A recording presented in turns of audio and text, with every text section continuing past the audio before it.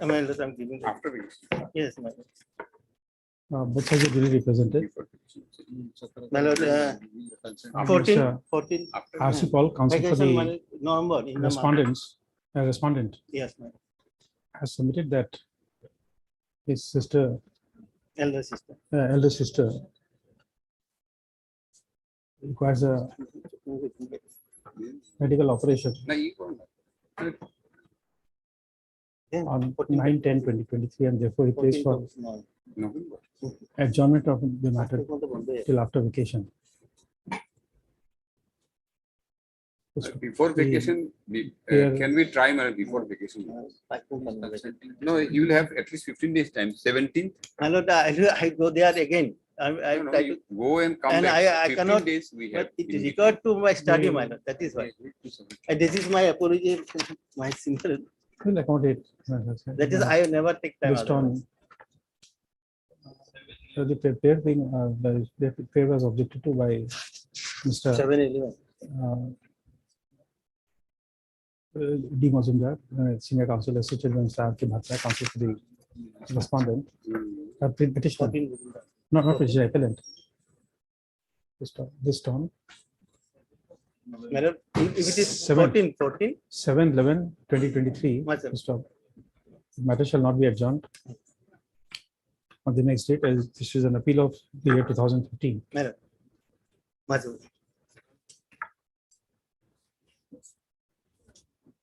Please, your lordship. Yes, My lord, praying for listing of a CRP IU. this thing, give it to the court master. Obliged. My lord, can it be day after tomorrow? They will have to make adjustments. Give it to the court master. Obliged. Fair for listing, give it to the court master. May it please, your lordship. Lordship, I beg to mention item 8, lordship. Can it be taken up on Thursday, lordship? It's a regular perspective, lordship, regarding defamation. Thursday, you have taken consent of the other side. Other side, lordship, elementary education and they did not- Item 8, 8. a lot of counsel there. Then a we long are list of lordship at counsel. the time of reaching. At the time of the- Obliged. I have this number here. Your lordship, with regard to item number 14, 14, yes, yes. we are not present the case anymore, your lordship. We are withdrawing the case. No, we can't take cognizance of that statement. Either you withdraw as per the High Court rules or you stay as a counsel. They may not, the matter may not be taken up today after. No, one week. let it reach because there's an election matter. How much time it takes, I do not know. But if it reaches, be there. Item 14. Yes. May I place your lordship? Yes. I beg to mention item number 10, lordship, with the consent of the other side, lordship. The Lanet counsel for the other side is present. 2014 matter, even with consent, we are not adjourning. I have taken consent, lordship. No, no. He is present, lordship. 2014 matter, I am not adjourning. It is No, actually not defamation case, lordship. whatever is there, we'll take it up. 2014 matters, we are not. Moreover, lordship, in that case, my name has not shown. Unfortunately, I have come to know. No, that is okay. Without even assistance, it's a appeal, we can dispose it of. If it reaches, we'll take it up. 14 matters, I am not Counsel for adjourning. the appellant is also not prepared, lordship, as of today. It is unfortunate, but I will take it up. 14 matters, I am not adjourning at the drop of the hat. No. Moreover, I beg to mention item number 12, lordship. You see, you will have to take responsibility when you are making a mention of old cases. You know the amount of pressure we are we are having because of the. You see, it's not anything else. We are listing few matters, and if they are adjourned, the others who are willing to do the cases, they are the sufferers. I do understand. No, no. Yes. Another matter, lordship, item 12, that can be adjourned, lordship. After 2014, 15, we are not adjourning like that. This matters, we are not adjourning. You have to bear with us. Actually, I'm suffering from viral fever, lordship. That's why. No, it's I- okay. Whatever be the reason, we'll dispose it off. If I can, I'll dispose it off. You may assist us, may not assist us. Obliged. Yes. May I please, your lordship, I beg to mention item number 3, lordship. The 3. matter will be taken on Thursday. Lord. No, no. Oh, 3 is 23. Okay. Okay. You've informed the CGC? Oh, you're there. Huh? Both sides will be represented. On the prayer made name is J. Kalita, counsel for the appellant. List on Thursday. Yes, Lord. No, not Thursday. Thursday we have matter fixed. Friday. Friday would be. 6. Friday, Lord. Yes. Oblige. Yes. May I please, Your Lordship? My lord, I beg to mention regarding the election petition matter. My lord, what has happened? There is an interim order operating, my lord, and on the last 26th, that interim order has been extended till 5th of October 2023, my lord. By October, my lord. When we take it up, we will My lord. present at that time. My- I have been to order. Yes, sir.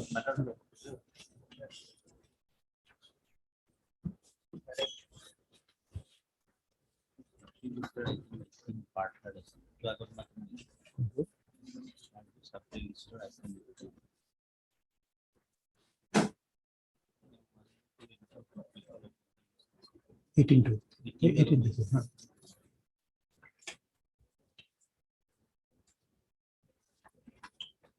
This parted matter item 18. Lord, in this case, I supposed to submit the translated copy of the PW1.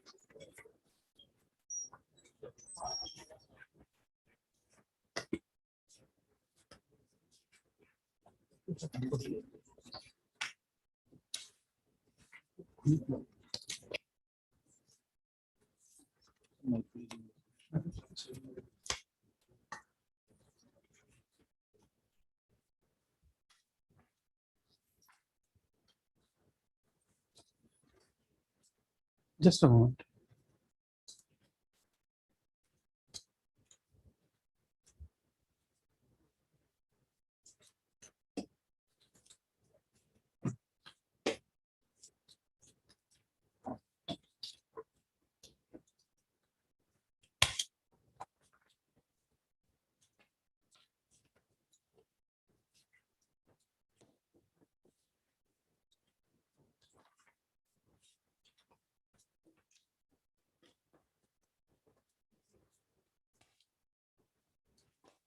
Yes.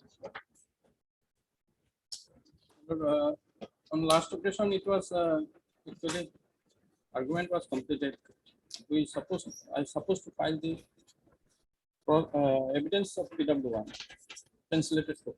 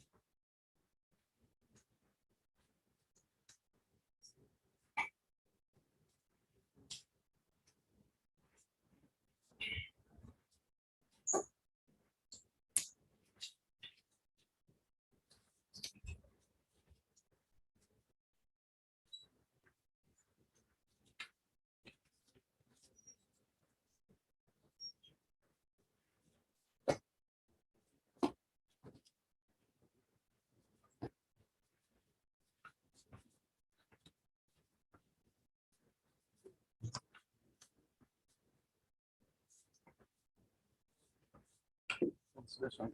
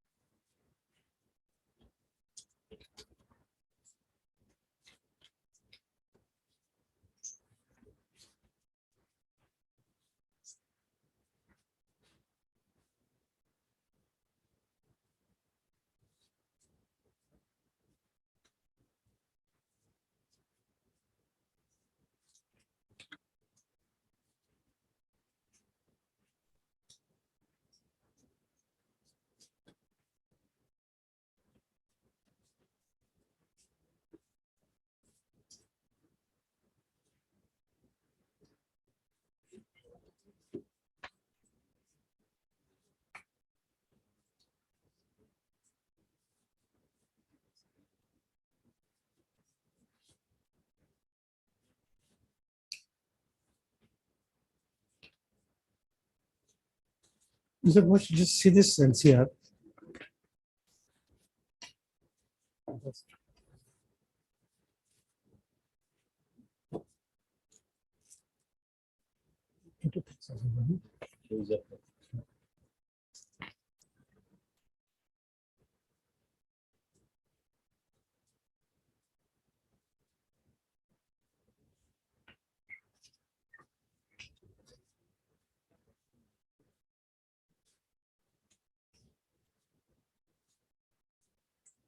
You see, there is a trial court order of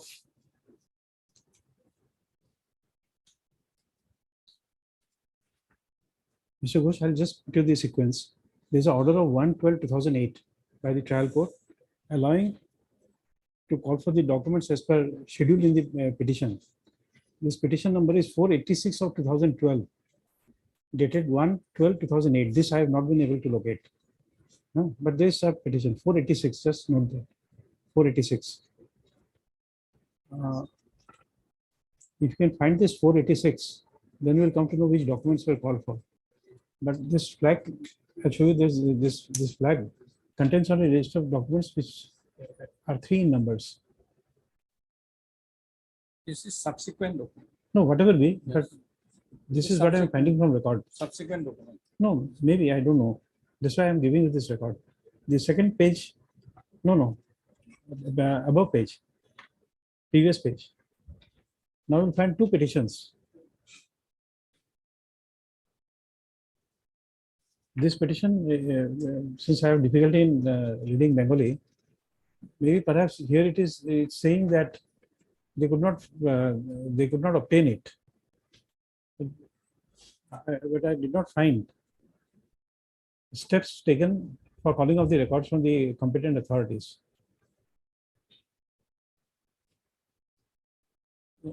There was an application that for not coming the documents. No, I understand, but there must be steps to call for the records to issue a notice or a summons to the authorities to provide, to produce that. So in the order sheet, there is no reflection of steps being taken.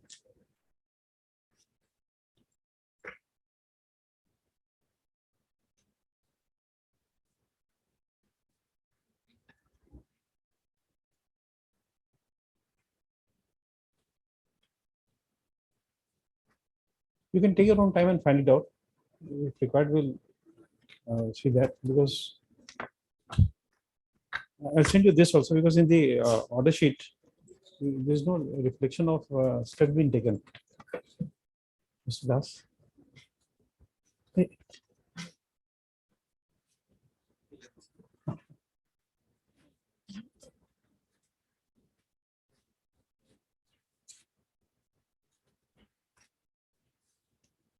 It is 1/12/2008, that order, and after that,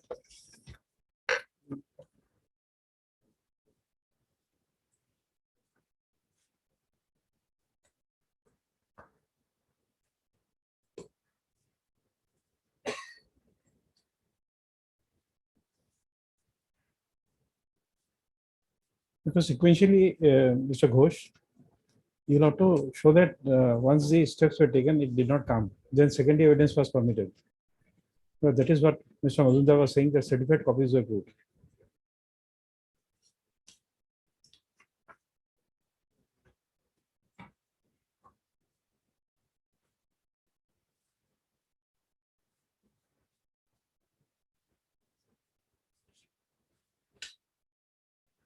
Because Mr. Mazumdar, if steps has been taken To call for the record. to call for the record, then certified copy will be, if the court allows that secondary evidence.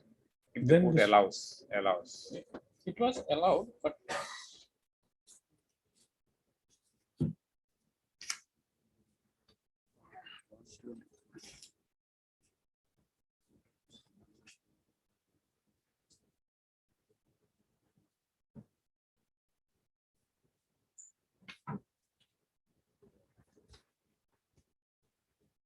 No, allowed means allowed to not to prove the secondary evidence, but to no, call for yeah, the document. call for this.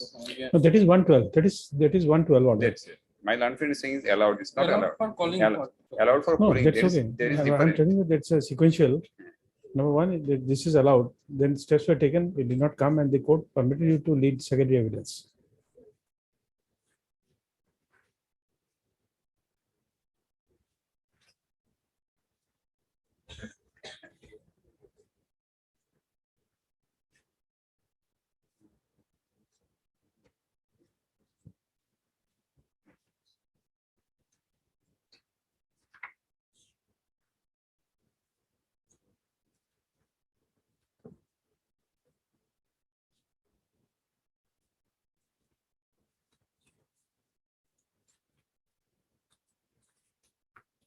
That's all.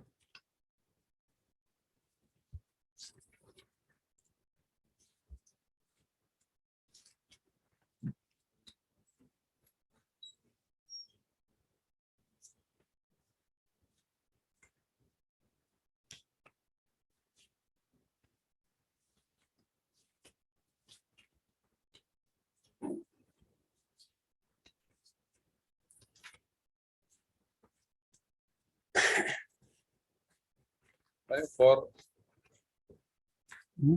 I'm sorry, Dr. Speaking. No, no, please. Well, for a few occasions, they have taken time after that petition was filed on 1/12 for editing further evidence, maybe for reducing the documents which they have filed application to call for. Subsequently, manner on 18th of December 2009, Yes. the order reads like this manner. Both sides filed Hajira.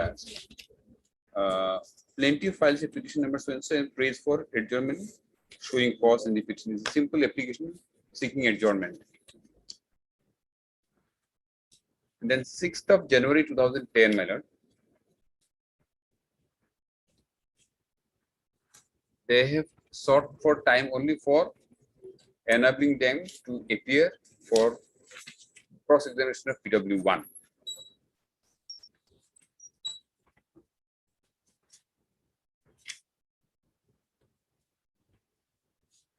And on 25th of Mosunda, what is happening? my lord, Silchar, Karimganj, this Barak Valley, my lord. everywhere the civil bar was very, very strong. But from this record, it doesn't appear so. Possibly, my lord, because going by the nature of petitions they are filing again and again, they've not taken it very seriously. No, no, they took it seriously. But I'm telling you, this is Something I'm else. getting a different My lord, impression my lord. because I'll show you this. My lord. This will give you an idea.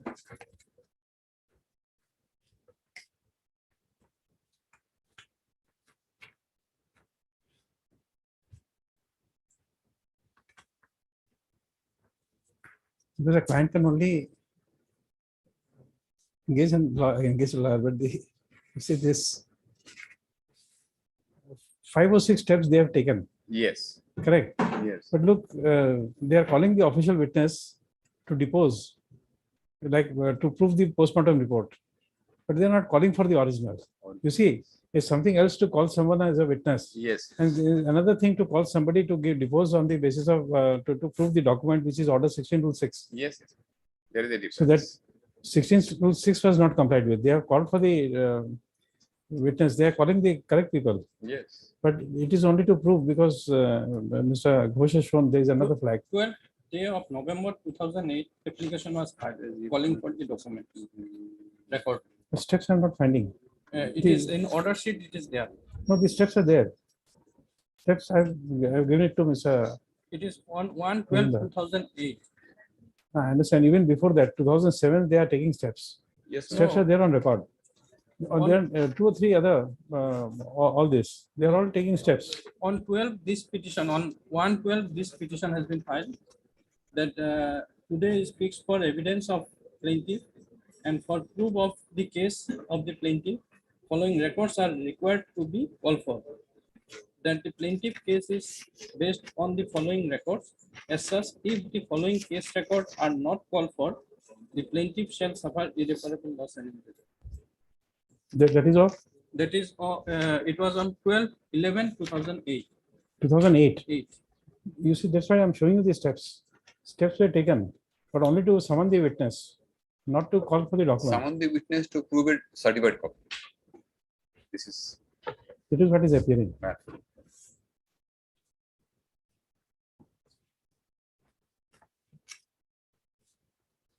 It's not that steps are not taken. Mm. Steps are there on record. Since 2007, steps are there on record. No, for calling for records also steps has been taken. Doesn't, It is on 1/12/2008 order sheet. no, no, reflects. order sheet is okay, but look at the steps. Steps are there. I'm showing it to Mr. Mazumdar. Yes. You see that? Steps are there, but to summon the witness.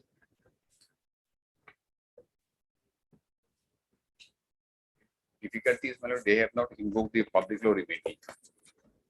This is purely a civil suit. I'm trying to invoke as I was just something. Because I was, yesterday I was looking into some judgments and all those, Rudul Shah and all. So everywhere, if the public law remedy is invoked, then the matter becomes slightly different.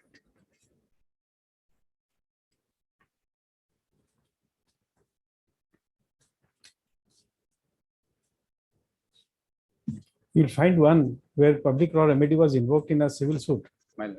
and compensation was granted, and that is the leading law not only for this country. It's a leading decision, I think unique in the entire legal fraternity in the world. That is the Bhopal gas tragedy case. Bhopal, yes. There a civil judge won. He invoked this public law remedy and said that this Union Carbide would be liable to pay compensation.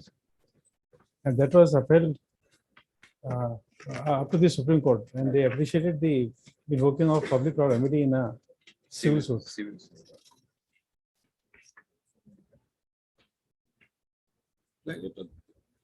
You want flag?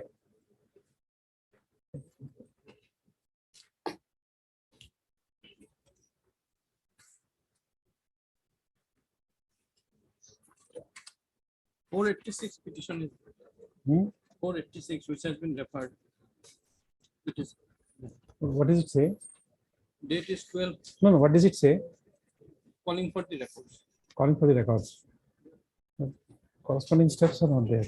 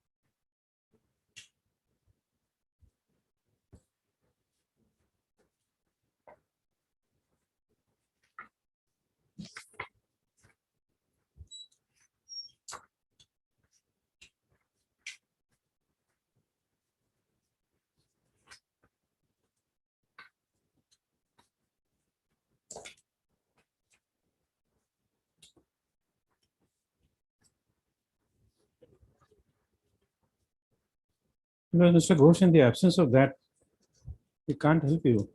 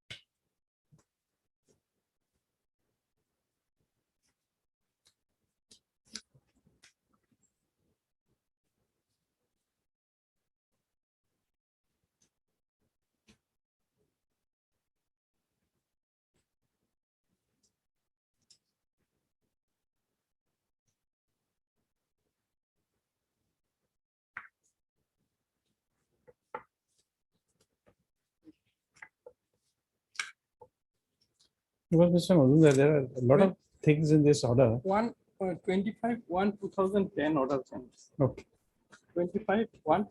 okay. Please get the record. Because you see, there are a lot of things here And which it will- is prompting the court to remand the matter back. Even I was The- also thinking there are certain The- areas But, where but there is a practical factor. It's an incident of 2005. 2005, today we are 18 years down the line. Now to remand it for the total absence of records, the police people who are there in firing, perhaps they would be now not in service.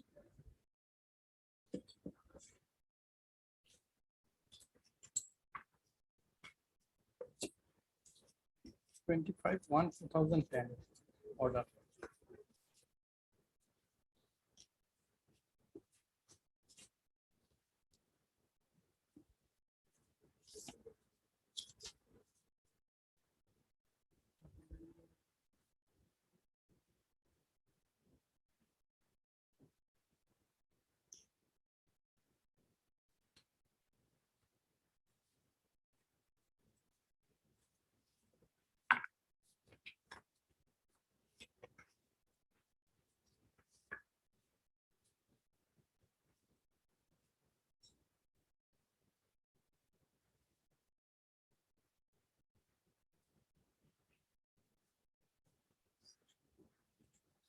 section.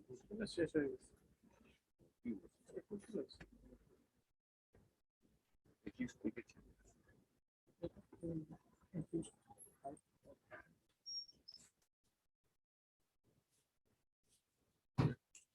What does the order mean? What does the order mean? The record was actually at that point of time, most possibly before this honorable court. The parties are represented, the PW1 is cross-examined and discharged. Seen petition number 171 of 12 filed by the plaintiff seeking time to adduce further evidence. Heard, prayer is allowed. Seen petition number so-and-so filed by the plaintiff wherein it has been prayed to submit the certified copies and relevant orders in SC number 50 of 2006. It is Sessions case.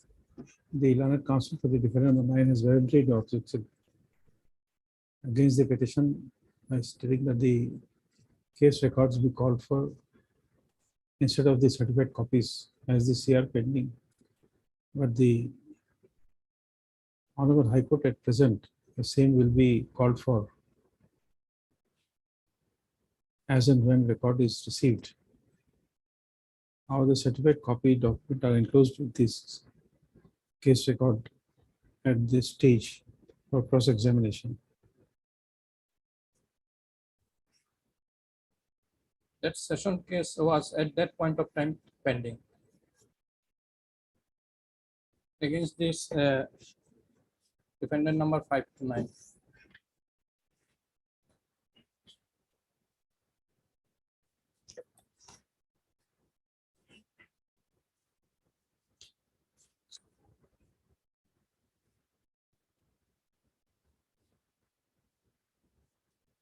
But then your picture, this petition has become infectious later on. You see, that's why I said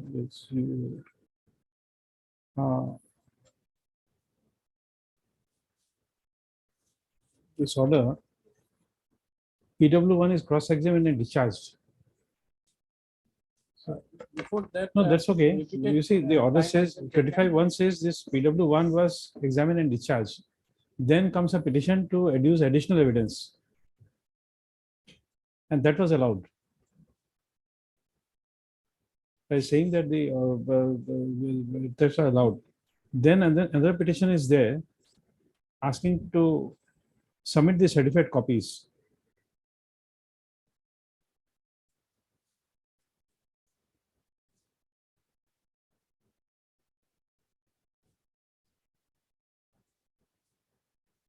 So what happened to this additional evidence? Was it tendered?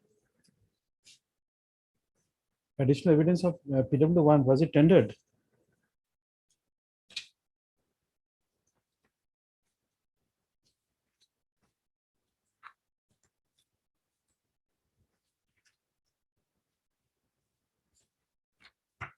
Doesn't appear. My lord, at one stage, well, I can show from the order sheet, she appeared and her cross-examination was completed and she was discharged. No, but he is showing us an order My lord. where just what I was reading. The parties are represented. PW1 is cross-examined and discharged. Seen petition filed by plaintiff number so and so seeking time to adduce further evidence. That is for further, No, we don't know. my lord. Let us assume that it is the PW1 whose additional evidence is allowed. You see, supporting evidence is not called additional evidence. When a plaintiff examines 10 witnesses, now the second witness is not called additional witness. No. Her additional evidence. Huh? It is her additional evidence. It will be her additional evidence. That is also allowed. I think I'll show from the order sheet one Uh-huh. particular order. This is flagged. He has taken pains to show us that.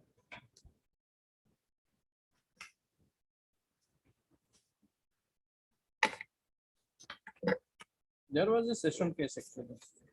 No, I get it. You see, it is always the secondary evidence must be allowed. Then only this certified copy could have been entertained.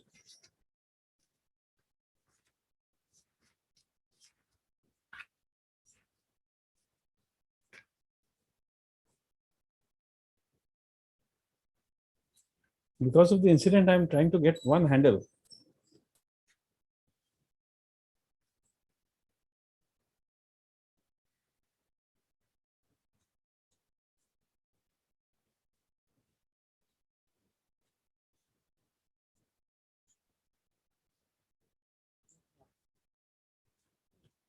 Yes, Mr. Mazumdar, My lord. reading of this order shows that there is a cart before the horse. The witness was examined, then petition for adducing additional evidence was allowed. Then petition to call for certified copy was permitted, brought on record. So therefore, what did the PW1 prove? Because thereafter possibly PW1 was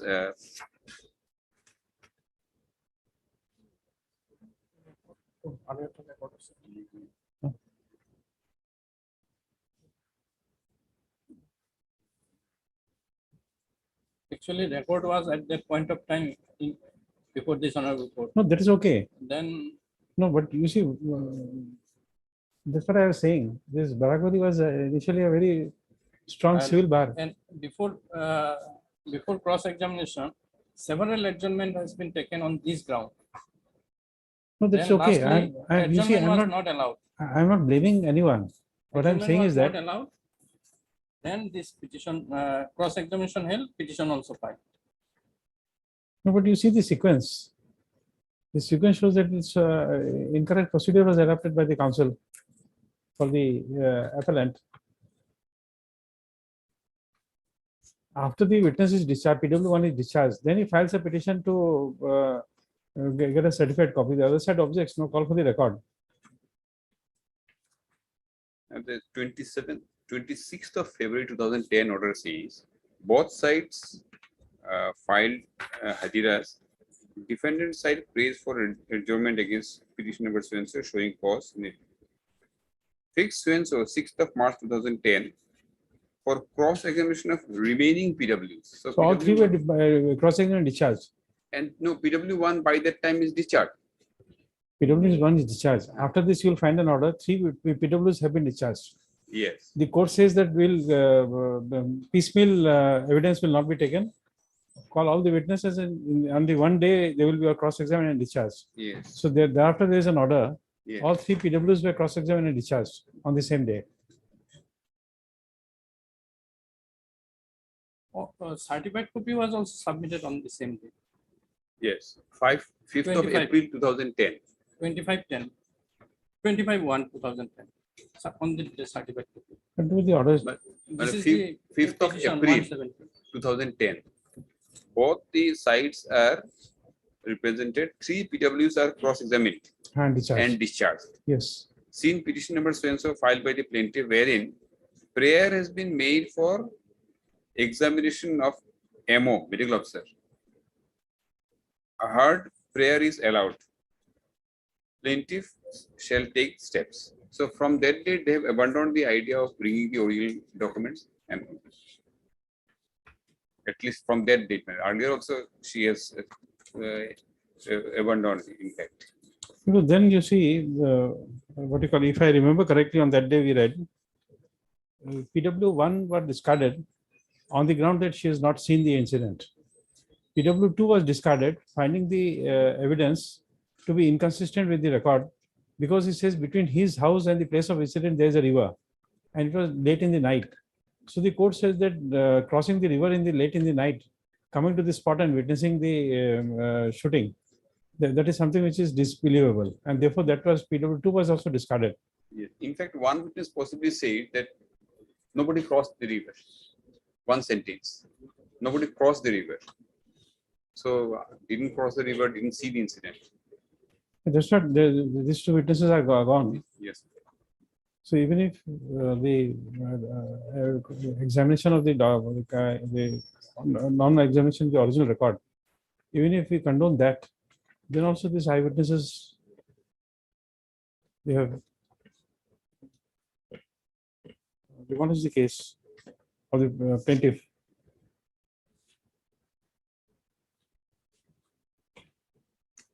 And so far as these persons who, according to them, are responsible, against them there was a sessions trial, and in that they were acquitted. They were acquitted.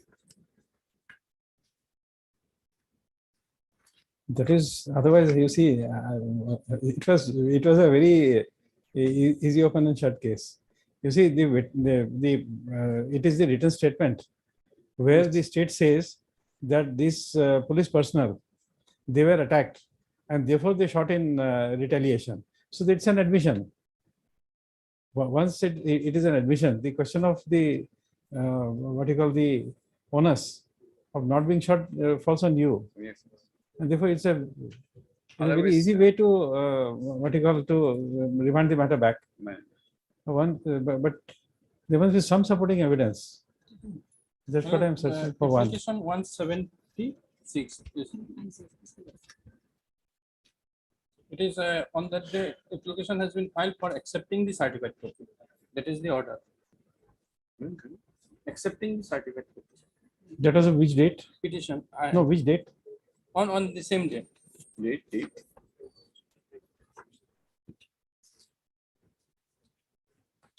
It is on, 25/110. yes, 20 on the day of cross examination.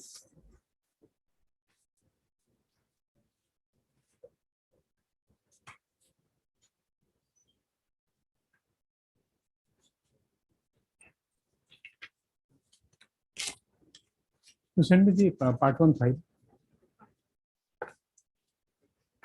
File A, yes. But this 25/1/2010 says that she is cross-examined and she is discharged. So only That's what I'm finding it out.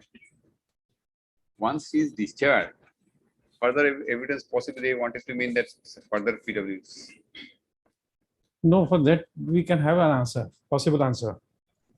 You see, normally these petitions are filed before the cross-examination, and therefore this petition was there on record.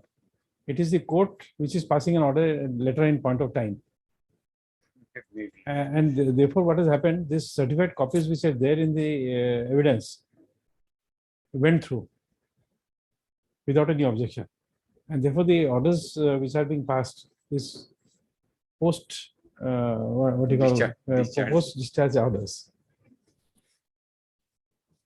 because it must be practical. Because the court doesn't pass an order on 2 occasions on the same day. Normally it doesn't do. But in discharge, they have accepted that there is. Discharge is accepted.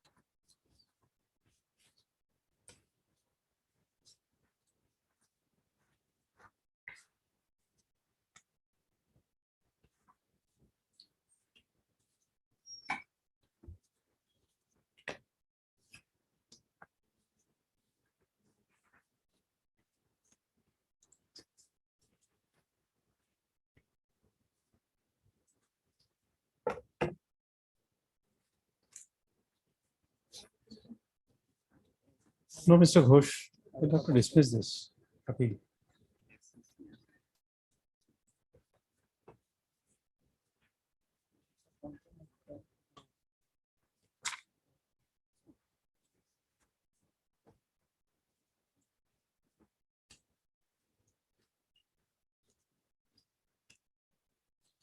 How do you sum up, Mr. Ghosh?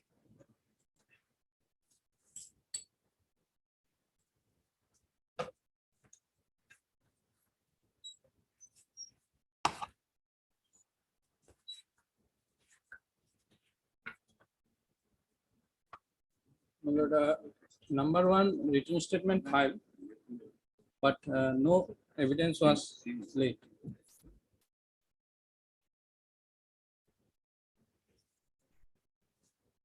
So under order 12 rule 6, it ought to have been decreed. And on the evidence part also, Yeah, order 12 rule 6 would not be invoked just because the defendant has not filed evidence. that is my submission. Uh-huh. That is my submission. And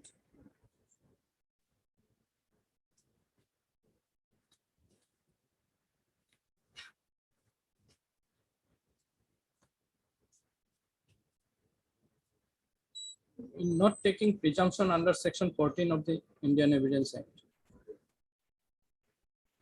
Section 14. 14. Defendant and also when defendant did not need any evidence.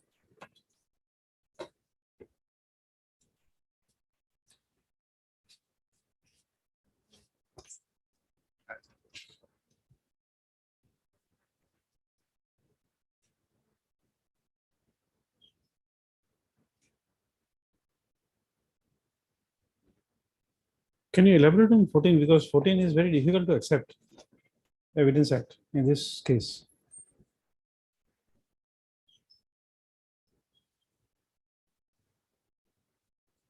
And Because you are saying presumption under 14 is not accepted. yes, But section 14 is not for presumption. It's a state of fact. state of fact. But, And fact has been, it is a fact that the deceased was shot dead by the police authority. Correct. And no evidence was laid that the deceased was in attacking mood. No, but, and but for to you save see, it's a the suit life for of the- damages. It's a suit for damages. You are the plaintiff. The burden is on you. Even if the defendant who is what you call facing the trial for damages, if he remains silent, suit for damages won't be decreed because of the silence. Their defense was that they have taken defense that the deceased was mishandled the gun, for which they have finding no other alternative, they have to shot. They have. No, that's okay. Let fire. us assume that there is no That- defense at all. That gun also not proved in this case. That It's whether okay. it is a damaged gun or not. No, let us assume for the worst. Let us assume that this is in a suit for compensation. There is no written statement. So It is not also case that due to the law and order situation, to maintain the law and order situation, the police killed the personnel. This deceased.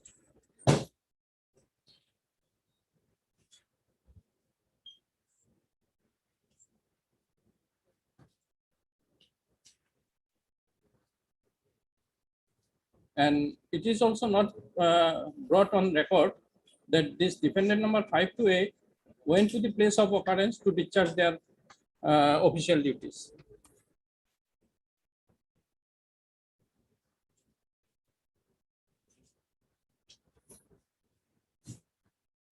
Mr. Ghosh, these are very difficult to accept. You see,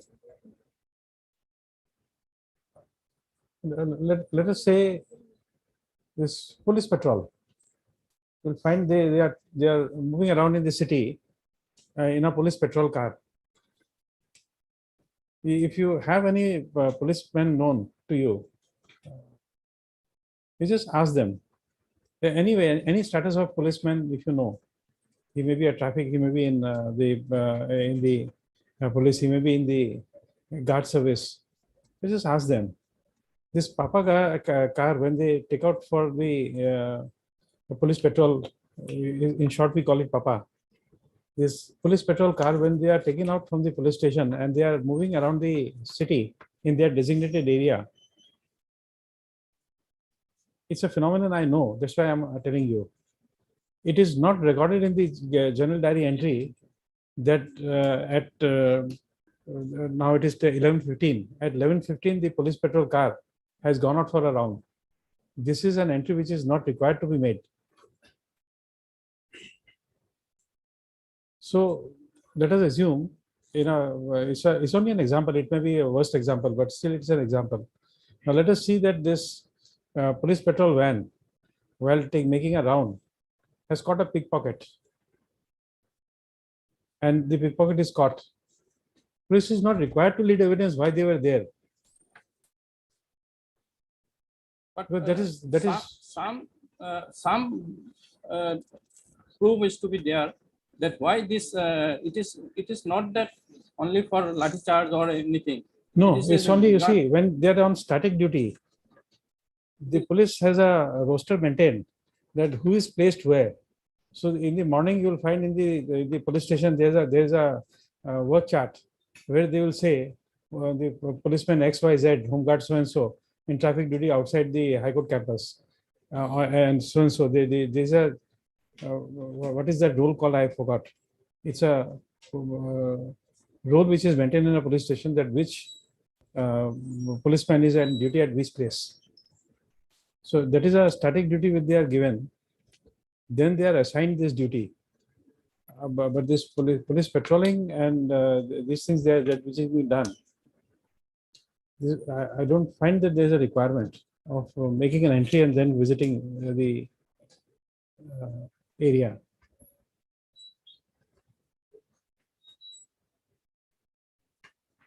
So this you will not find even in the police manual. The work chart, it is required to be maintained.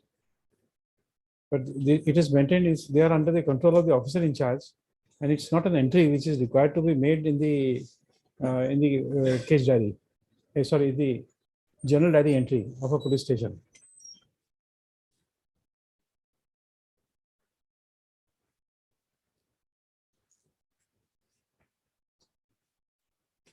That's a Assam Police Manual.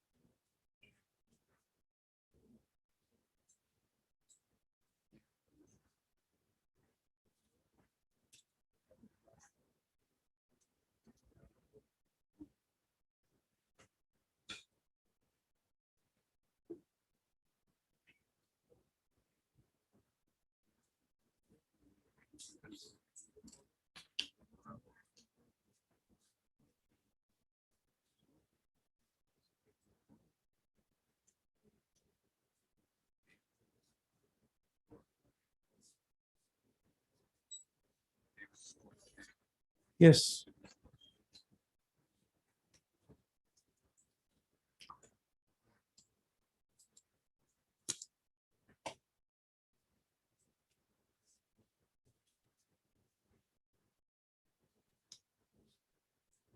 It is good.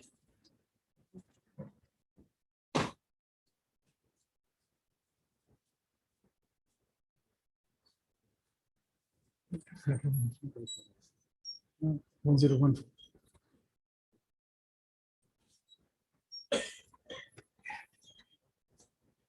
This is something, Mr. Ghosh, when I had no work, I had read about 30 years back.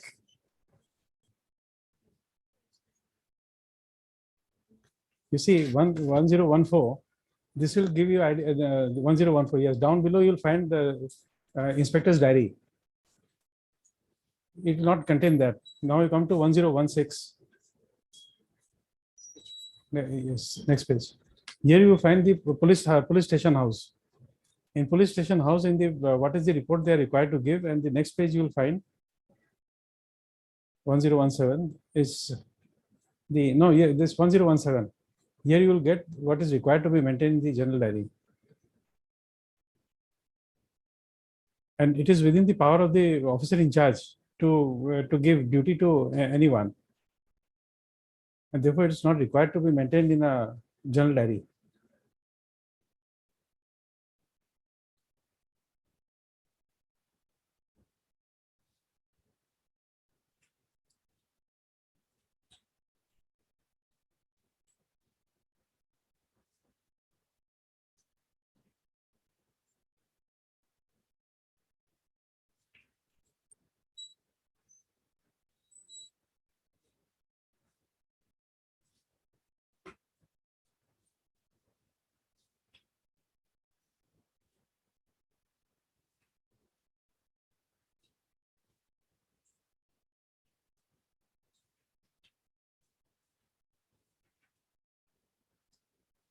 It also says maintenance of law and order, but it does not require an entry to be made in the general diary entry that X is sent to so and so to maintain law and order.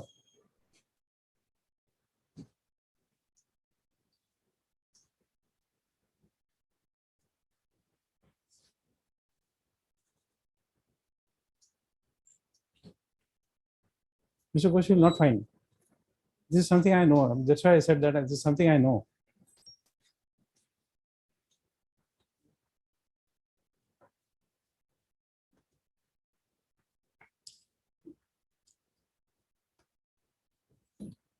Yes. This is my solution. No, because you see, if you take that plea, you'll have more difficulty. That's what I think. Number one, this policeman shot your husband dead. So they were.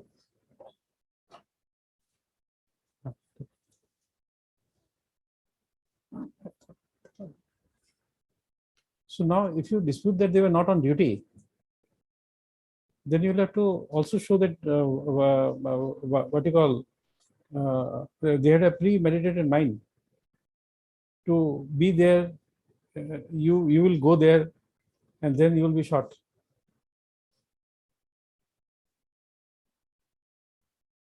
Because your presence, they don't know why they will stand at a particular place in the kirtan where the kirtan is going on. Why they will stand there, and you will come and they will assault you and shoot you down.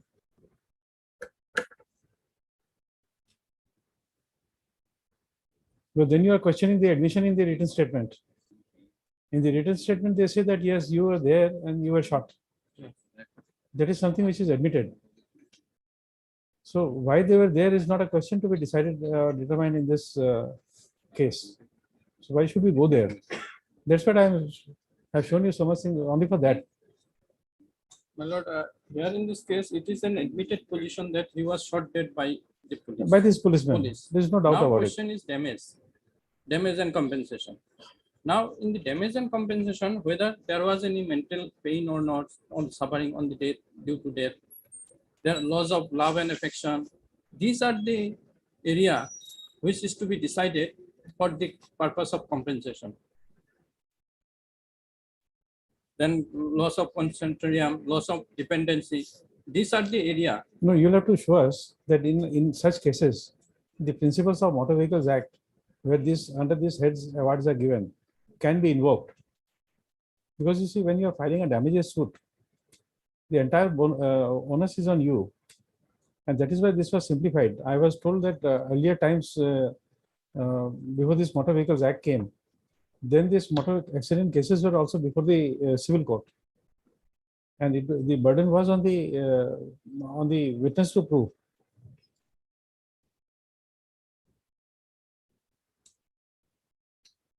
So therefore, in a civil suit, when there's a claim for damages, I don't think there is a presumption for loss of what you call filial. What is that? Filial?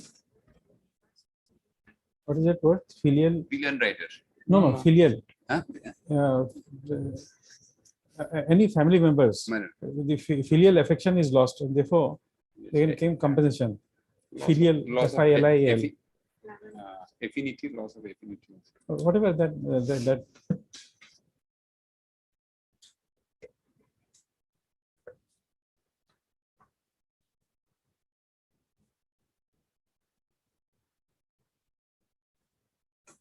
I'm just questioning because these are the issues when you are arguing. I have to address it. That's why I'm trying to understand. You obviously want that if you are arguing something, I have to deal with it also. That's why I'm asking these questions.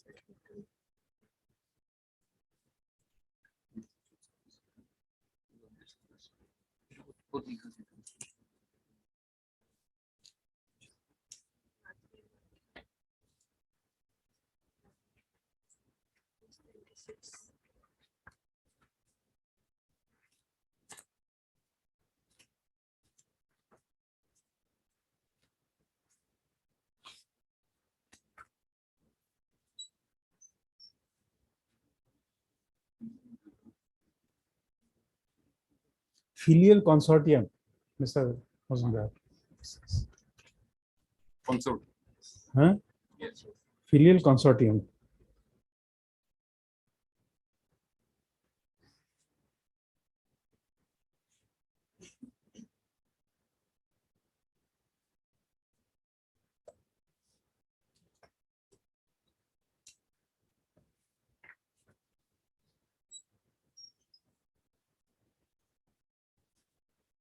So your point you said was that the police were not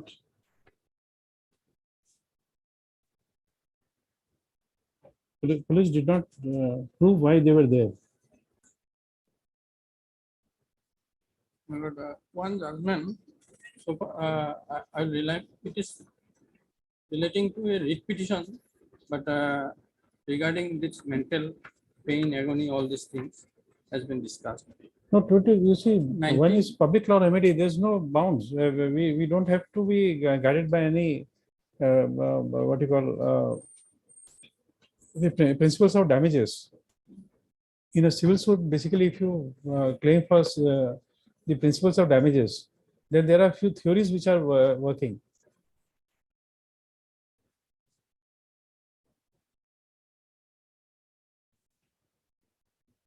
And nowhere in a damages suit you will find that there is a presumption. A presumptive damages to be given is only one, where it is defamation.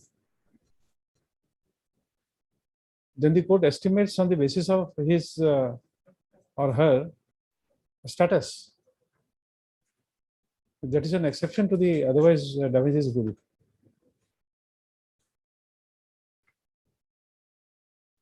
And there are judgments which says that it's a discretion vested on the court for award of damages in a defamation case. Because in a defamation case, you are required to prove that you have suffered on account of the defamation. And then it's a discretion of the court to grant you compensation.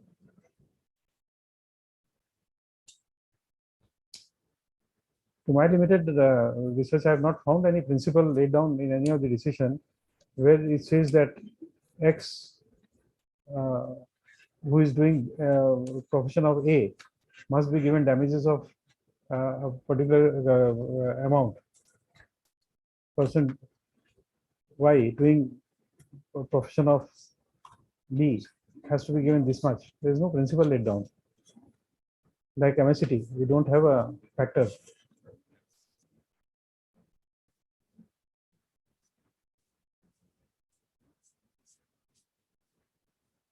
That's why I said that this that judgment of Bhopal gas tragedy was unique in many ways.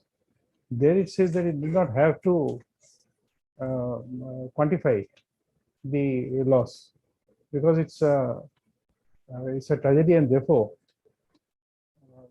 I forget the words written, but it says that it is because of the magnitude of the tragedy and the loss. Therefore, they are they are required to pay lump sum compensation of so and so to all. It doesn't say, it doesn't quantify. X will get A, Y will get B amount, or Z will get C. It just makes a universal what you call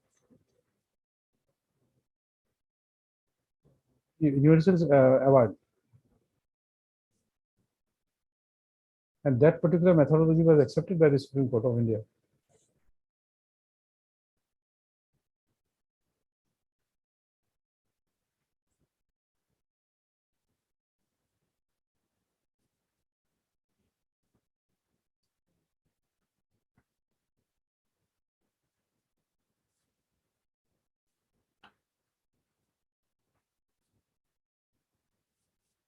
Even in this books of tort, you will not find this presumptive award of compensation.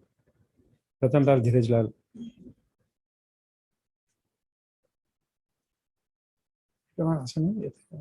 Ratan Lal Dhiraj Lal tort. Ratan Lal Dhiraj Lal. Black color আছে ইয়াত নহ'ব তাতে হ'ব এইবিলাক Iman motor black color.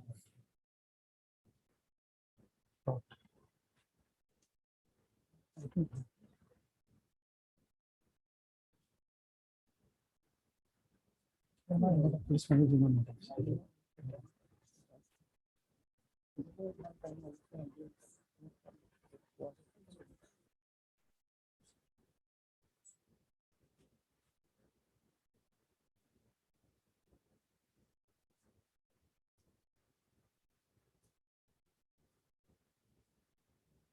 This something like that greenish black.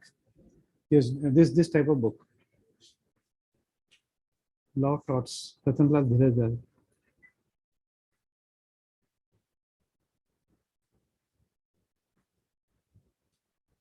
Black's law.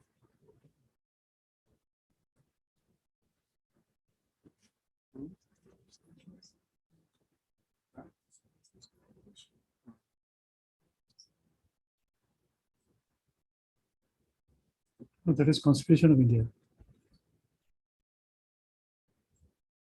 Okay, we'll go by it. So that's all. Yes, Mr. Mazumdar. The only submission that I'd like to make is that the trial court judgment doesn't suffer from any material irregularity. The witnesses who have said that we have seen the incident subsequently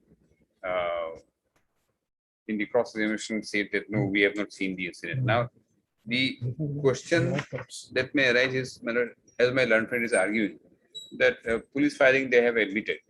Now, police firing admission is in paragraph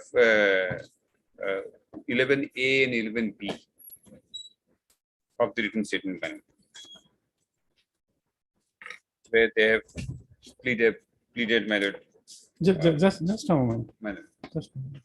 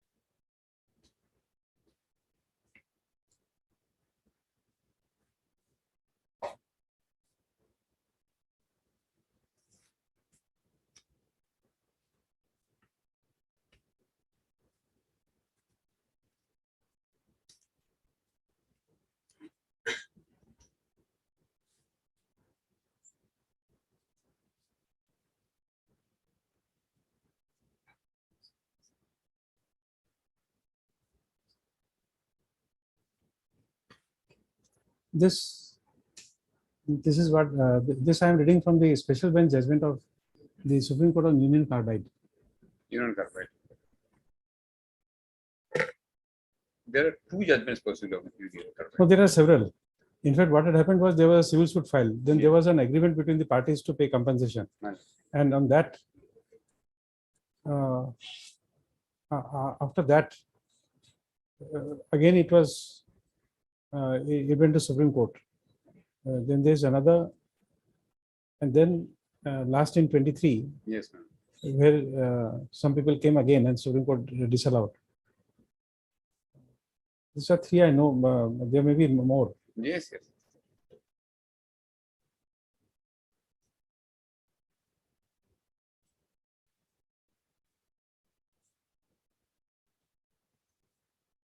This is, I think, a 5-judge bench observing this.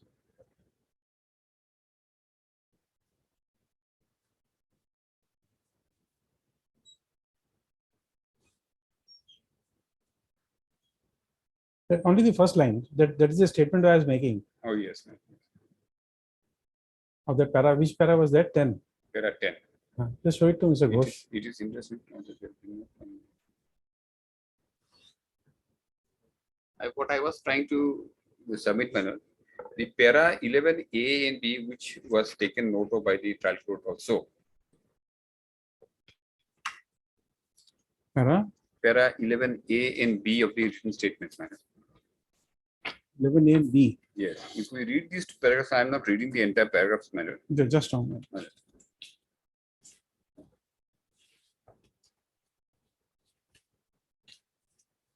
The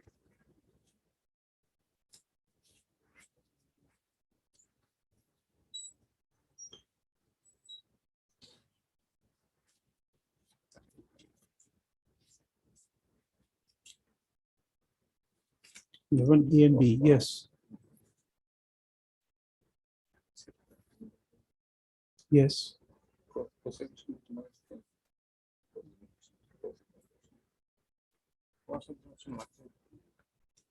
My lord, Lordship will find in para 11A and B, these police personnel, they were present there not without any reason. There was a report from the Gaon Panchayat president, then Kirtan committee, then Sri Gurupada Nandi, based on which they had visited, my lord. It's not that they were just present without any reason and they opened fire.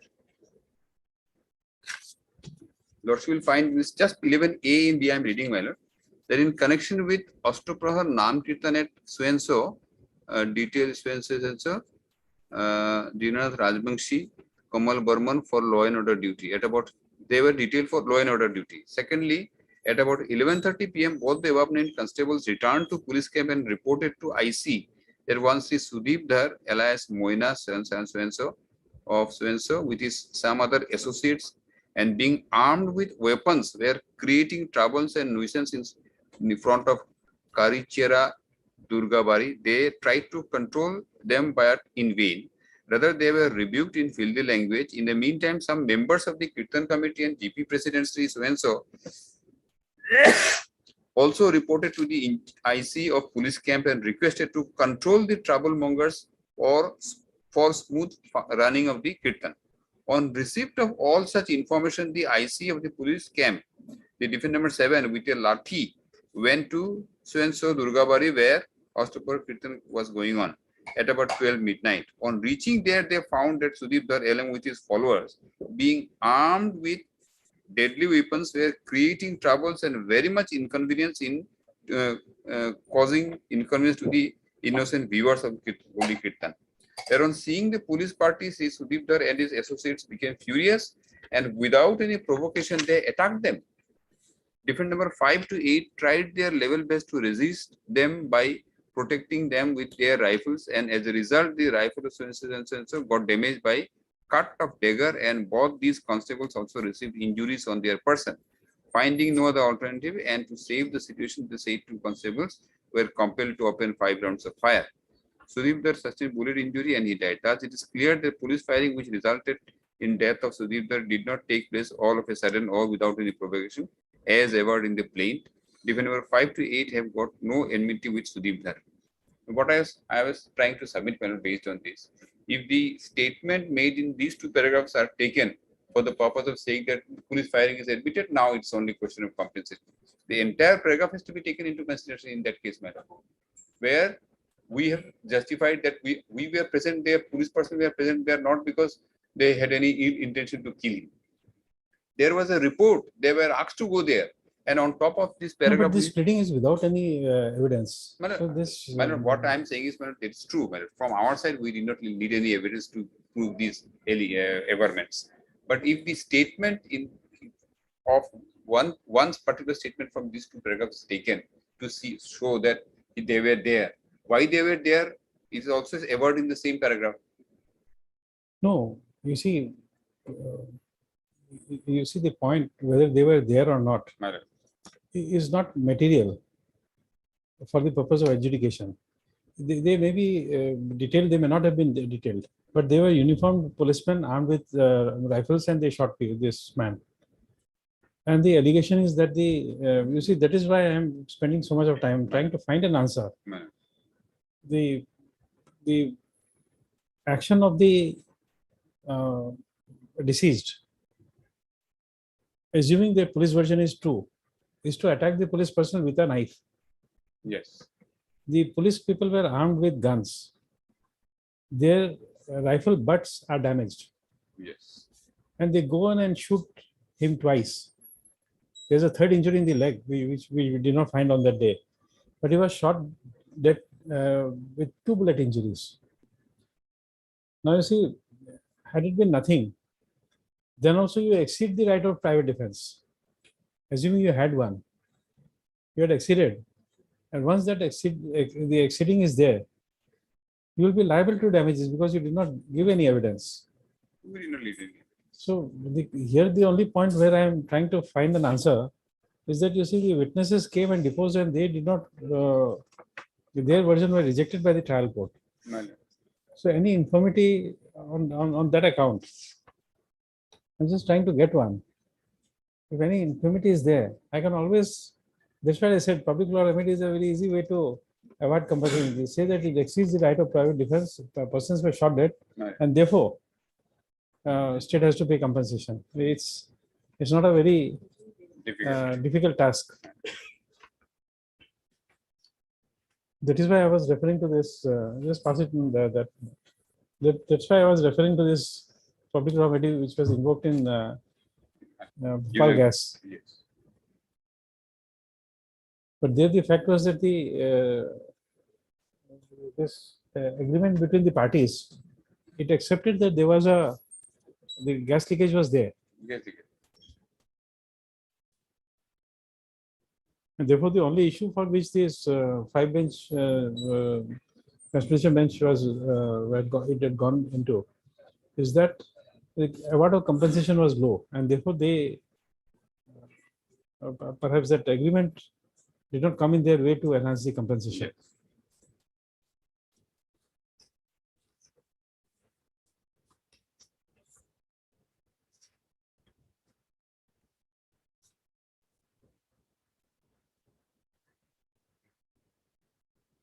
You see the language used. My lord. Law has to grow in order to satisfy the needs of fast changing society and keep abreast with the economic developments taking place in that country. As new situations arise, the law has to be evolved in order to meet the challenge of such new situations. Law cannot afford to remain static.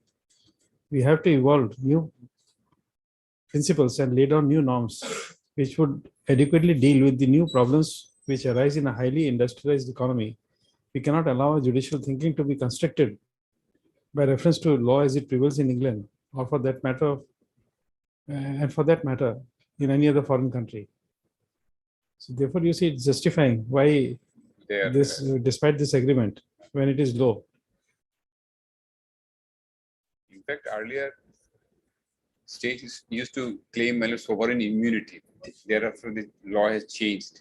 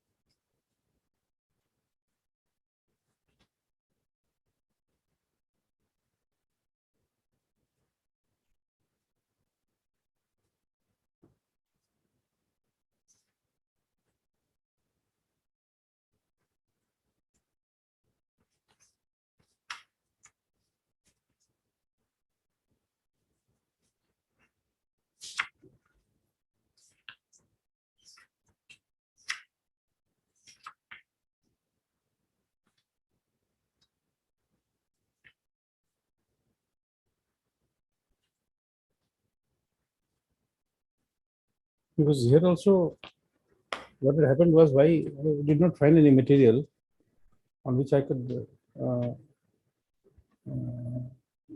blindly rely upon is that you know the facts of this Bhopal gas tragedy. It was the civil court gave a compensation of 350 crores. High Court reduced it to 250 crores.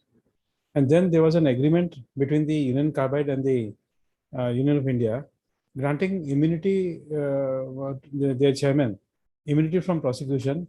And this agreement was made by the Union of India saying that this payment would settle all the compensation, present, past, or future.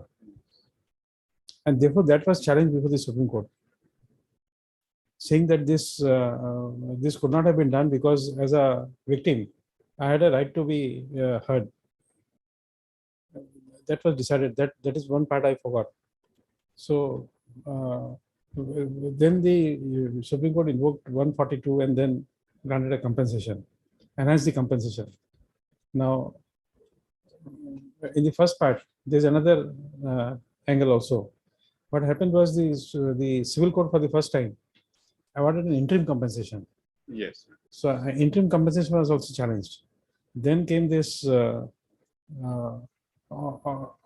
for review before the Supreme Court, and the Supreme Court again took up the matter under 142 and then said that this is the paragraph which I'm showing. It says that the court had power and therefore invoking 142 for complete justice. Then they announce the compensation. But the fact is that we are dealing in a civil appeal, where the only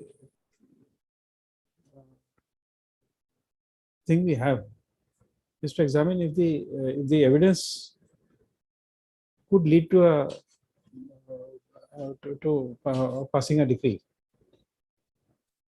So that is the only point which I'm trying to find out. This is why I'm spending some time here. But yes, death has taken place. Your death has taken place and it was shot dead by a policeman. Right. So state has to otherwise pay compensation. And it was beyond there is a presumption we can draw that it exceeded the right of public, Private defense. private defense, but that is an evidence which is not there. That's part There's one. only a statement. There's a statement that they were armed. They had shot in close range. There is an evidence, but it is to my here. If Mr. Ghosh can supplement by saying that he's saying something more on the exceeding of private defense. Difficulties when the plaint has been drafted in such a way that they are presuming that since death has taken place, firing by police is there, so compensation they are entitled. But to prove that tortuous liability, negligence they have to show, that part is silent. So far as that part is concerned, the plaint is silent.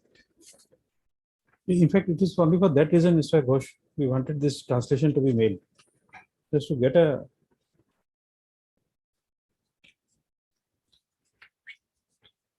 handle.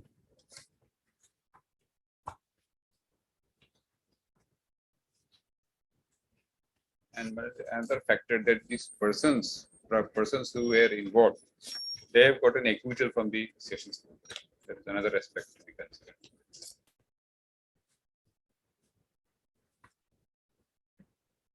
So it has some bearing.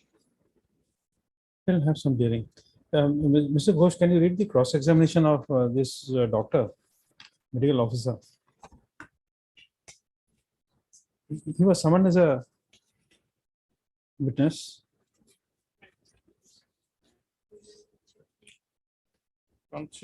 Yes, on 3/2/2005, I was serving in Hailandi Civil Hospital as senior medical and health officer. On that day, I had done the autopsy on the dead body of Sudeep Dhar, of so-and-so. In my opinion, the death was due to basic hemorrhage and grievous damage to their liver caused by a bullet wound on the chest and fired from a high velocity rifle. Exhibit 8 is the certified copy of the postmortem report. So there is one bullet injury. This runs contrary to the postmortem report. It says 2 bullet injury and inquest says 3 bullet injuries.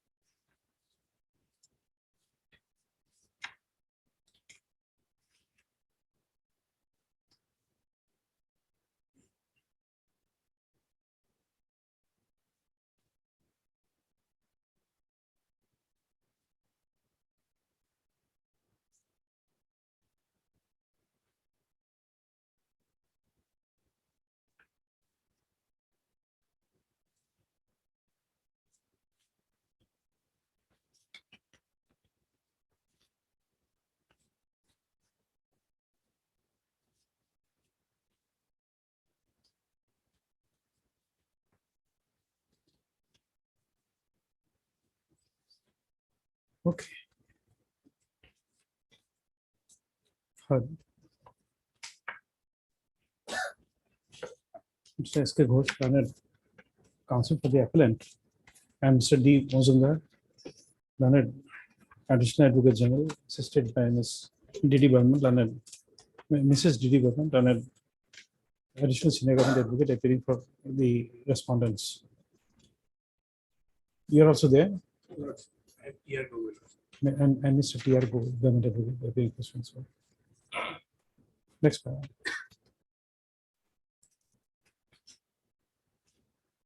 This appeal under section 96 CPC, read with order 41 rule 1 CPC, is directed against the judgment and decree dated 21/8/2010 passed by the Honorable Civil Judge Hailakandi, thereby dismissing money suit number 1 of 2007 filed by the appellants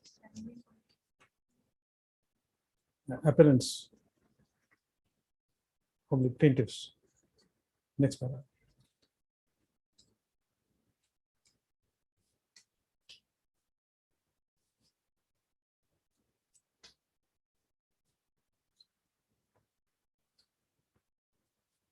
In brief, the case of the appellant plaintiff in the amended plaint is that the husband of appellant number 1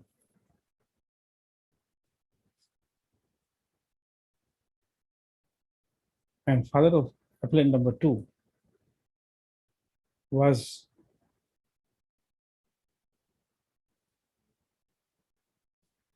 a rifleman in the Assam Rifles, and he had visited his home on leave. Full stop.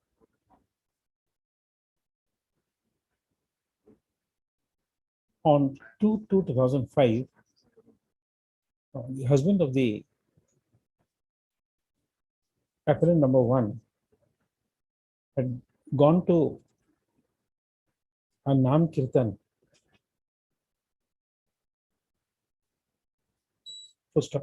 at about 11 p.m. The respondent numbers 6, 7, and 8 fired at at her husband with a service gun, and he died at the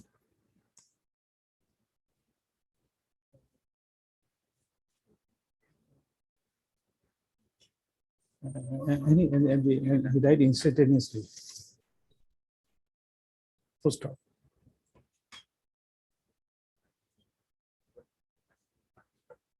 On hearing the gunshot, several witnesses assembled at this place. Madam, another matter has been called me. Please, please.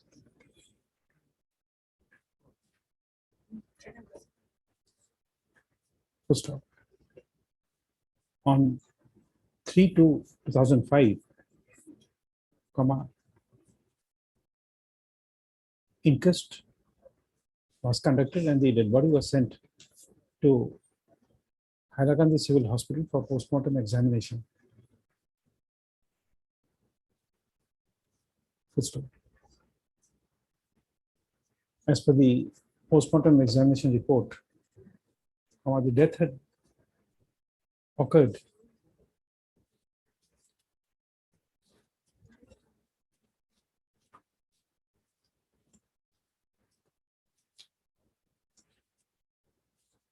due to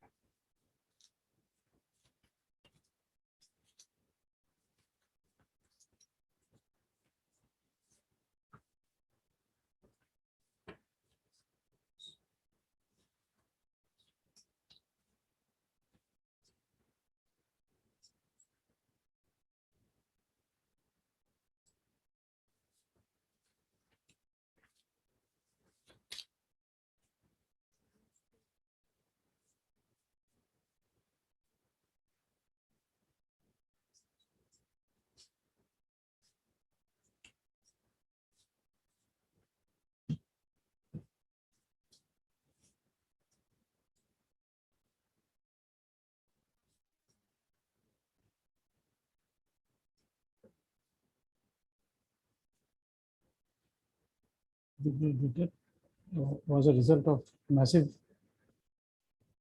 the death was due to damage to liver, which resulted in massive hemorrhage inside the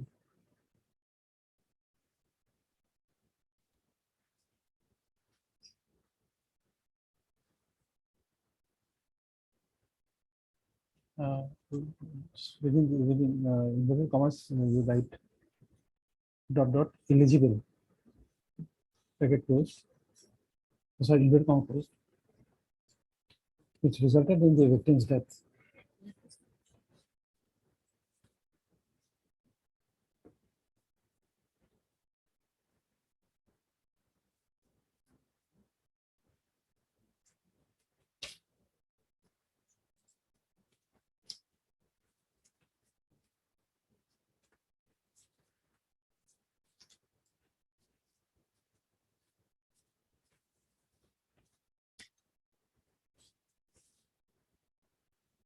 Claiming that the respondent numbers 5 to 9 were the joint tortfeasor, TORT, FEASOR,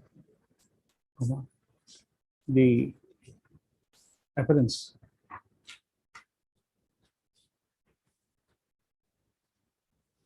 claimed that they were entitled to compensate, they were responsible for the killing of her husband, and being the employer of respondent numbers 5 to 8, the respondent numbers 1 to 4 were vicariously liable for the acts of the appellant numbers 5 to 8, and accordingly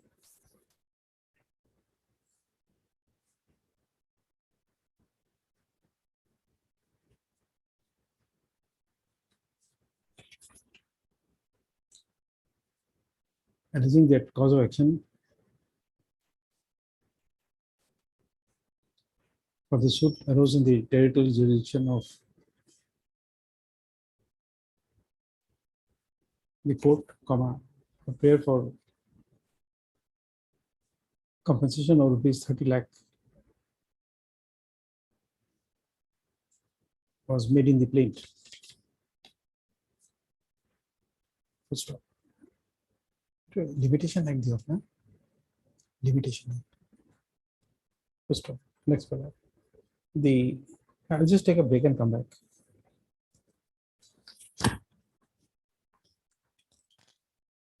Mayor permitted to leave for.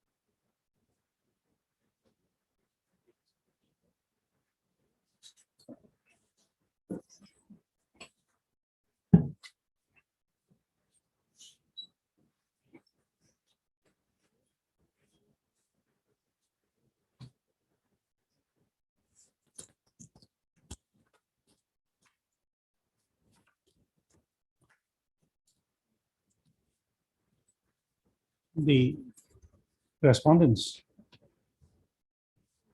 filed a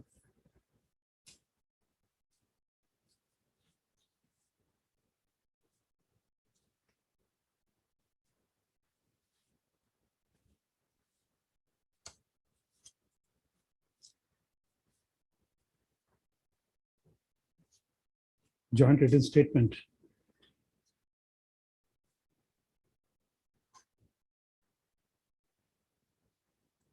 and took a plea that the husband of the appellant number 1 was not killed by any of the respondents, or rather the deceased invited his own death. And in this regard, it was projected that the deceased, along with some other associates,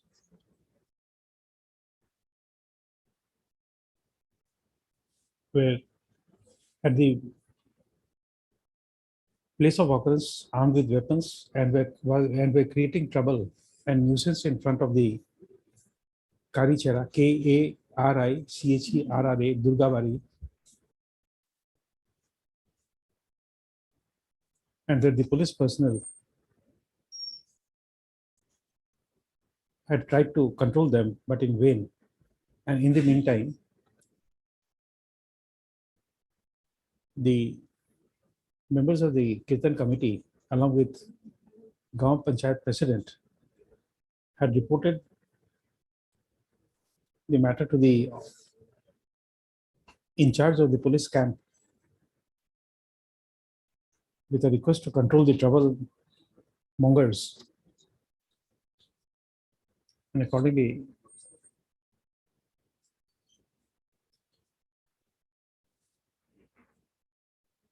the respondent numbers 5 to 8 had gone to the place of occurrence. It was admitted that while the respondent number 7 was armed with a lathi, the respondent numbers 5, 6, and 8 were armed with their issued rifles. And about 12 midnight, the deceased, along with others, had attacked the police party.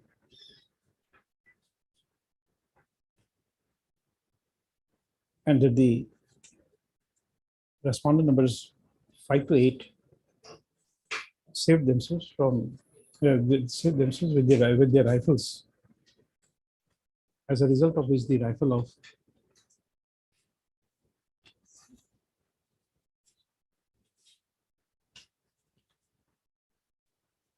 respondent was 5 and 6 got damaged by a dagger.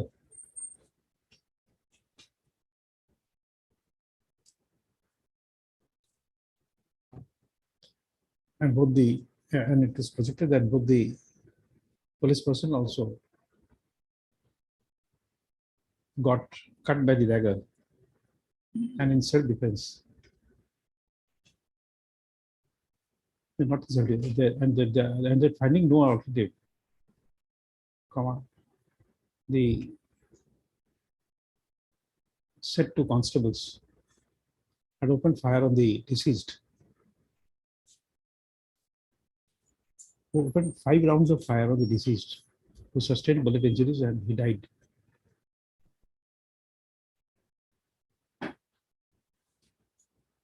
And accordingly, following the incident, Katlichara UD case number 3 of 2005 was registered along with Katlichara KATLI CHVRR Katlichara PS case number 5 of 2005, 16 of 2005 and 17 of 2005 were also registered.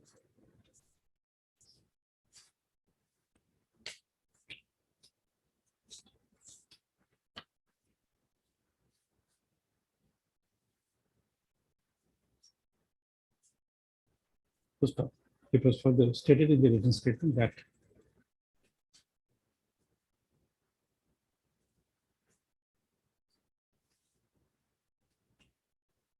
after the investigation, all the cases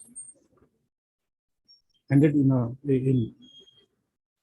final report showing the death as accidental.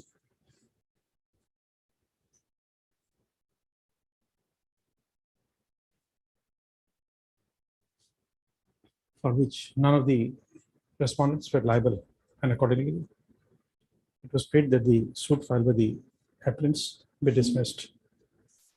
Stop. In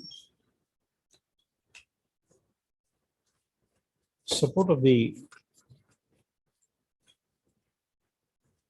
appellants,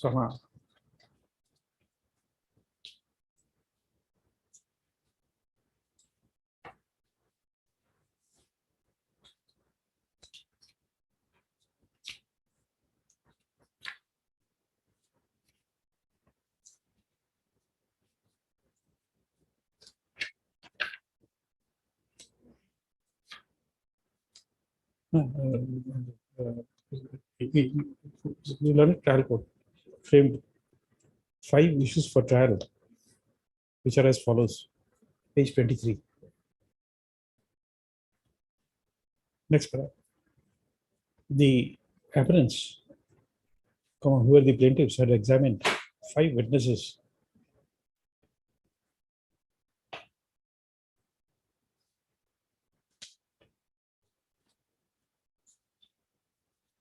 being plaintiff within bracket PW1,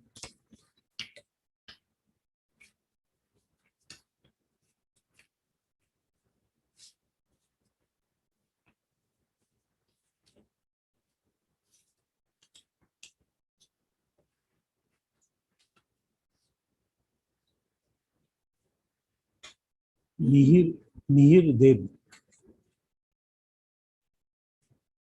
within bracket PW2. Mihir Dev. So PW2 is Mihir Dev.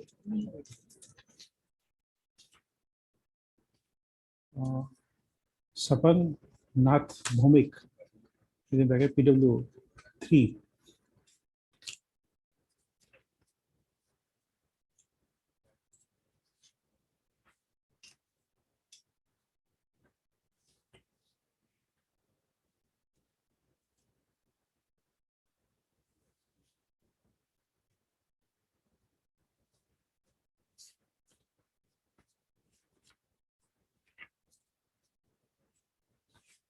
Subrata Kumar Dhaw within bracket PW4.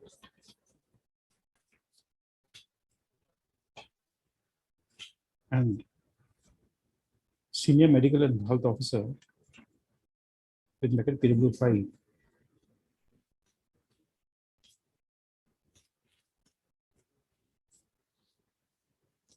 For the name I forgot. Dr. K.Z. Chaudhary. K.Z. Chaudhary, Senior Medical and Health Officer, PW5. And the following documents were executed. Certificate copy of the Katli Chera, KATLI CHERRA, PS case number 16 of 2005, within bracket Exhibit 1.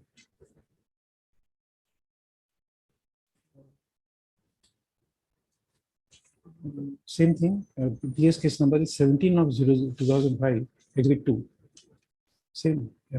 So again, 3 is also same. And the case number is 5 of 2005, Exhibit 3. And next is Ejahar in certificate copy of Ejahar in Kartichara UD case number 3 of 2005, within bracket Exhibit 4. Certificate copy of the final report in UD case number 3 of 05, within bracket Exhibit 5. Certified copy of the inquest report within bracket Exhibit 6. Certified copy of the police report in CR case number 59 of 2005, within bracket Exhibit 7. Certified copy of postmortem report within bracket Exhibit 8. Copy of notice under section 80 CPC within bracket Exhibit 9 and A&D within bracket 9 with 9 within bracket 1, PO2, 9 within bracket 8.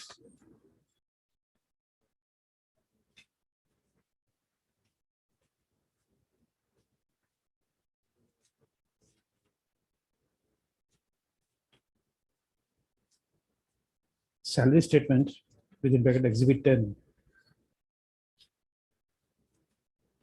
Copy of letter of discharge certificate within bracket Exhibit 11.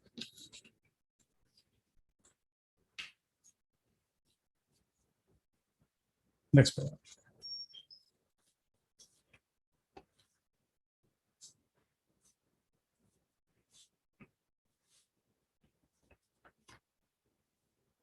The Learned Trial Court took up the issue of took up issue number 3 as 3 first, and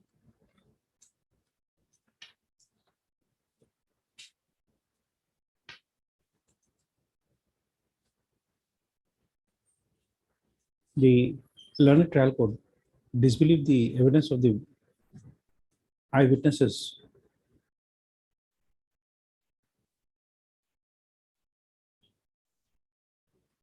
who stop.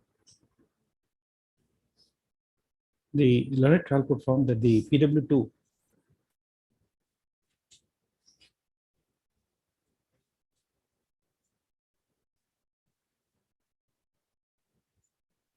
that the PW1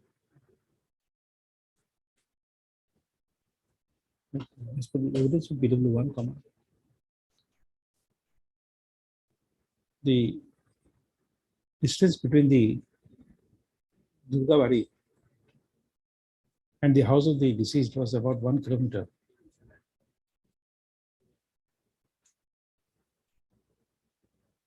The evidence of PW2 was disbelieved because in his cross-examination he had stated that he could not see who fired the gun.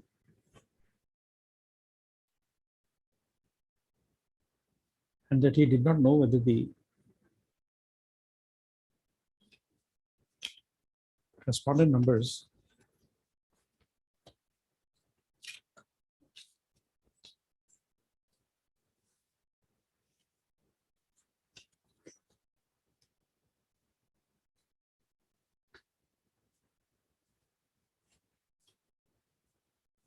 five, 6, and 7 were performing law and order duty with arms or not.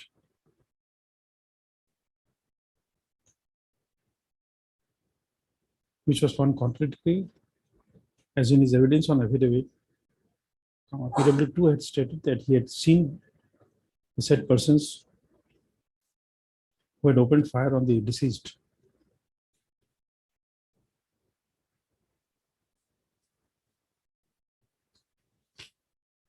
First of all, the evidence of PW3 was disbelieved because the said witness had referred to bullet injuries sustained by the deceased when the police personnel had retorted to firing. They resorted, RESORTED. But in his cross-examination, he had stated that he did not know who fired the guns. And on the contrary, he had also stated that at that time he was having dinner when he heard the sound of firing.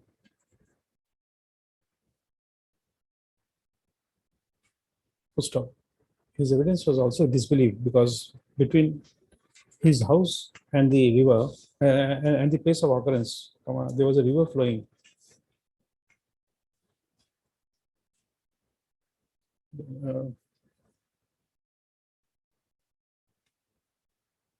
There was a river, Dhaleshwari, Dhaleswari flowing.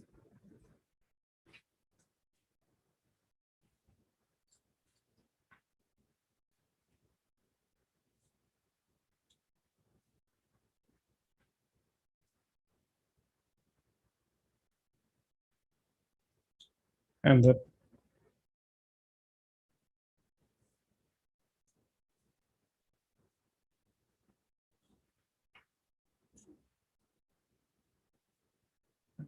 the alleged incident had occurred on the other side of the river bank from his home.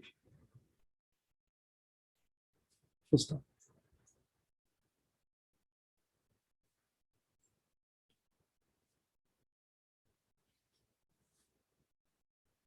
The evidence of PW1 was not accepted as eyewitness because she had stated in her cross-examination that she had not visited the place of occurrence and she did not know who had shot her husband.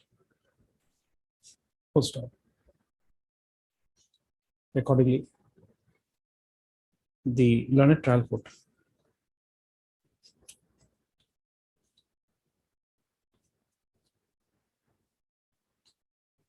took account of the police version of the incident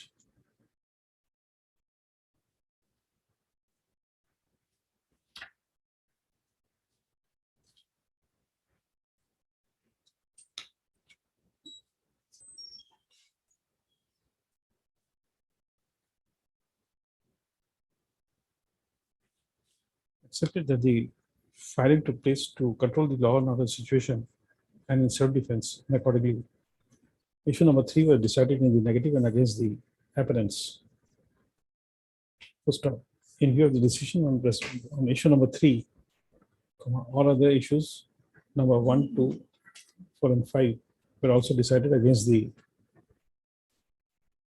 appellants, and the suit was dismissed. Next paragraph. The learned counsel for the appellant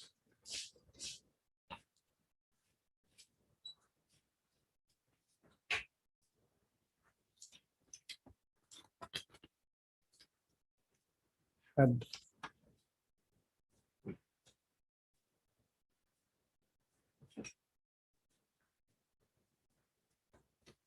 relied on the trial court records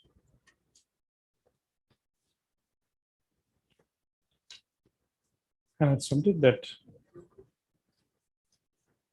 insofar as the documentary exhibits are concerned, those were certified copies,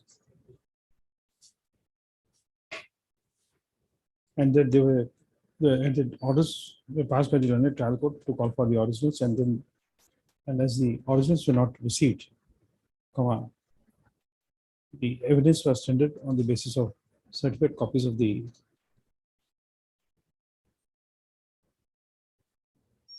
relevant records. In this regard, reference was made to the various orders passed by the learned trial court.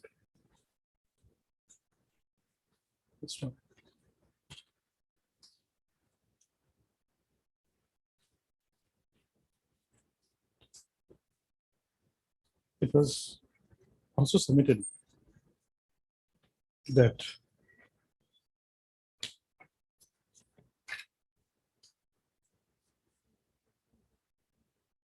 it was not in dispute that on the day of occurrence, the husband of the appellant number 1 was killed by the respondent numbers 5 to 9.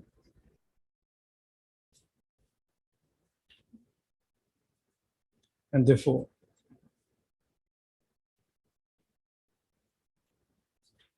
the state was liable to compensate the appellant for the killing of the husband of appellant number 1 without any authority of law.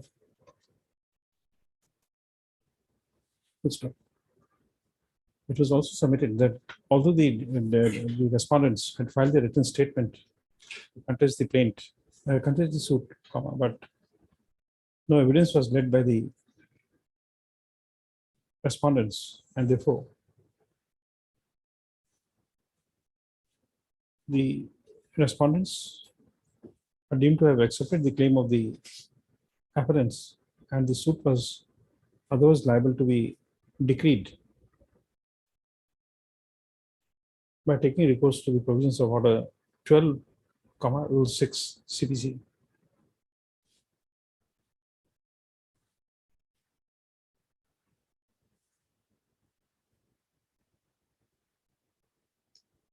It was also submitted that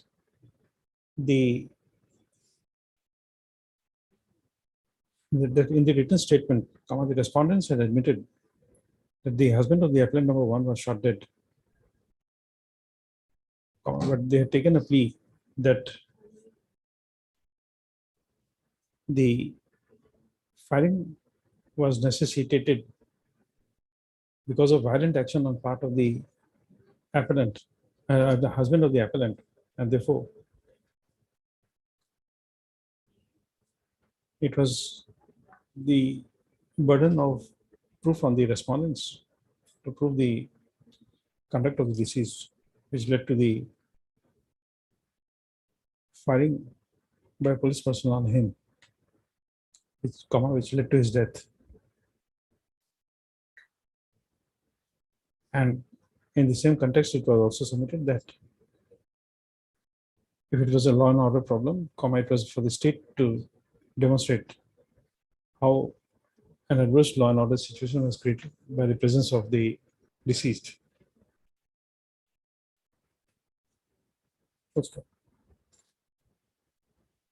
It is also submitted that the respondents had not made any attempt to prove as to why the police personnel were at the place of occurrence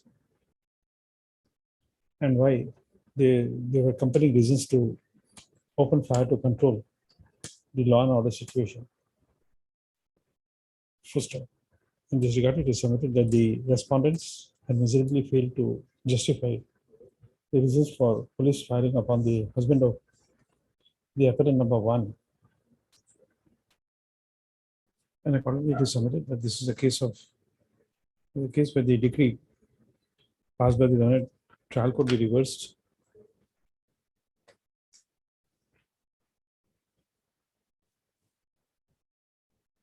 by decreeing by allowing the appeal and resultant decreeing the suit. Just before that, you say, before this line, you just add one more. It was also submitted that it was the stand taken the written statement by the respondents that the rifle of the respondent numbers 5 and 6 was damaged by a dagger cut, but no evidence was led to that effect, and therefore it was submitted that the learned trial court ought to have taken adverse presumption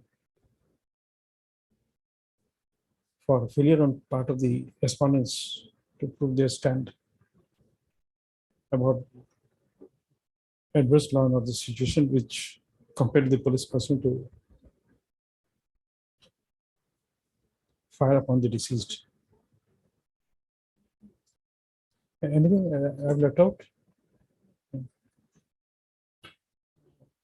Next, for contra, comma, the learned additional advocate general had referred to the, had extensively referred to the judgment in this appeal and has supported the same by stating that the witnesses of the appellants had failed to prove that the deceased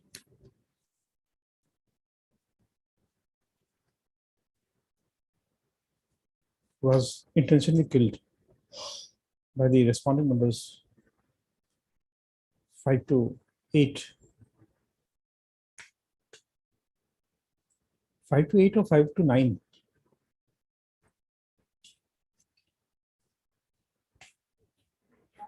Go 5 to 9.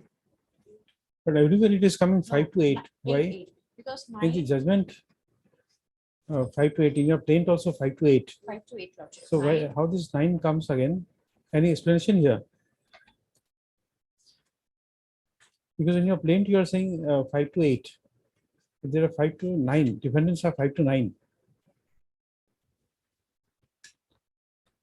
Lordship in the plain there are 9. 9 is No, I understand, but in your pleadings there are 5 to 8. yes, lordship. In page number 8 lordship, there is Page 9 lordship of the RF. 9, respondent Appeal 9. lordship, it is In page number 9, 8 lordship. 8. In Mani Sud lordship, there is a 9.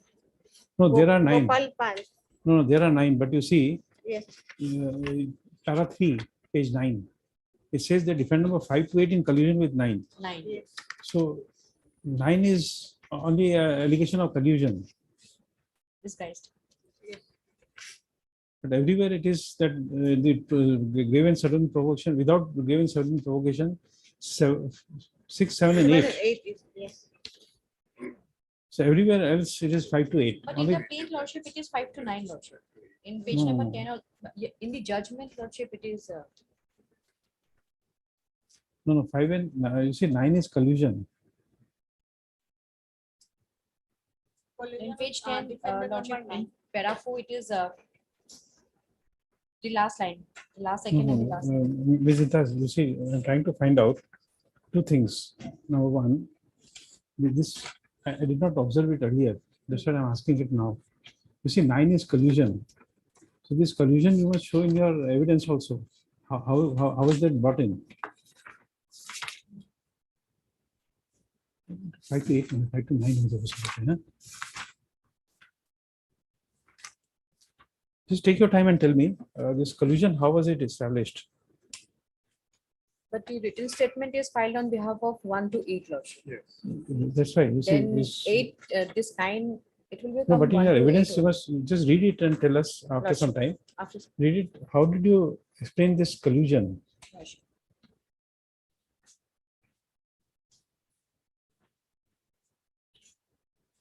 Sir, just make a note here. In the written statement, in the plaint you say. So in the written statement, you have said that 1 to 8 have filed a written statement. There you say, however, there's no written statement on behalf of the respondent number 9.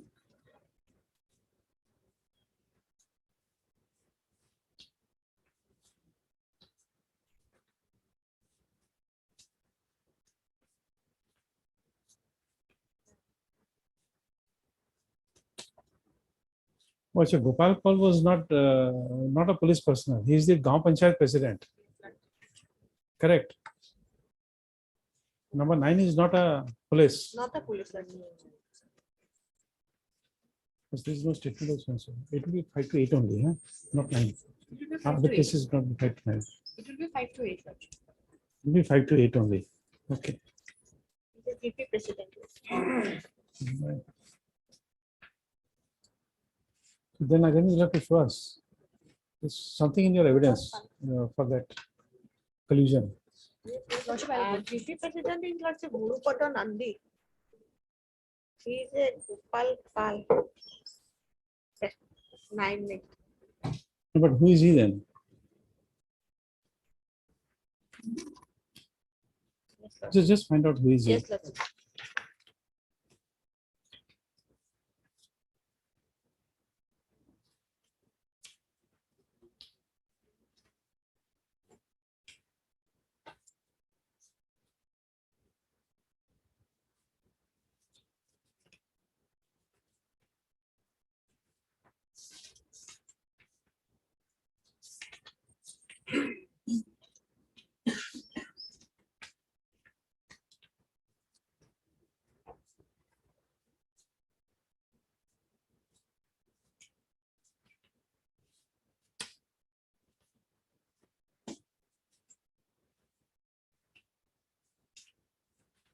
Lordship, in page number 22, What does it say? it says that the defendant number 9 was a signatory to the efforts at Ejahar.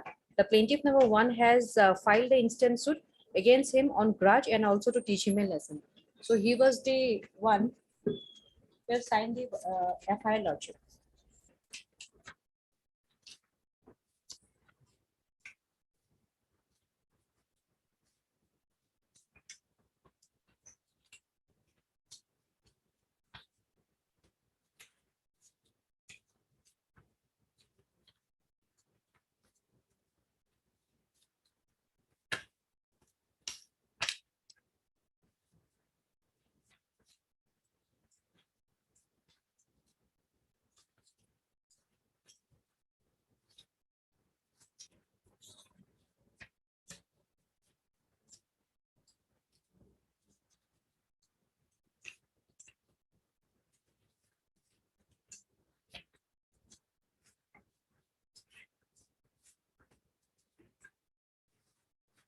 But you see this,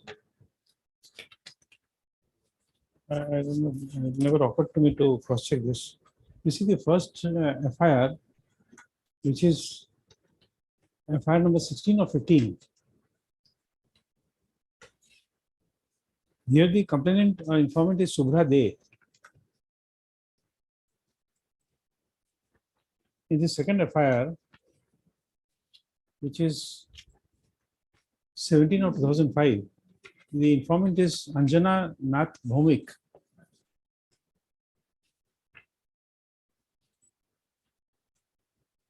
Third FIR, which is 5 of 05, is Bashir Uddin Laskar.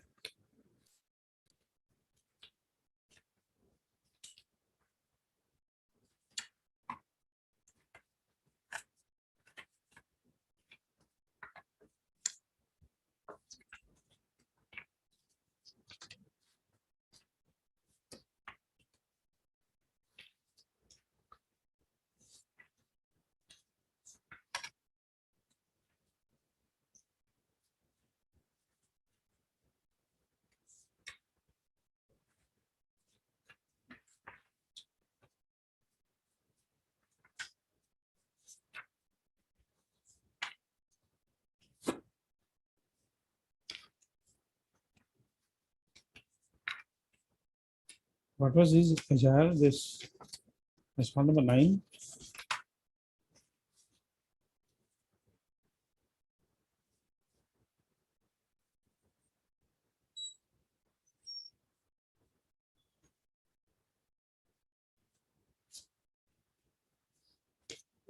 That was the Ejahar filed by the Kachirichara Bajar Committee against deceased, Lordship. That is case number. Lordship,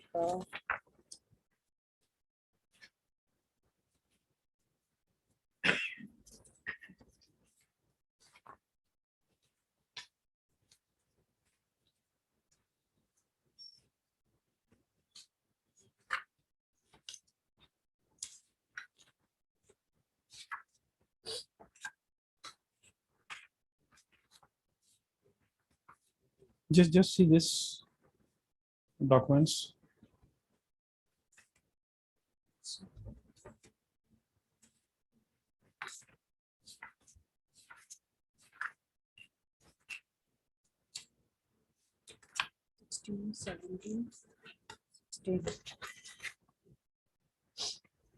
These are the list of documents what you are not reading is exhibit 4. All of the exhibits are there down below, next page. All the exhibits are there, which will be certificate copies, but that is not there. 3 of 05. Perhaps 3 of 05. was it that exhibit? I'm finding it missing. But please cross check it. I have not cross checked. 16. Stop. The London Legislative Education also relied on the evidence of the plaintiff's witnesses, and it is submitted that as the onus and burden of proof was on the appellants to prove that the husband of the appellant number 1 was not shot at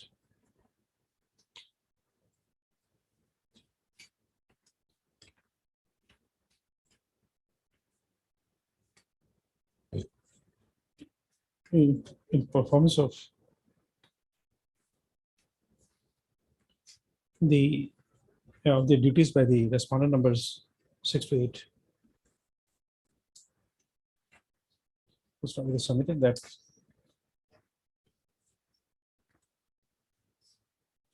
if there was a public function of a Namkirtan and that the police person was called by the committee organizing the Kirtan for control of the law and order situation.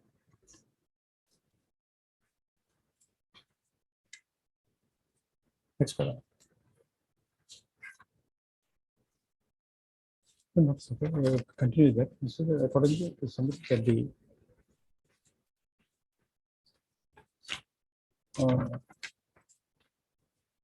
appeal was without any merit and the same was liable to be dismissed.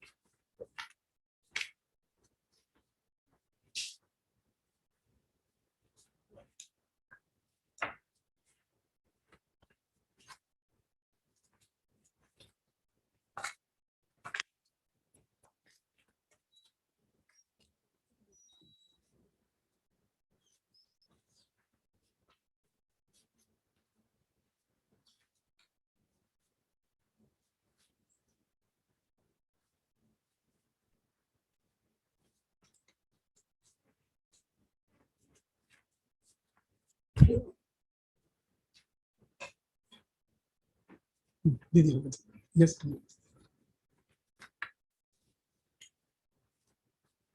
Lordship, this is the HRR that has been filed by Ravindra Singh, Lordship.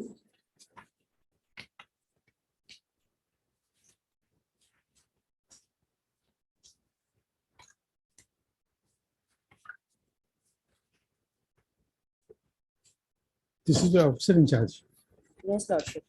So Thereafter, that, this UD case 3 of 15 that was Oh, okay. So therefore, the FIR of this, the respondent number 9 is not there. No. No, it's not there. Okay. There is one more issue which has come up.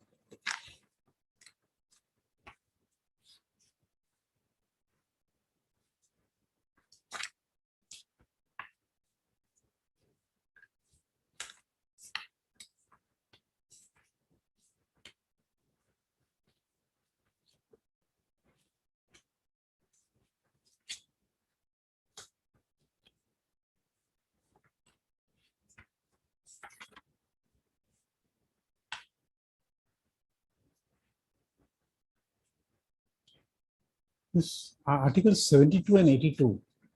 Yes, Mr. Das.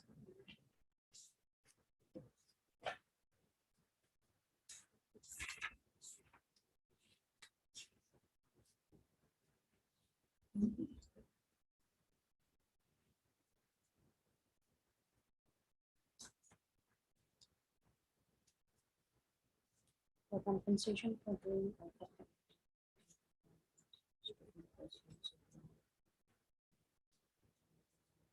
The incident occurred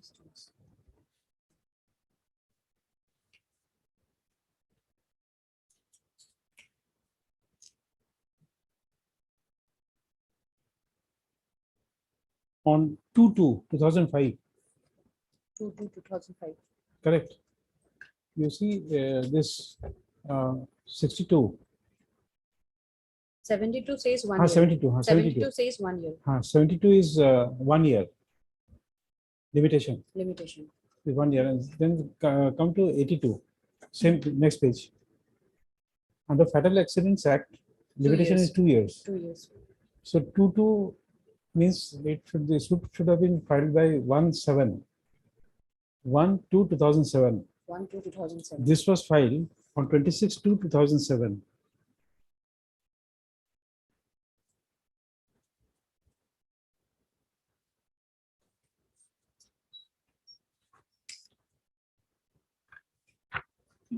This 80 CPC notice, what is the date? 80 CPC.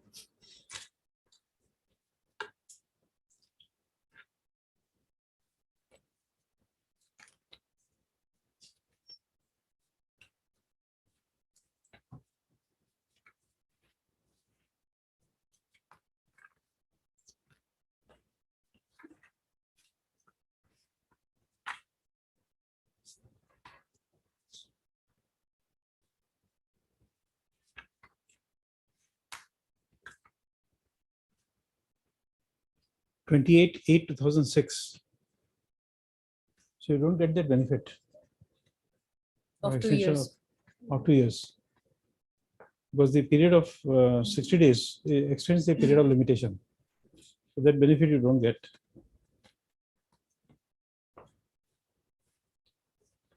Next paragraph.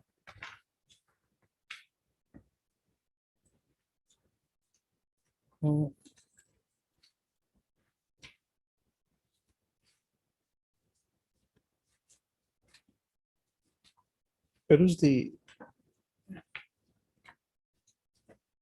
LCR carefully and also consider the submissions made by the learned counsel for the appellants and the respondents. Next paragraph.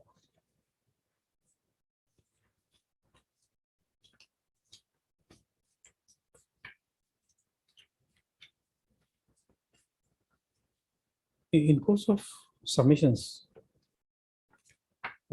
the learned additional advocate general has submitted that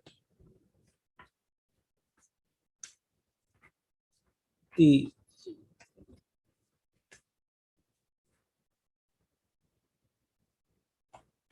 proceedings arising out of Katlichera PS case number 16 of 2005. The case numbers could be NOS numbers 16/05, 17/05, 5/05.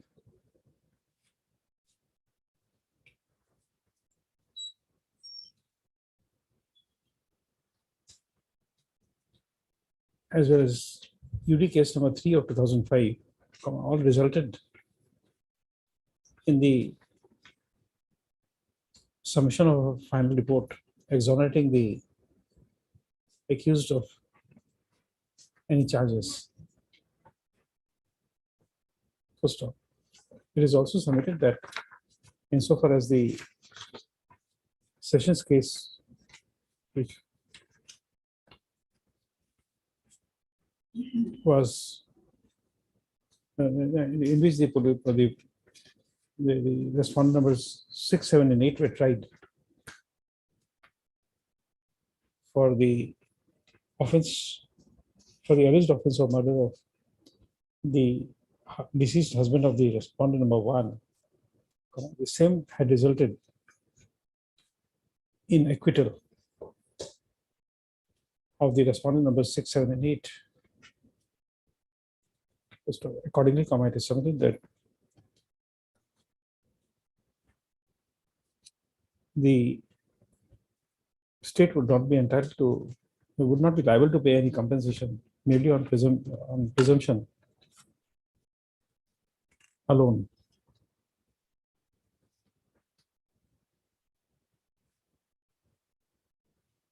First off, this submission has also been taken into account, has also been considered. Next paragraph.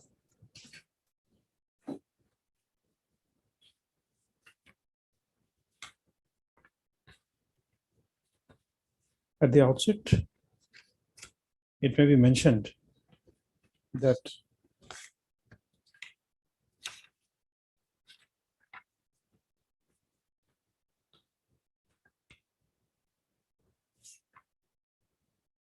along with her evidence on affidavit, the appellate number 1, SPW1 had exhibited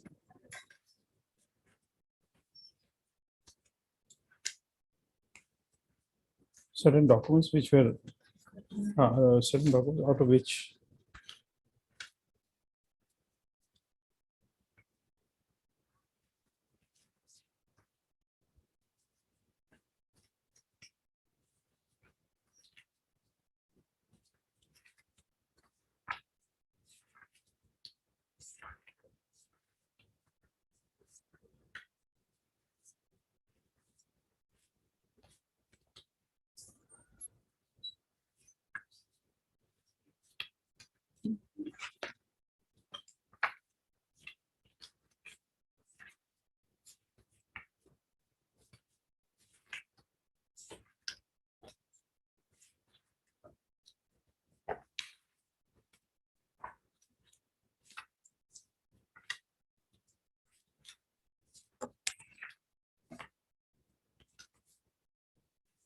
except for the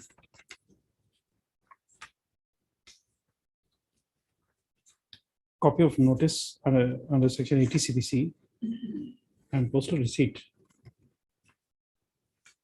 and the salary statement, exhibit numbers 1 to 8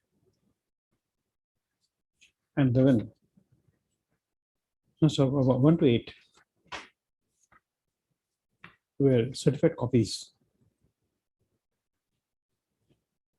It was the postal receipt, salary certificate, and letter of discharge certificate. First of the copy.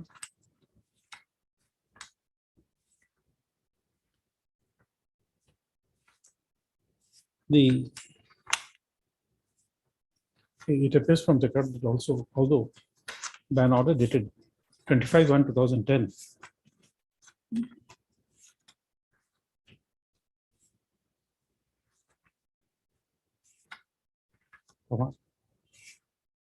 the Learned Trial Court had granted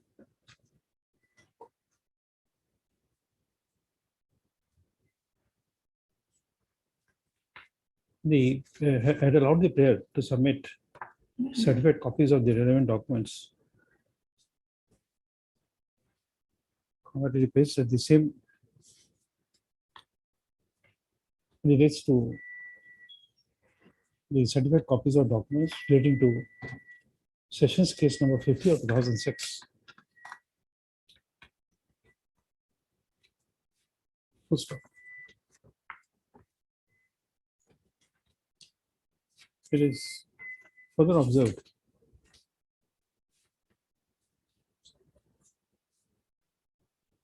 that the learned trial court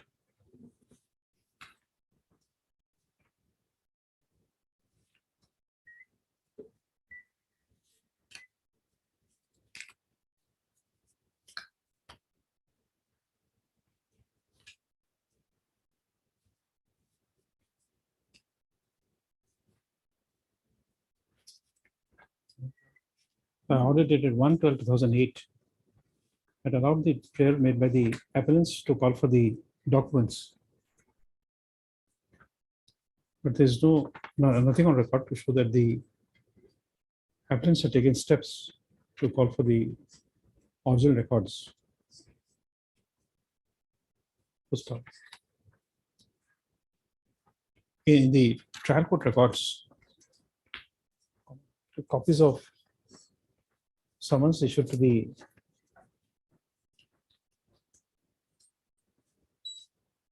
PW5, who's the doctor who had conducted postmortem examination report, who had conducted had submitted a report.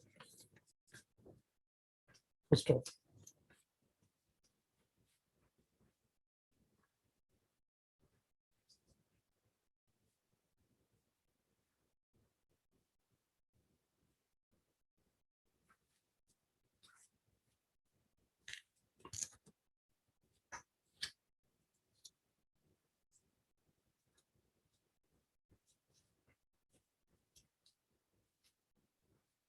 This,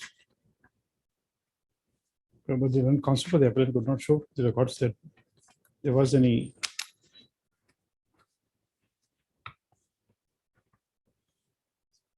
court notice issued to the concerned authorities for protection of the original records.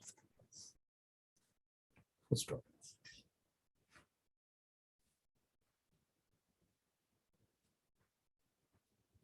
It is further observed that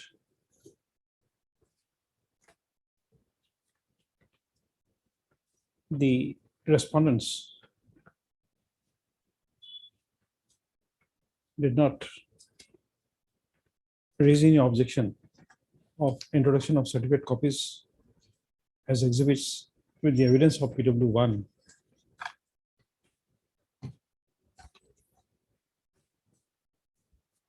Regarding inadmissibility of exhibit numbers 1 to 8 for being certified copies without calling for the original records.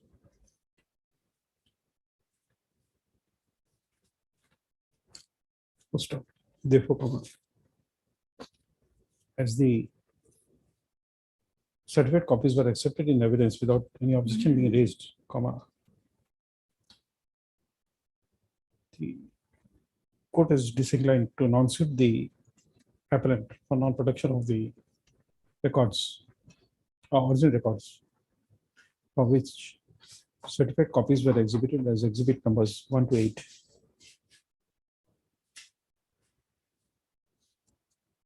Next paragraph.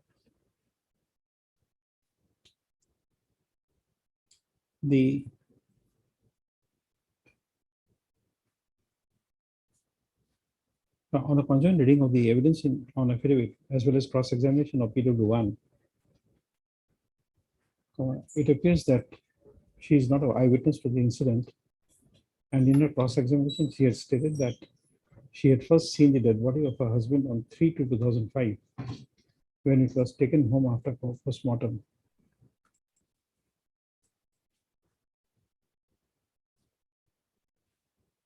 Full stop.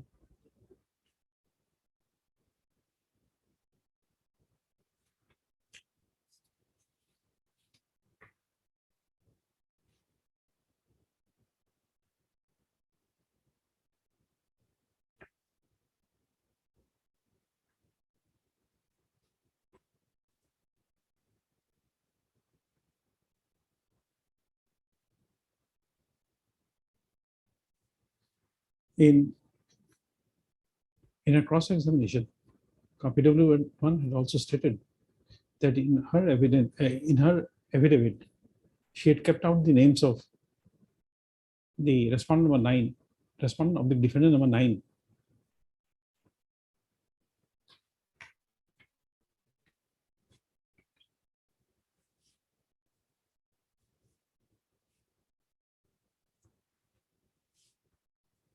And she had also stated that it was not a fact that her husband was kicked by the defendant, by the respondent of the defendant number 9. Full stop. Therefore, in view of the cross-examination of PW1, it emerges that the plea that the respondent numbers 6, 7, and 8 had killed her husband in conspiracy with respondent number 9 fails.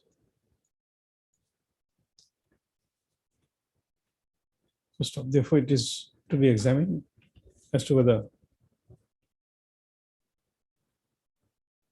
the respondent numbers 6, 7, and 8, whether the applicant had been able to prove that respondent number 6, 7, and 8,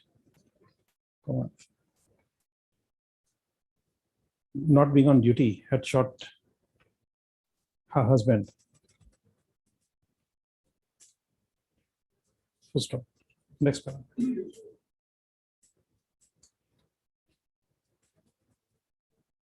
In this regard, the court has of the considered opinion that in a case, in a suit for damages and compensation, once a plea is taken by the plaintiff that the person who had killed her husband was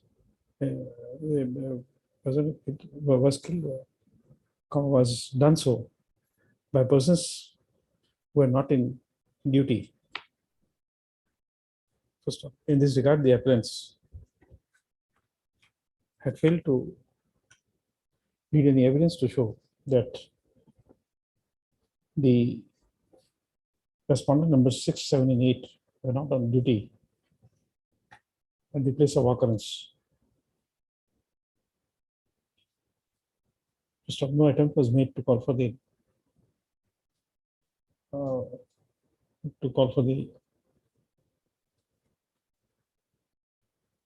superior authorities in the to call for any police person with authority in the Karlichara police station. Find out as to whether the respondent number 6, 7, and 8 were discharging their lawful duty or not. Full stop.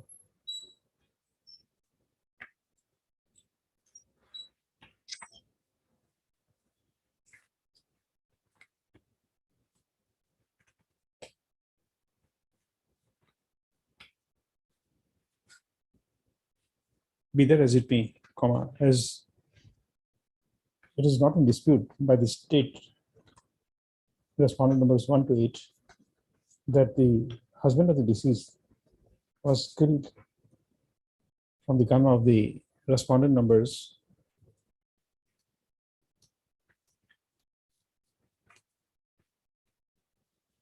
gun was of respondent numbers 5 and 6.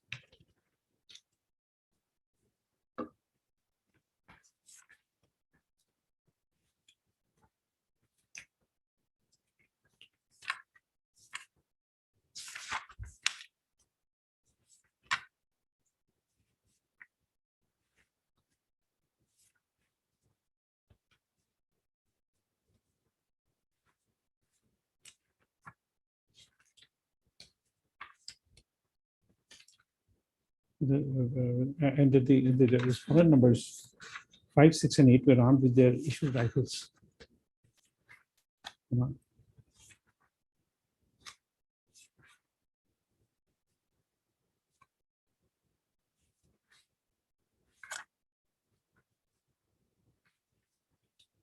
There is a presumption based on the admission made in the written statement that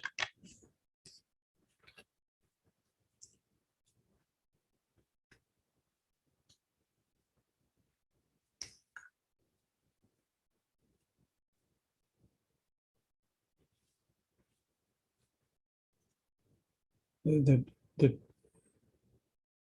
smaller numbers. Sequence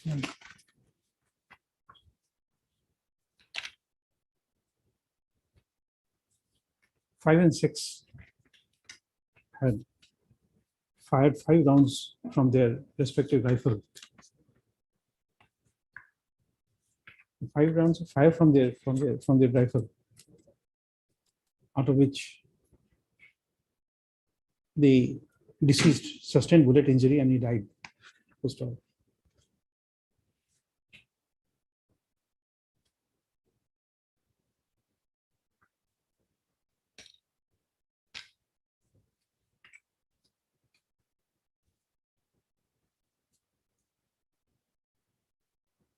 Next paragraph.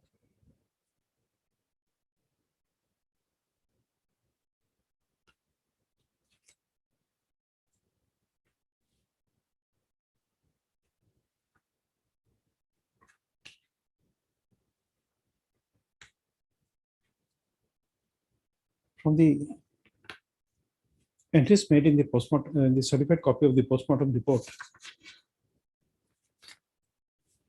within bracket exhibit 8,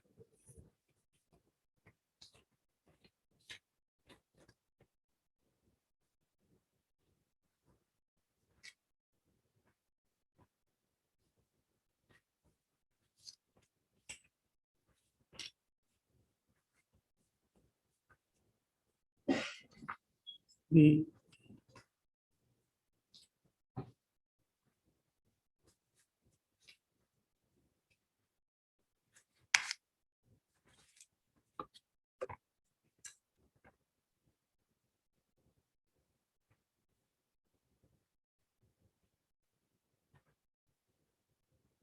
so the following findings are recorded, which I'll take a break and come back at 2.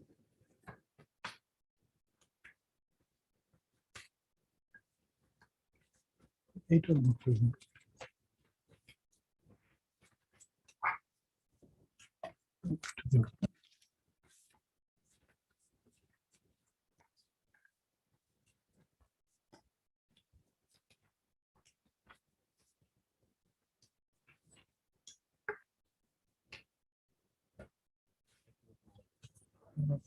Palmita, update on more control.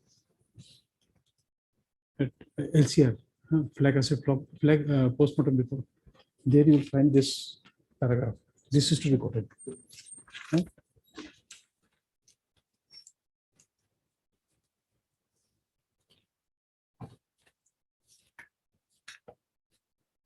It is a heading.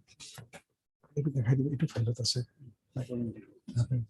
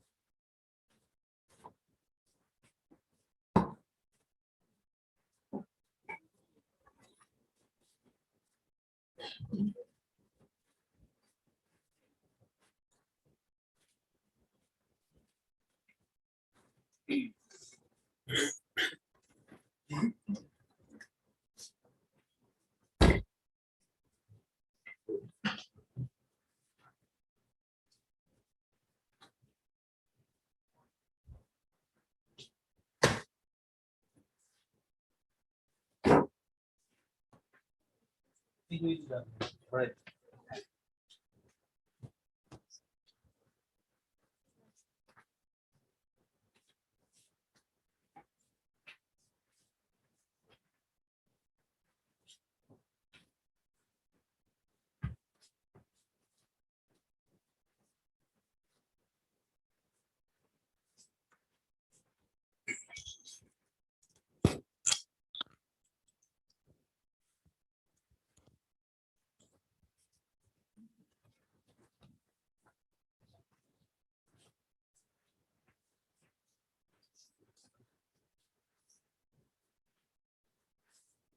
You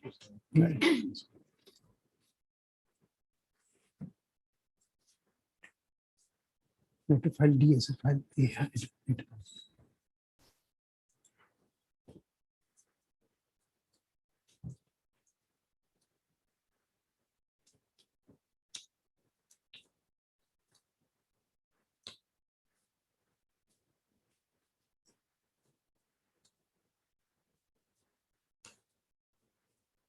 Listen, that's this something I should show to both of you. That's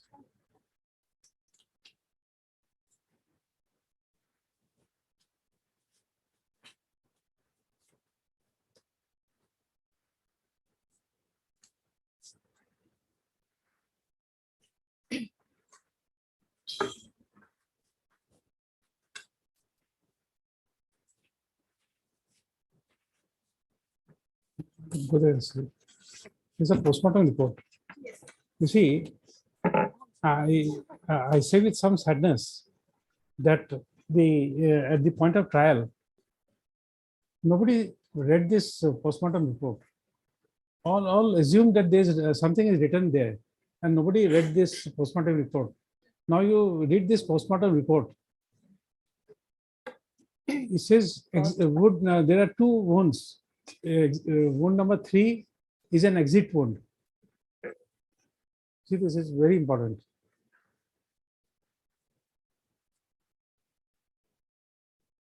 Correct. Wound number 3 is an exit wound. 3. Are the entry Other entry end caused by cutting off Exit number 3 is from a firearm. no exit number 3. Wound number 3 is an exit wound, right? Exit one. like phone number 4 or exit one? 4 is the exit. 3 is what? Other entry And entry. entry Entry wound. entry on. And see this. There's a remark after that. The own number 2. Position at the gunfire. That the entry wound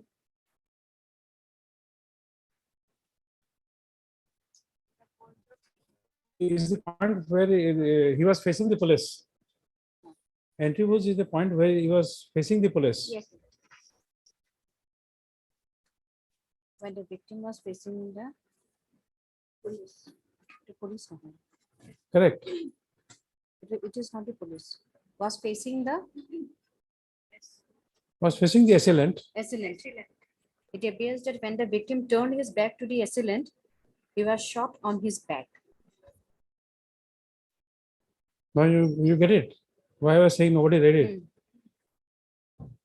3 is entry wound. 3 is the entry. And then he says that entry wound is in the chest, in the back. Back. So therefore, when he turned in the back, he was shot. You did not take a plea in this entire cross examination of this any of the witnesses that there's an exceeding of the right of defense. He was shot when he was running away. Because it is from the back. If it is from the back, if the postmortem report is correct. So your case was otherwise, it was a solid build case. But not taking this beyond that. Because he was not even examined on that point. Yes, sir. The doctor was not even Doctors examined. also not examined. Because of the I am own saying it number that one. I'm sorry because you see, in this case I wanted to give some compensation, and I'm not getting a scope.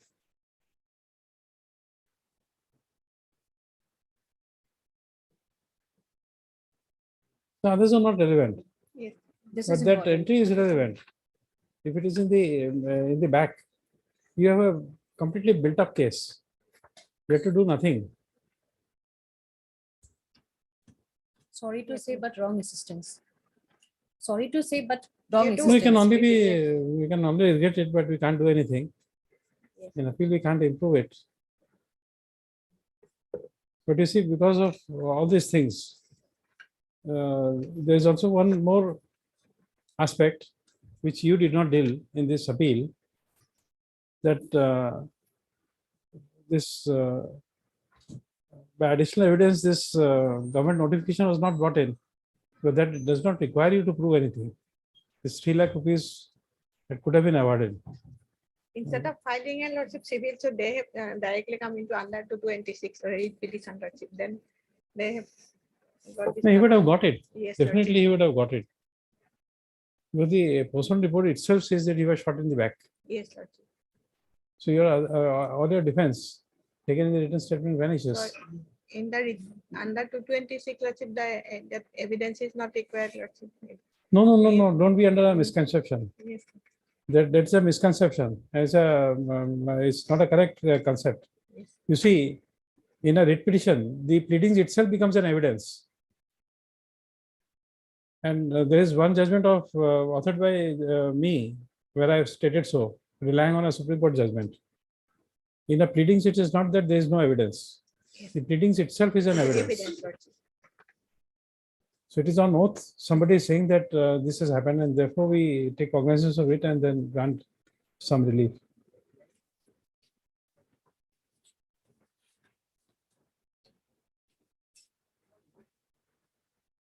No. You see, you do not read. That's what I was saying. I was time and again saying that this exit 3. You see, here it says the wound number 3 and 4 are exit wounds. I have the copy. Correct.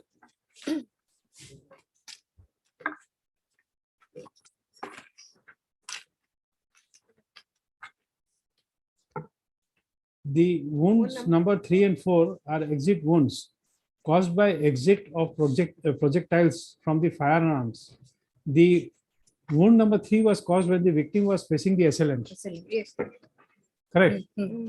So now you understand you are reading it wrongly again. Because 3 and 4, it was given in that. bracket. No, whatever be, but 3 is an exit wound. And the doctor says that from the exit wound, he was shot. So absolutely, the doctor was not a good witness. He did not cross-examine on the point. He says number 3 is an exit wound. So that's mean the opposite would be an entry wound. And he says exit number 3 was caused when the victim was facing the assailant. That can't be. This postmortem report itself is incorrect. Incorrect. You show it to Mr. Mazumdar. Number 3. Wound number 3. Wound number 3 and 4 Number 3 was the are exit wounds caused by exit of projectiles from a firearm. The wounds, 3. wound number 3 was caused when the victim was facing the assailant. Yes. Postmortem report is wrong. You don't face and get an exit wound. Yes. So that means he was shot in the back. If he shot in the back, you exceed your right of defense. You are killing a running man. That's why I said that I'm sorry that nobody read this postmortem report at the trial stage. 1, 3, and 3. 1 and 3. That's from fireman. In the second line, he says number 3 is an entry wound. Yes. Second line, line number 4, he said is an exit wound. Exit 3 and 4. 3 and 4. No, in the top second line, 3 is an Second. entry wound. Yes. 1 number 3 and 3. The wound Yes. number 1 and number 3 are the entry wounds, and then he says that wound number 3 and 4 are the Exit wounds. Yes. So it can't be. Some So it can't mistake. be. So if the witness is cross-examined, it would come out that he was the policemen were shooting a running man.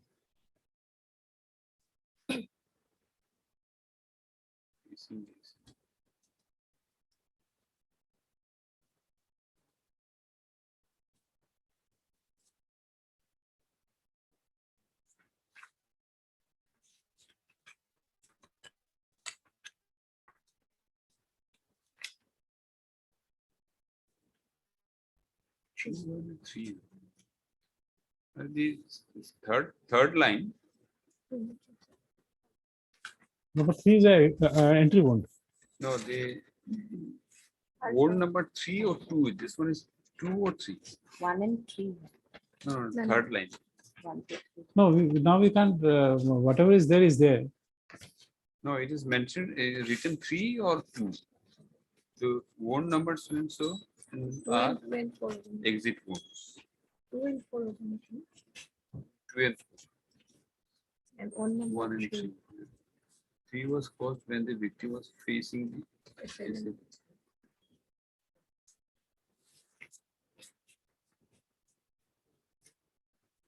It's not correct. No, it's a mistake. 3 to the exit from the boy. No, no, 1 and 3 are exit entry modes we call it. Two and 4 are.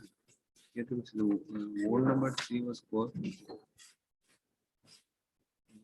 ये face कोई था क्या तो exit mode करेगा. This facing. It's a bit myself. You see, that day I posed you a question. Right. You remember right now? Right. I said it's impossible for two wounds at the same spot, Yes. right from two guns. One same wound will not be a entry wound and an exit wound also. That means something happening in English movies.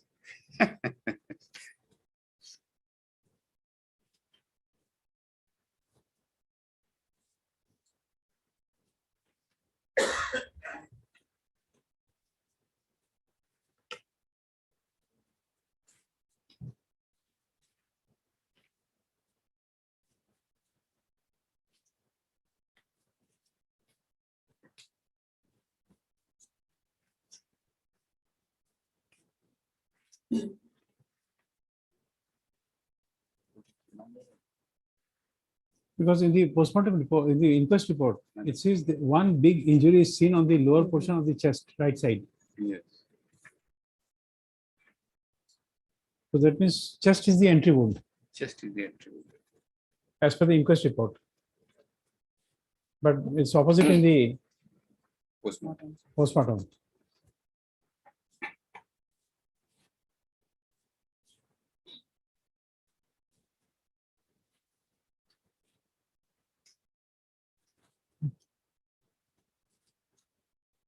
The aforesaid entry in the postmortem report appears to be contradictory to the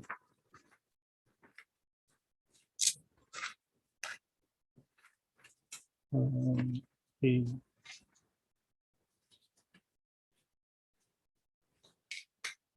inquest report within bracket exhibit 6, where a big injury was seen in the lower portion of the chest.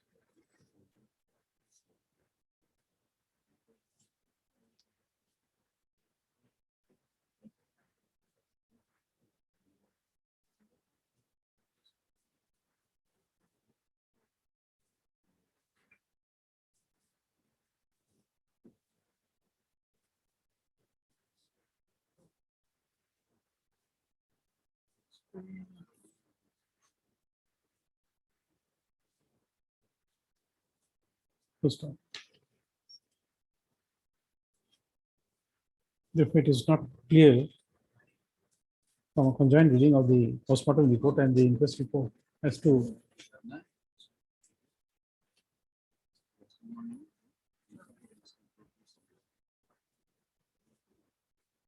and the certificate copy of the inquest report and certificate copy of the postmortem as to whether the victim was shot on his chest or in the back.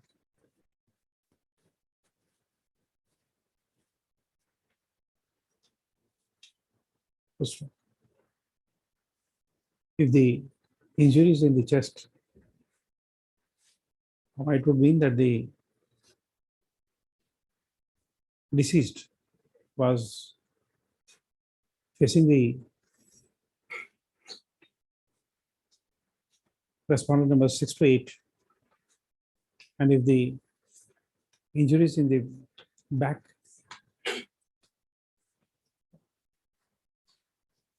as suggested in the postmortem report, then the deceased was shot while he was facing the back to the assailants. First of all, in such an event, when the victim is shot at his back, court does not find that the respondent numbers 6, 7, and 8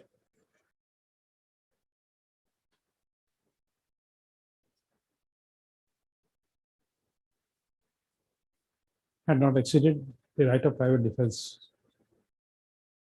First of all, nonetheless, the state respondents have not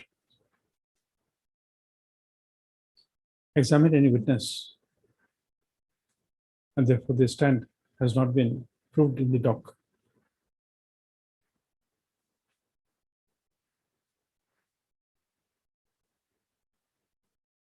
First of all,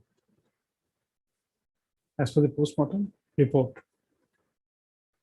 the death had occurred soon after the victim was shot on the back of his chest.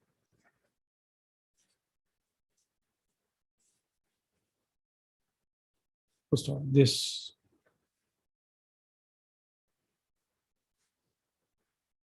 part of the postmortem report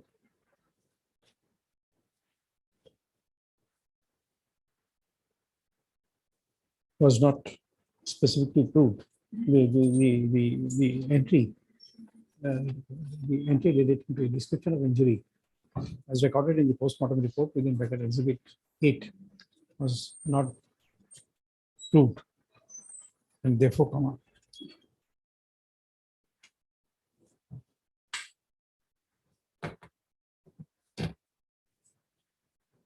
in this case, the appellant plaintiff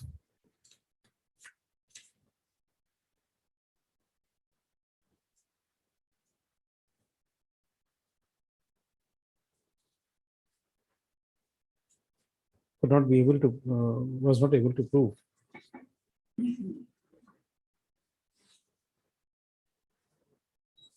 the necessary facts which could lead to a presumption that the victim was shot dead with a gun without any lawful excuse.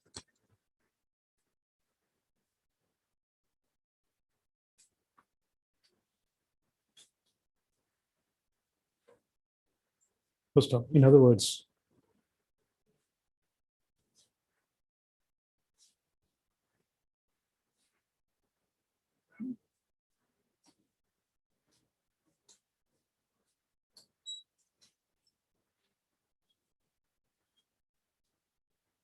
except for the fact that the deceased was shot dead by the respondent numbers 6, 7, and 8, by the gun of the respondent numbers 6 and 7. The gun belonged to 6 and 7.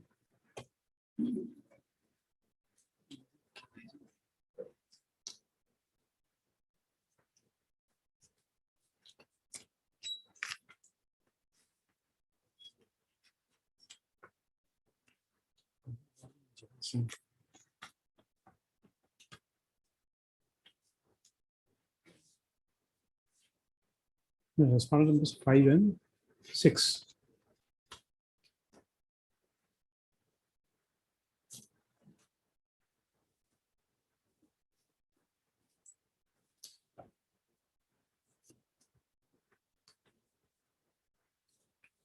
It could not be proved by the appellants that the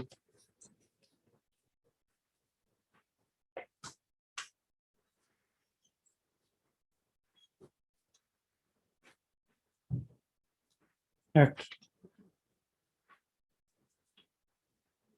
there was no act on part of the deceased to have provoked the respondent numbers 5 and 6 to use their firearms on the deceased.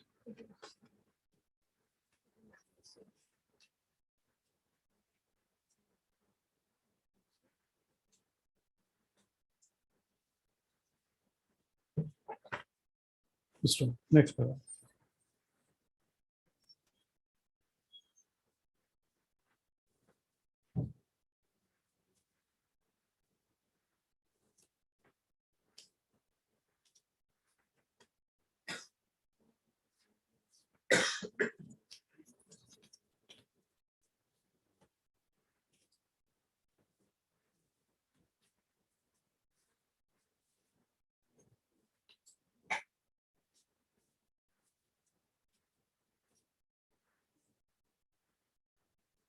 Coming to the coming to the judgment impugn is appeal.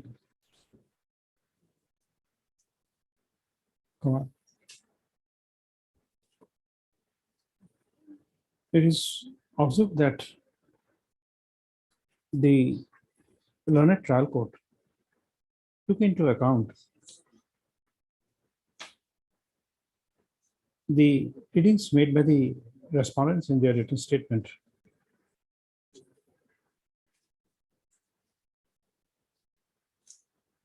By ignoring the fact that none of the witnesses were examined on behalf of the respondent numbers 1 to 8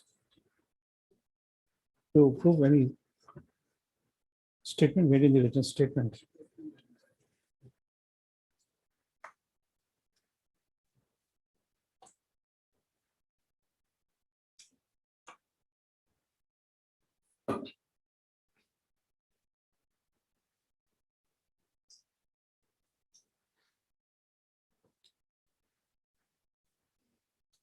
The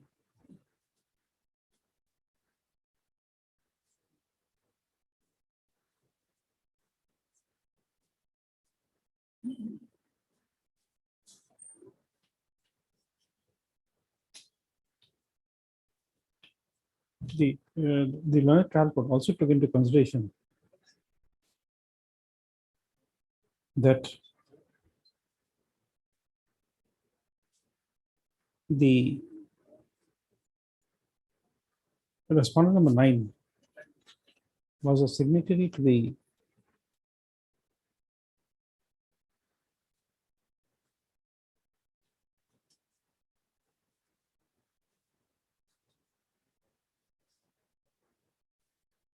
an ejahat lodged at the Katlichara police station against the deceased Sudeep Dhar, to the effect that he used to create menace in the said bazaar by consuming liquor and gambling with his associates. The said plea is not supported by any evidence on affidavit, and the respondent number 9 also did not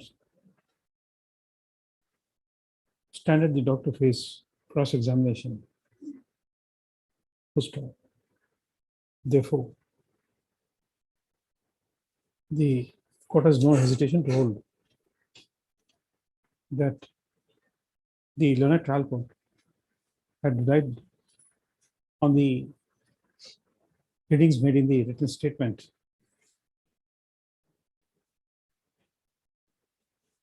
justify the reasons why the respondent numbers 5 and 6 had shot dead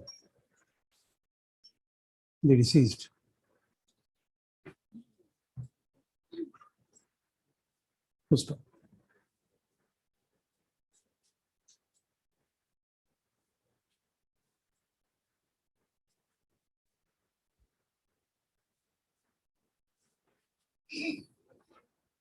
Next one. The learned trial court had also committed error apparent on the they had committed an error by putting the burden on the appellants to prove that the police personnel had opened fire on the deceased intentionally and without any provocation. Pushpa. The said being a stand of the state respondents number 1 to 8, it was the burden of the respondents to prove that that they had to shoot dead the deceased on grave and sudden provocation. So therefore, the burden of proof is found to have been wrongly shifted on the appellants to prove that the deceased was shot, that they had the burden to prove that the deceased was shot without any provocation. Next paragraph. The learned trial court heavily relied on the circumstances as penned down in the written statement that the deceased had attacked the police personnel with a knife and that the rifle butt of the respondent numbers 5 and 6 was damaged. Full stop. The rifle butt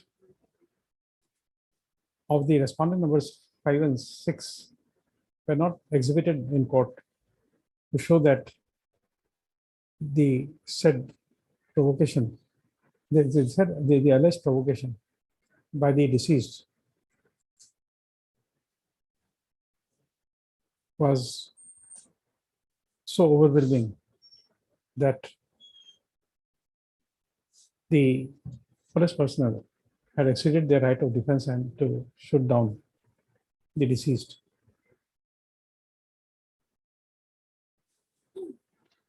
Full stop.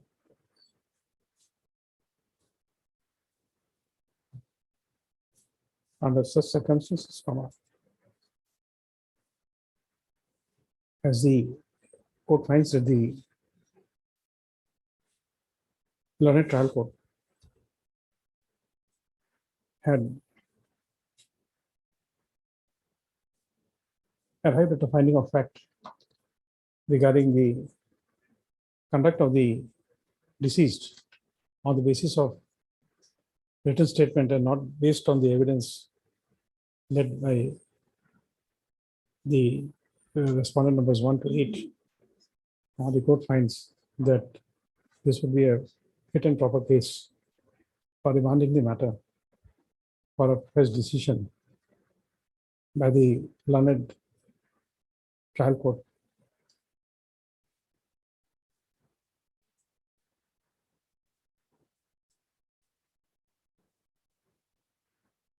Next paragraph. The court is conscious of the fact that this is a suit of the year 2007 and that it is also open to the court to reappreciate the evidence and to give a verdict based on the appreciation of materials available on record. Full stop. Nonetheless, the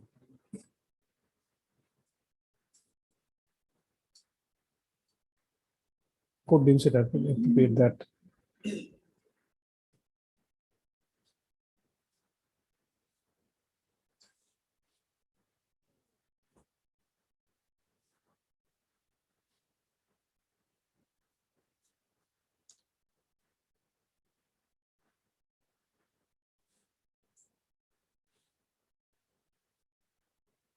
as the learned trial court had shifted the burden of negative proof on the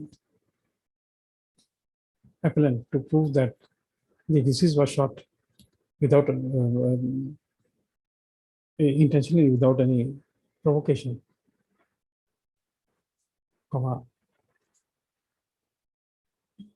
the said decision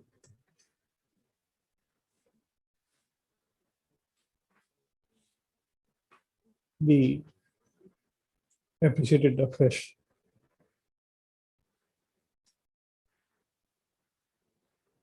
Next paragraph.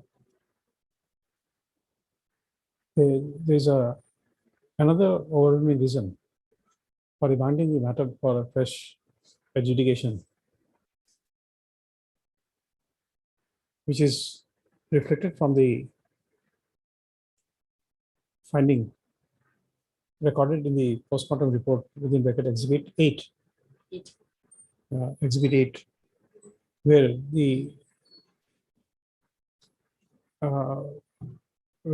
from which it appears that the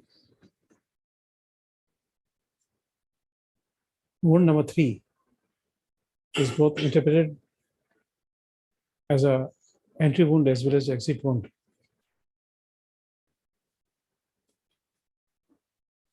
Full stop. Which the court is unable to approve.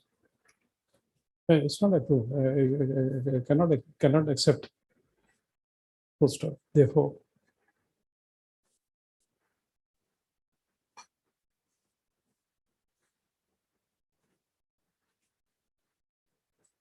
moreover, comma, the court also takes into account the fact that the certified copy of the postmortem report was proved without calling for the original. Full stop. This being a case where the unarmed, where the deceased was shot by a police personnel on duty, comma, the appellants will get one opportunity to obtain the to call for the original record of the postmortem and to see if the certificate copy issued is in consonance with the entries made in the original.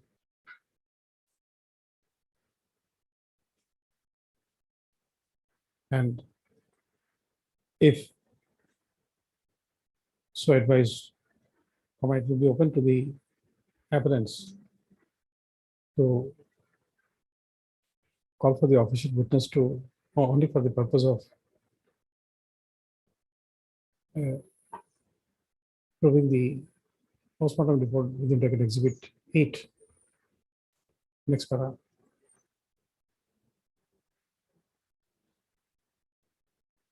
In this, while making an order of remand, the court is further inclined to hold that, except for proving the postmortem report afresh, the appellants would not be entitled to any further opportunity of either examining any further witness or to prove any other document.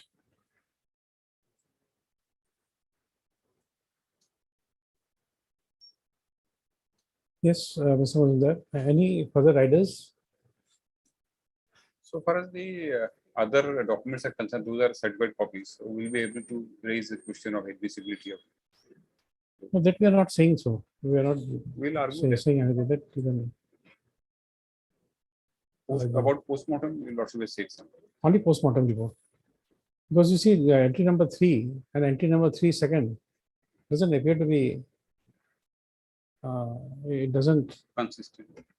what you call normally doesn't match, and this second evidence that he was shot at the back is contrary to that. Entry wound and exit wound. Therefore, the court is inclined to partly allow this appeal by setting aside the impugned judgment and order. A judgment and decree dated. The decree of dismissal of suit dated 21/8/2010, passed by the Honorable Civil Judge Hailakandi, and the matter is remanded back to the same court for a first adjudication from the stage of recording of the PW6. And if PW6 cannot be found, the might would be open to the appearance to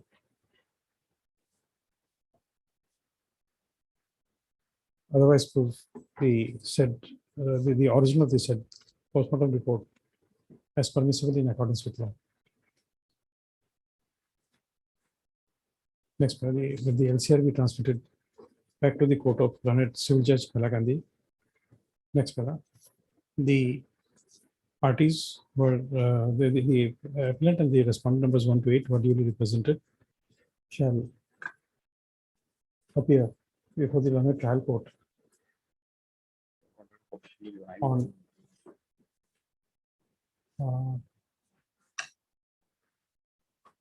we are giving some extra time if the state wants to appeal. We give you appearance from 11/12/2023 without any further notice of appearance.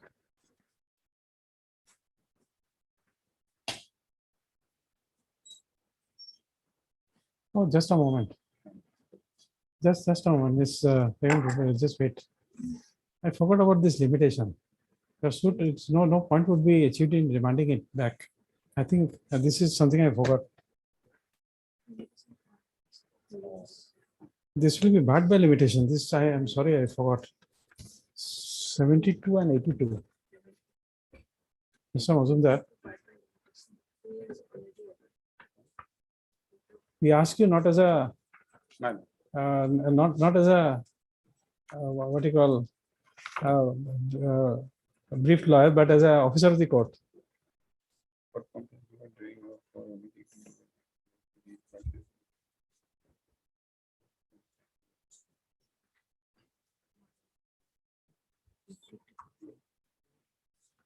And 82. Yes, 82 is Fatal Accidents Act, where the limitation is 2 years. 2 years.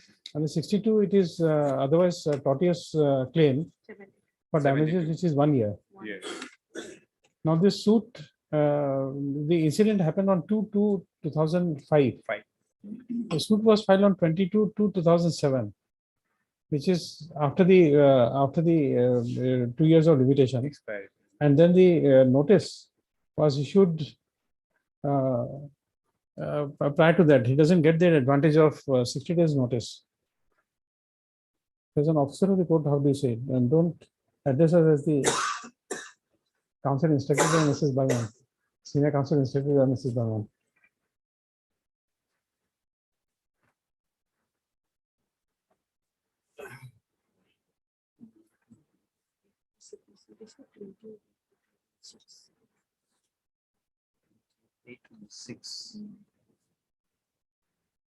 The date of filing of this suit Yes. is 26/2/2007. And according to my calculations, Madam. if we take 2/2 as the date, then on 1/2/2007, the limitation under 82 would expire. Yes. Article 82 would expire. Date of death. But 2 this years is you see, it's a limitation. You have not taken a defense, but still limitation is open for the court to Yes, examine yes. at any point of time. Yes. Limitation point possibly. You can.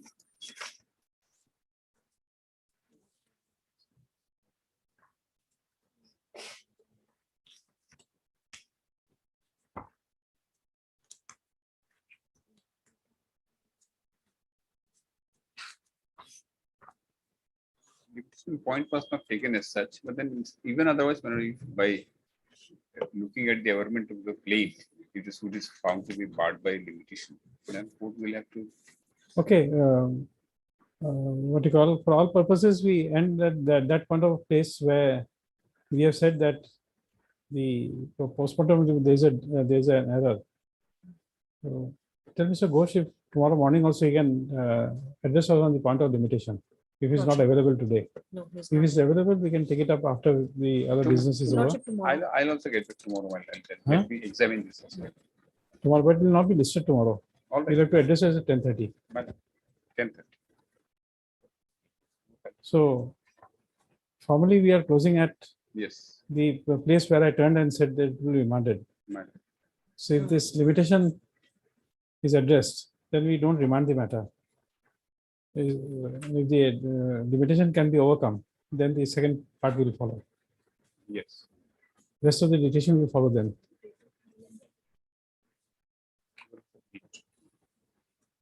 So don't communicate about the order. This order is, we are not, we are holding it up at the point where we had turned and said that the matter of remand. So we stopped before that.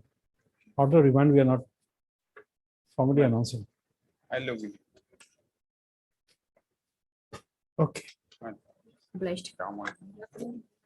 Oh.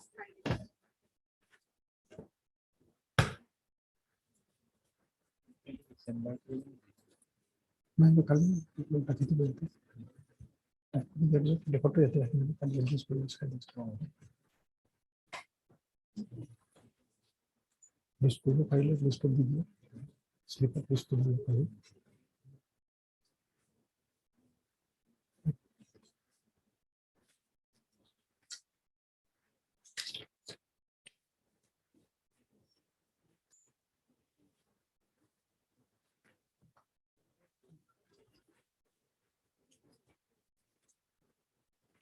Yes, item 1.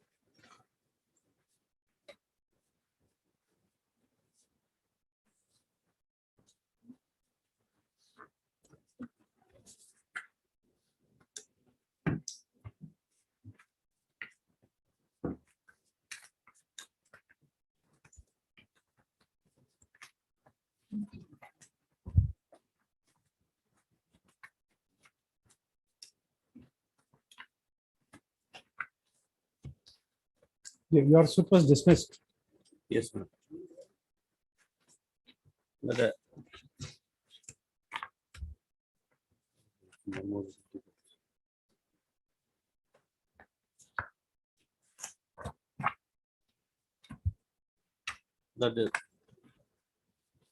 I was awarded a contract of supply of the food grains from railway sidings of North Lakhimpur to the FCL and FSD of North Lakhimpur. The entire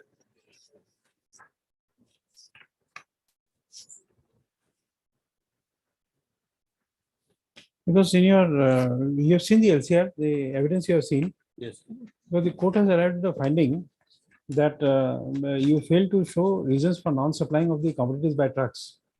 This is something which in evidence you have not explained. the trucks had their intent, letter of intent they issued,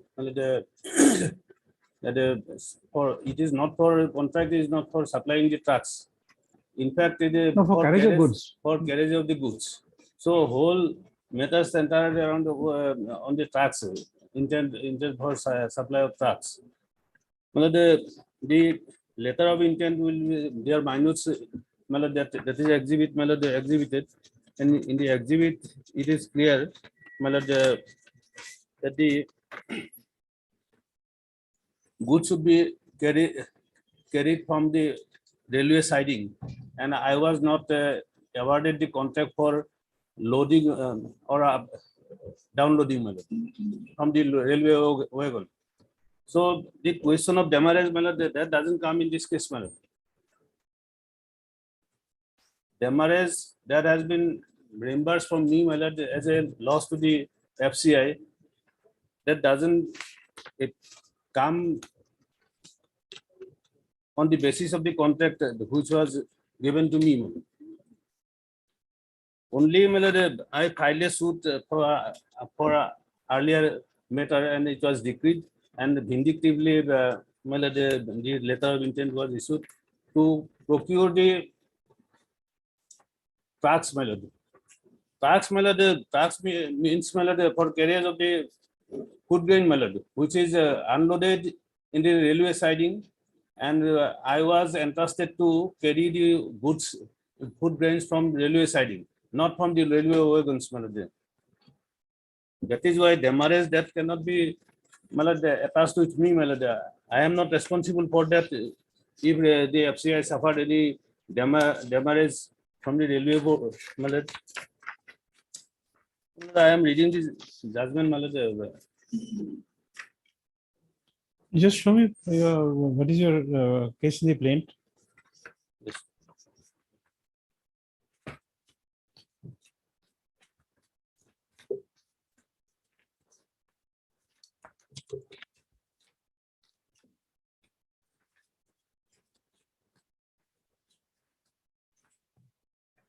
Because your plaint, first page of your plaint, I got an impression that you are the transport contractor, because you see, first line is to declare the termination of contract of plaintiff with the FCI transport Yes. contractor, Or so and so. yes, So it is for transport contract.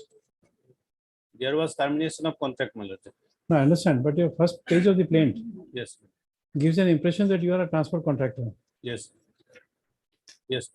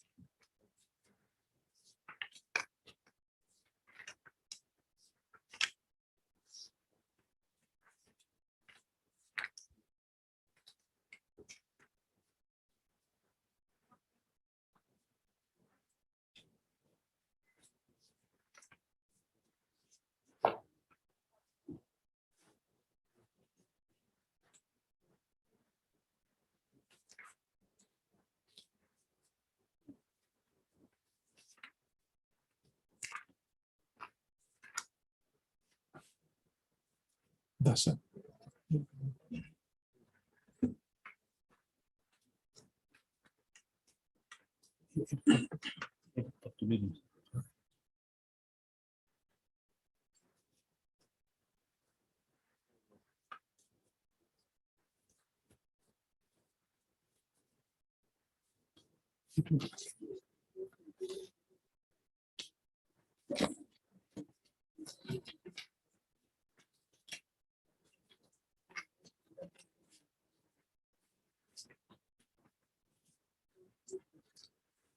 Because somewhere I found that there is a clause in the agreement Yes. where you were to collect it from the wagons. No, my lord. They did clause, my lord. If your lordship peruse the minutes of the intent of the contract, my lord, then minutes, that is I don't know, something I read, I can't recollect it immediately. because the contract agreement, that is a standard form, my lord. There is a regarding loading and unloading clause also, and another part, my lord, for supplying of the food range only. I think clause 6 of that, my lord. I don't know, I won't remember that much. But where is that contract, exhibit 1?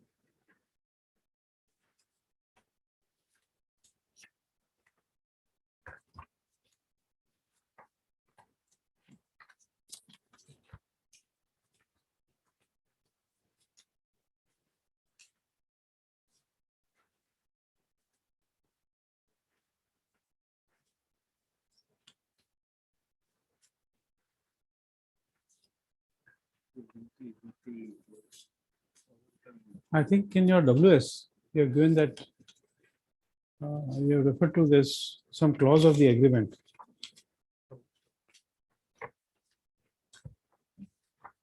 According to which you are showing that it was their duty to load it from the wagon. Yes. Please find out where is that. But letter of appointment, my lord, it specifically says, my lord, only transportation. Transportation from siding of the railway siding. No, maybe, but I have read somewhere. That's what I'm first trying to Yes. find out where it was. Yes, they have taken a plea, my lord, in the instance.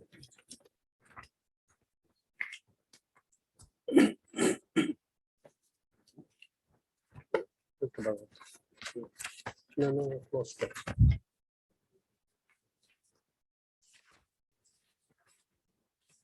Yes, page 4 of the written statement, clause 20, within bracket 21 of the tender agreement provides the contractor shall be responsible for loading and unloading of the wagons from a period from the railways and also loading and unloading and so on and so.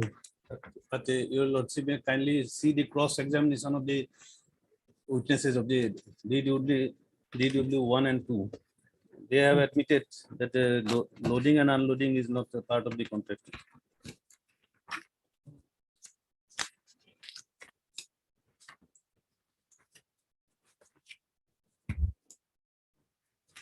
The evidence of Omio Kumar Sharma, Deputy Omyo Kumar area Sharma. manager, FCI. Yes. Not the- Omyo Kumar Sharma, yes. I am reading the cross examination part. It will be visible. I have joined here as area manager FCI, North Lakhimpur on 19 September 2008. Before taking in, Wait. Yes. Yes, I have joined. yes, I have joined as here as area manager FCI North Lakhimpur on 19 September 2008. Before taking the charge of area manager of FCI North Lakhimpur, Sri Dijendranath Hazarika was the area manager. The subject matter of the suit was during the tenure of the then area manager Sri Dijendranath Hazarika. Said Dijendranath Hazarika was not cited as witness in this case. It is not a fact that Mr. Dijendranath Hazarika, the area manager in charge FCI North Lakhimpur, was degraded from his promotion and hence the said D.N. Hazarika was not cited as witness in this case. The plaintiff Kamal Bharali was terminated on 25/4/2008. After termination of the plaintiff, I have joined here as area manager of FCI.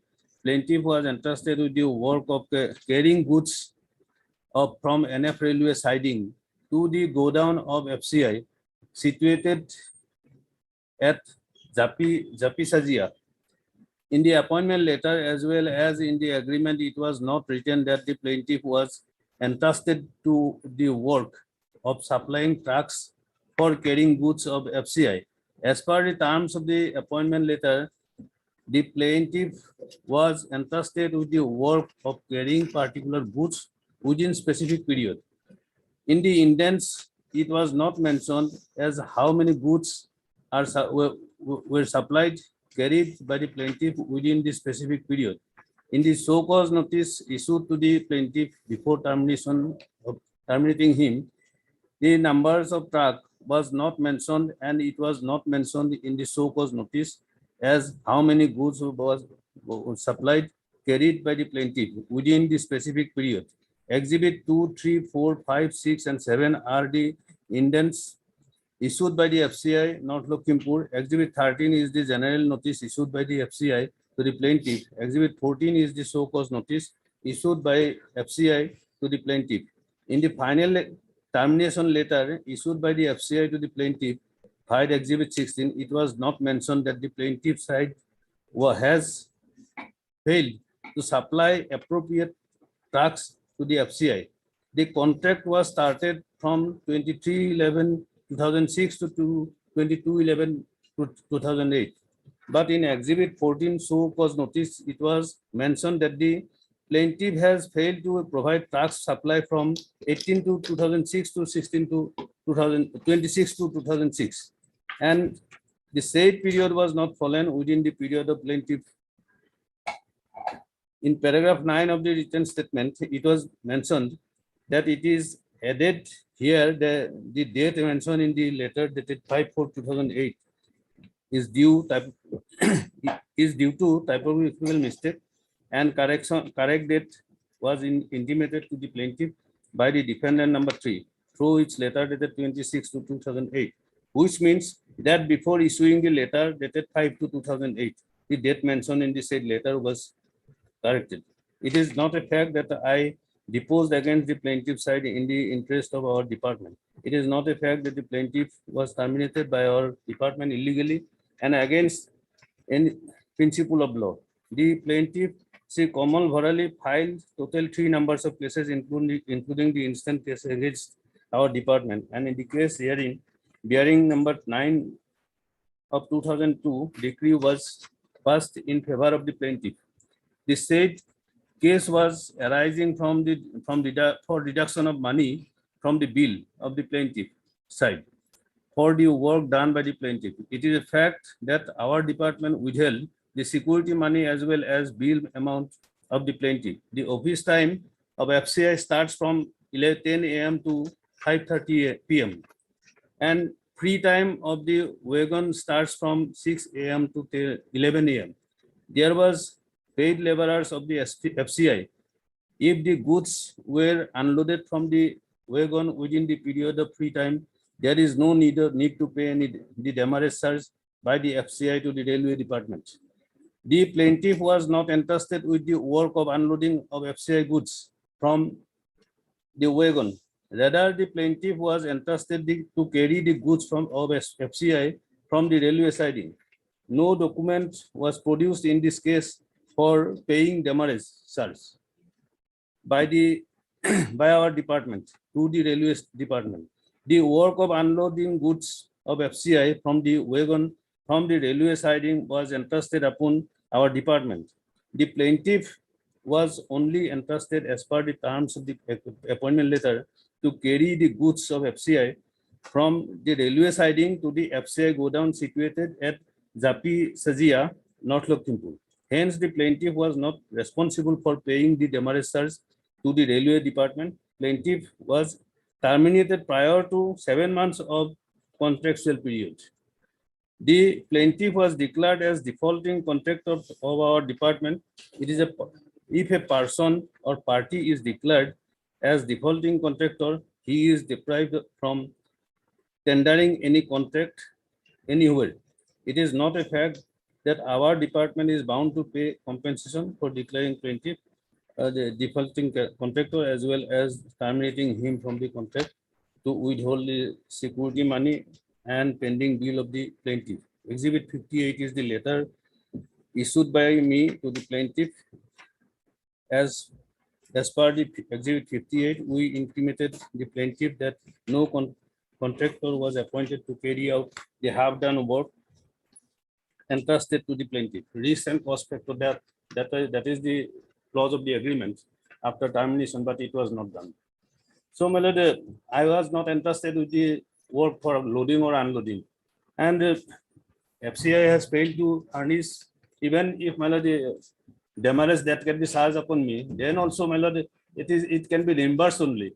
The demurrage charge, what was the demurrage? What amount was demurrage that was suffered by the FCI? These are not. These are silent in the evidence. These are nothing. Only arbitrarily from my bills, the demurrage charge that those were. No, let us understand this. Number one, you are a correct. You are a contractor to transport the goods from the railway siding to the godown. Now, let us say that a person A gets the contract. Yes. So when a rake comes, the contractor knows about the quantity of food grains which is being sent in consignment. No, because so he can conveniently send only one truck to say today a rake is coming in New Bangaigaon. Then this is what you call New Guwahati railway station. So a contractor A will send only one truck instead of say a rake requirement would be say 1,000 truck is required. So against 1,000 trucks, I'm just assuming, I'm not knowing, I'm just assuming that the entire rake will have 100 truck load of weight of food grains. So he sends only one. Then what happens? Here, in this case, my lord, the quantity, how much of quantity was on the siding, railway siding, the Indians do not disclose, my lord. Only they require trucks, but the quantity, how much of quantity was to be carried out, that has not been mentioned. So, I provided trucks whatever required, but intentionally they have mentioned in the intents the numbers of truck, not the quantity to be carried out. For a supplier, carriage contractor, the quantity should be mentioned. These are the quantities falling in the side railway siding, and it should be carried to the FCI godown. But those were not done. No, because you, Only regarding trucks they have mentioned. no, I understand, but you see, normally, whenever whoever is dealing in a train would know the number of rakes which are coming. In FCI carriage, it's not that there's one rake which will be having 70 bogies, one will be having 30, one will be having 20. That's not so. That is why It's a standard length of rake. But in the evidence, they have not stated how much quantities were in the railway siding there was, and how much quantities I could not transport. These are nothing in the evidence, my lord. And even the risk and cost factor that was applied, but the work or the rest of the work was not allotted. 7 months work was left, but no one was entrusted to that money.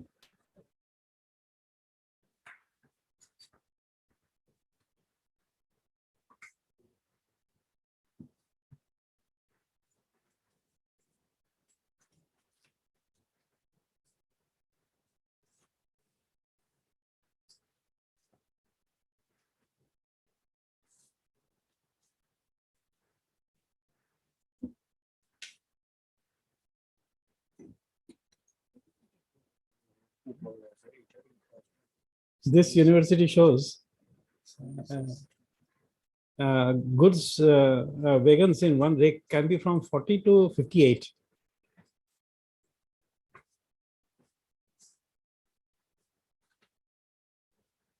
And in a passenger train, it can have maximum of 24 coaches.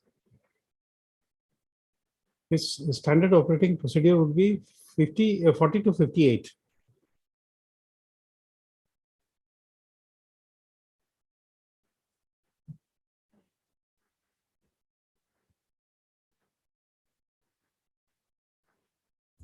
What is the demurrage? You have an explanation of demurrage? Yes. That would be in their evidence.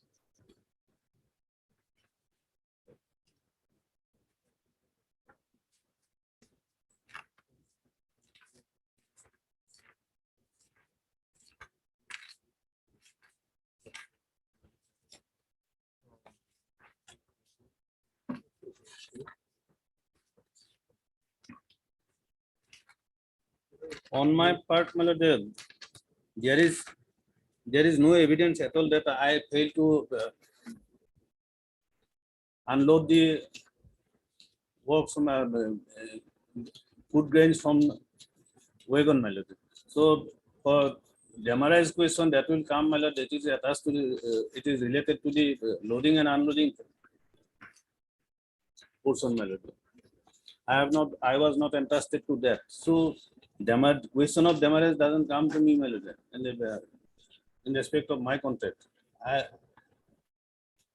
I had the contract only to carry the food grains from railway siding, and after keeping it in railway siding, the question of demurrage that doesn't come. And even if that comes, my lord, then also, my lord, what amount of demurrage suffered by the FCI that can be reimbursed from me, that is not in the, these are not in the evidence. No, just a moment. My lord, 12,000, 30,000, 75,000, 75,000 and 6,500 and 11,000.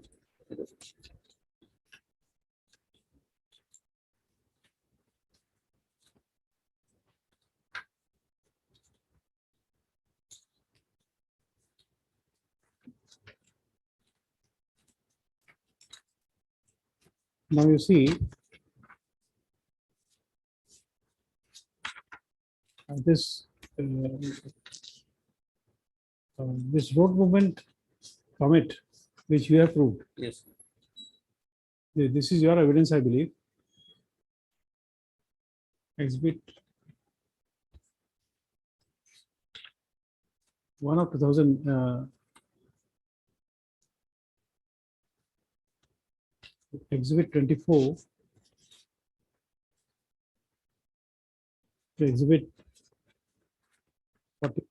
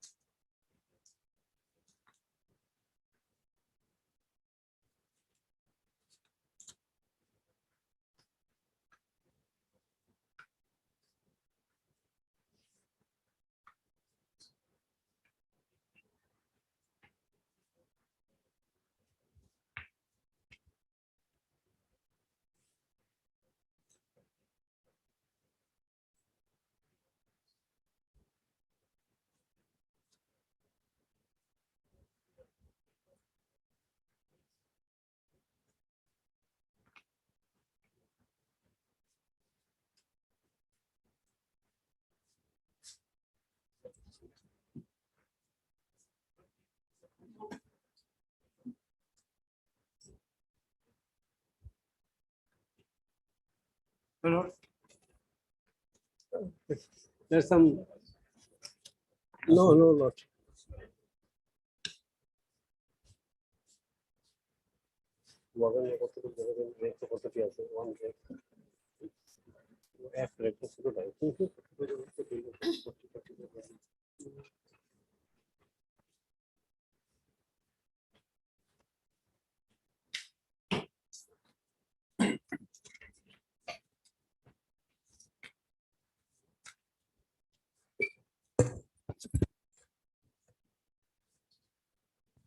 Yes, you're getting the voice No. notes.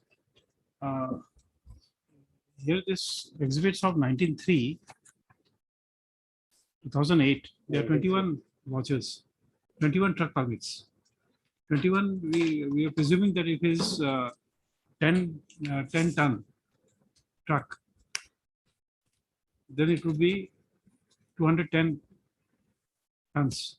Now, how much weight of food grains would be carried in one rake? How much? One rake. If there is one rake of food grains coming in, average, what would be the weight? I'll have to check up. I'll just find out. It's not always the same, It may Huh? vary. It may vary, It may vary, It may. But the contractors are given, No, Lordship, I'm just trying to find out. Oh, You see, weight. One thing. If I say 20 rake, according to this, what do you call this university I'm having, it carries 40 to 58 wagons in one rake. So we are assuming it this rake which is coming on 19.3 is 40 wagons. Now, how much weight would a wagon carry?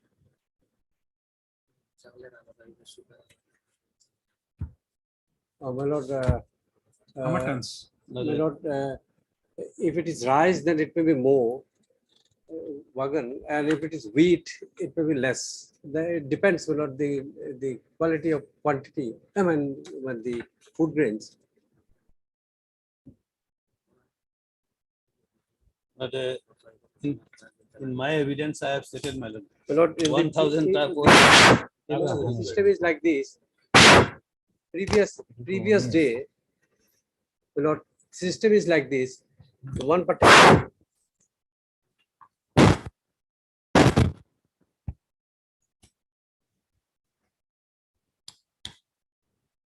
Lord, there is a particular clause in the contract which says the contractor shall obtain from the general manager or the officer every evening particulars of the number of bags he has to transport the next day.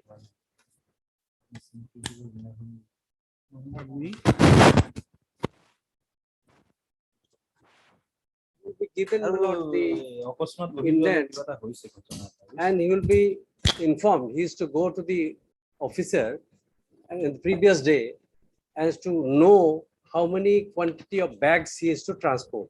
That is there. Number of trucks, he is to be given, the indents are there.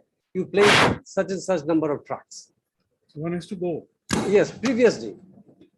Previous day, evening, he will have to go and he, Then you have to show that on the previous. said, evening- I'll have to show to your lordship, but my today, my No, lord, no, not that.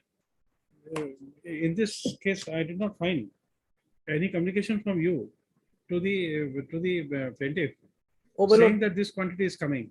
oh, yes, the quantity the way we communicate the number of trucks he is to No, place. but where is that? It's not there.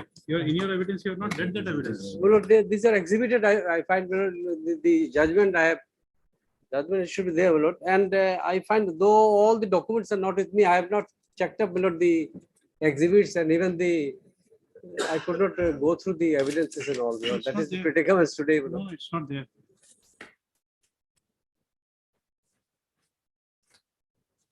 And he is also given notice saying that, see, you have in place of 270 trucks, you have placed this much of trucks. So there is a demurrage of this. No. That is the second part. First part that you have communicated that there was so many trucks requirement that I did Yes, not yes, find that it. that has to be there. That It's has not to be there. there. It's not there. At least you see, Mr. Roy, Lordship. My lord, I When think I- the when I- lordship may, when I read it alone, the may problem not- is, I my may lord, not have I couldn't correctly go read it. through. I- but prima facie, it doesn't appear that any communication is on record. That your evidence on affidavit will show it to you. The intimation given to the plaintiff is not there. My lord, so far as I know, No, you see the evidence. every contractor is given an you see indent evidence. saying this much of, You see your evidence on affidavit.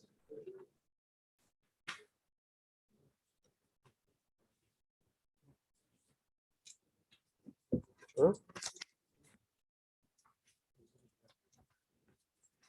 This is plaintiff's evidence. Down Well- below you'll find.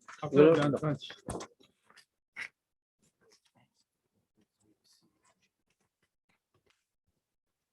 what was I got? Yeah, right, and minus.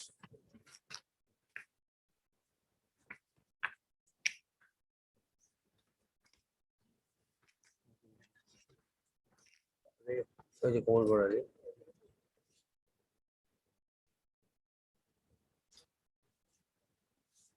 Yes. Yes, one is 31, it's there. Due to placement of so and so wagons, you are requested to supply 38 number of trucks for unloading it's there, my lord. At least one I could find. Lordship, every day he has to give. Lordship will kindly see this. There will be more of this. Indent for trucks, supply of trucks. It's there, number of trucks is there. Kamal Barali, every time, my lord, he is to be given, my lord. How you will know that? How many trucks you will have to give? It's there, my lord. You will, the wagon is this. Wagon number so and so. You are requested to supply 38 number of trucks for unloading the wagons within the free time. Specifically mentioned, within the free time.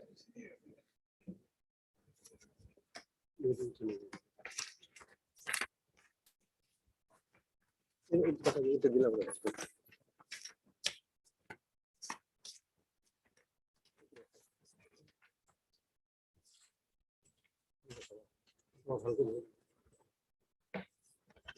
Evidence.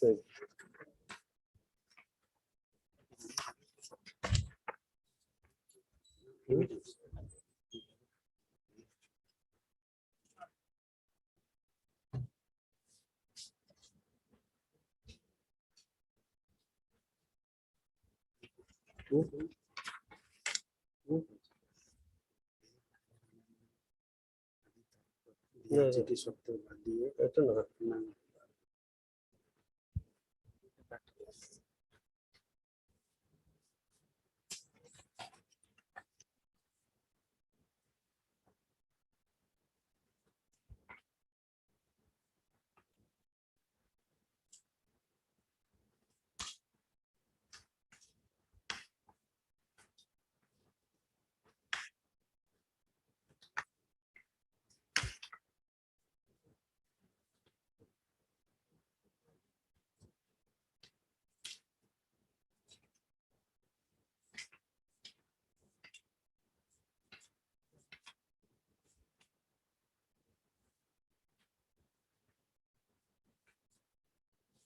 It said খাদ্য নিগমে বিচৰা সংখ্যার indent গাড়ি হাজির নকরার বাবে it's bad.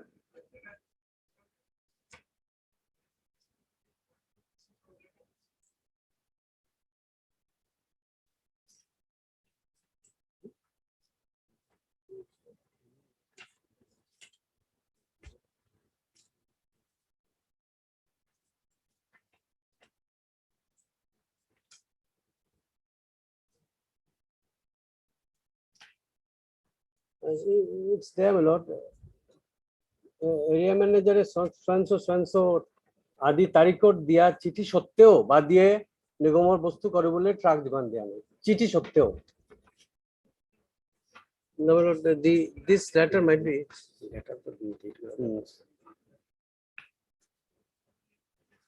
that's The default you have, sorry, the default you have stated, but you see the placement of requirement of placing a track, that I'm not finding.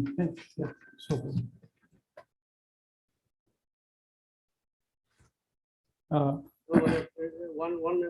one part I will just read.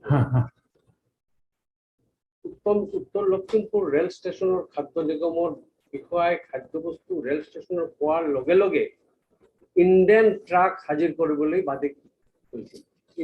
But where is that? Where is the document proved? These are the Indians. That are documents which are filed with this group, but it's not proved. The documents which you have proved are in evidence on affidavit. That's why I said, please read the evidence on affidavit. That I'll have to say. That's I could go. Lordship will give me some time to go through. Because you see, this is a letter of 31. I'll have to point out to you. This is a doctor of document of 31(3). In your evidence on affidavit of PW1, at least this is not there. You have said that because of a default, we are imposing this penalty. But whether this document is exhibited or No, that's not there. This is or not. That's these are the only exhibits. That's why I was showing it to you. whether it is proved or not. I'm not very sure. That's why. How many documents are proved or not? That also not just find. That's the problem. That's why I couldn't go through any. It's the first appeal. After all, I have to go through each of the documents. No, that is okay, but old cases I am finding very difficult. Absolutely right. Absolutely right. Absolutely. This is This is old my pending explanation cases. is not good explanation. I will say, bro. I admit. You see down below you have a list of exhibits. That exhibit does not have this 31(3) placement of trucks. Oh, these are the exhibits. Minor technical committee original letter. Which letter? These are the exhibits. Exhibit C. FQA.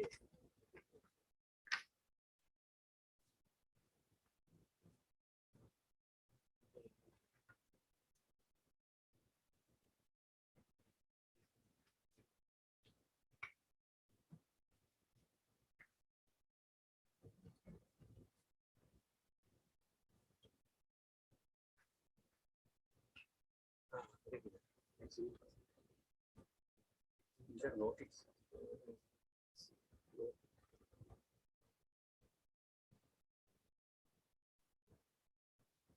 Notice is there. That by the notice it's say No, that notice is okay, default, that's a default, but the first requirement that you are required to place, that itself is missing. Lord, how he has dealt with this Lord in cross. That will have to see Lord. This is very admitted, Lord. No, I don't read it so thoroughly. But the broad idea I take. These are not disputed, Lord. These are not disputed. These notices and all, these are not disputed. And demerit charges, what is the number of workers, everything are notices there. But I find my lordship is right, that those indents are not Not exhibited. not exhibited. That's true. But then when the notices are there, the notice he has not only the in cross, you know, that is a finding of the land type also. And his documents are not exhibited in proper manner. That is the finding of the trial court. No, that's okay. That's okay. You will only find from this exhibited document. Lots. What you have done is, in form of a letter, you are telling the plaintiff appellant that there was an indent given for so many trucks. Then you have said that there is truck supply, shortfall in trucks, and therefore damages you have calculated. So the first, what do you call, first requirement of indent being given, if that is in place, then your default is complete. If it is not there, then what? But there is no, it's all, short from stocks are admitted. Shortage of stocks are admitted. He has not said that I have, as per the indents. No, I don't know. You see, we are not going to in-depth hearing. I'm just trying to understand. It's only to confirm what I've read is okay. Yes, Your You Lordship. see, Mr. Chaudhary starts his argument by saying that he's a transport contractor. He does not know how much trucks to place. That's why I put that question. Example, that supposing 1,000, there's a requirement of 1,000 trucks, and I place one truck, whether it will be okay. No, So therefore, my questions have some relevancy when I'm asking them. absolutely, absolutely. We'll have to So place, then, and it's there. Maybe that is not the indents are not exhibited, but then these are not. This letter it issued to him is not disputed. no, in the plaint, you see, he does not dispute it. He says that he's a contractor and he did the required work, and then he's been saddled with the penalty, and he was not the contractor to handle the goods from the truck, from the train to the siding. That is not his work. Assuming that to be true. Huh. Assuming that to be true. Not. We ask him to supply the trucks. 50 number of trucks. Now, if he doesn't supply the trucks, the wagon will be there. Unless he supplies the trucks, how can we unload from the truck to the godown, to the from the wagon to the truck? So within the free time, he'll have to bring the trucks in the station. I mean, therefore, if he does not, railway impose damages on us. And as for the terms, this damage, we have to shift it to him. From the wagon to the truck. No, sequence, there's no dispute in the sequence. So But the fact is that unless you prove that there's a requirement to give trucks, nothing else. the terms itself regarding- says, terms itself, terms of the contract. Hmm? Terms of the contract say, he'll have to unload from the, I mean, he'll have to place the trucks. To enable us, because we say the godown, I mean, the wagon has arrived, so we place your trucks. So he doesn't place the trucks. The goods will be there, and the railway will post cost beyond the railway free time.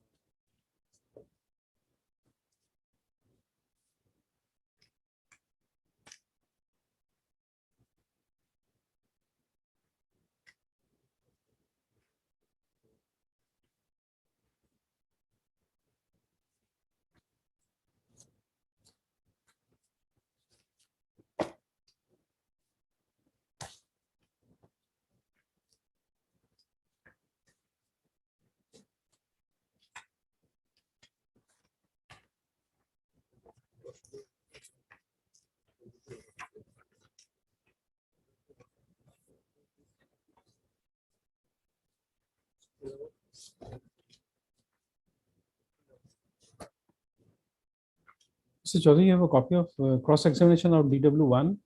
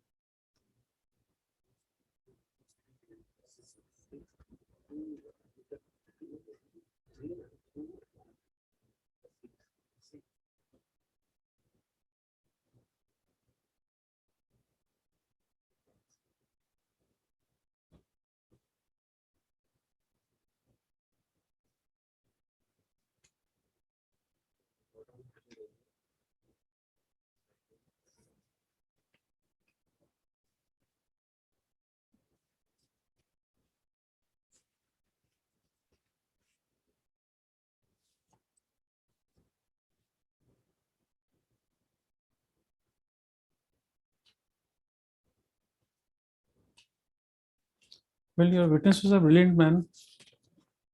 Your witness was a brilliant man. He says, as per terms of the appointment letter, the plaintiff was entrusted with the work of carrying particular goods within specified period. In the indents, it was not mentioned as to how many goods were supplied or carried by the plaintiff within the specified period. That is your cross. No, that's the number of trucks. It says no in the cross How many examination. goods it does say? It says Second page. Second page there, Mr. Chaudhary has made a red mark in the right side. it is in the appointment letter as well as in the agreement. It was not written that the plaintiff was entrusted to work of supplying trucks for carrying goods of FCI as per terms. It seems to be as per terms. Goods. Per terms of the contract. Plaintiff was, as per the terms of the appointment letter, the plaintiff was entrusted with the work of carrying particular goods within the specified period. In the indents, it was not mentioned as how many goods were supplied. how many goods were supplied, carried by the plaintiff within this specified period. So this carries no meaning. Carries no meaning. In the indents, it was not mentioned as how many goods were supplied / carried by the plaintiff within the. So how much goods is required to be carried? So there will This to he- be supplied. He has not. But exhibit 14 show cause notice. But exhibit 14 show cause notice, it was mentioned that the plaintiff has failed to provide trucks supplies. That's. This carries no meaning, at least according to me. This carries no meaning.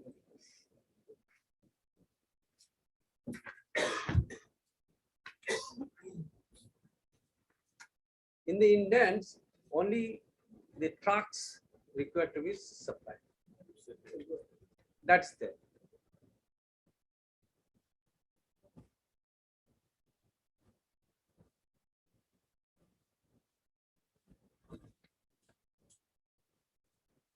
So Mr. Chaudhary, what else do you want to point out?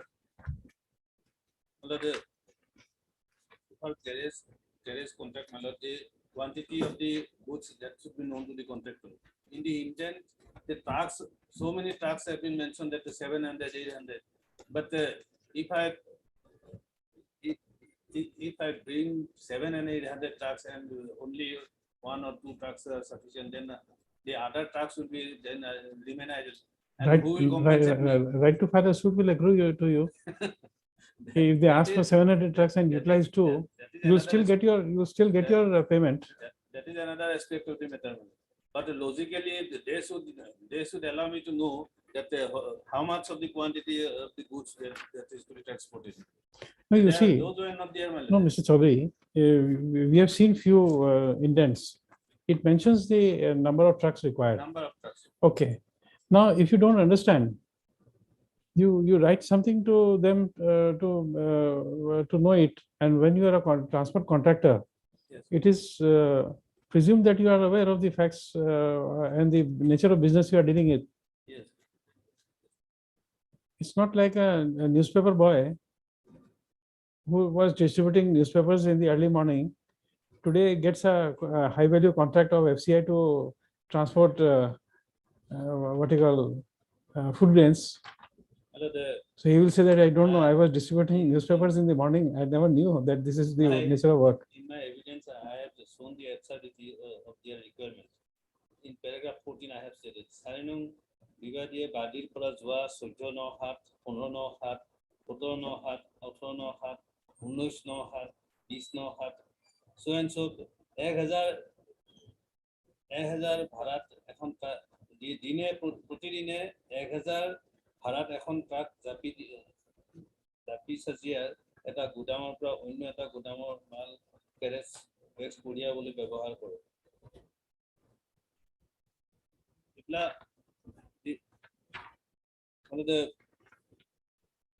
So you're getting paid for that. It's not your case that they wanted 1,000 trucks. You placed 1,000 trucks. You did not get payment of 1,000 trucks. Yes, See, if you see, you see just an example. now If for my court I employ a person who will, since I have no other work, I'll ask him that this file he should carry it from this gate, come in from this gate, and deliver to here to my second court master. If I make him do only that work, how is that person aggrieved? He is getting his salary. He is getting work. Be it to take one file from my court master 1 to give it to court master 2. So that's the job. That's your job. You're getting 1,000 trucks to carry goods from here to there without any reason. You do it. main question is the amount of goods. How much? No, it's okay. It's okay. They ask for trucks. You place trucks. There should be Is it? There should be understanding in between the employer and the contractor. No, no. You see, There Indian that they should clarify that these ones. no, it's okay. You see, you are working for some time. You know what they're, you see, for 1 day, 2 days, 3 days, 7 days, you can tolerate them. But if the 8th day, it is the same procedure, you will write to them, what is this fun? You are asking me to place trucks without telling me how much goods. And you see, truck will mean, for a contractor truck, Because I started asking you a question about the 10-ton truck. Correct. I did not start asking you questions about a 50-ton trailer. So therefore, when is a truck, you must have a fair idea of what a truck is. You are not asking for mini truck. So if it is a truck, I'm not asking you for a 14 wheel truck. I'm not asking you for a 12-wheel truck. I have put you a question of 10 ton. So you see, you don't need a rocket science to know that.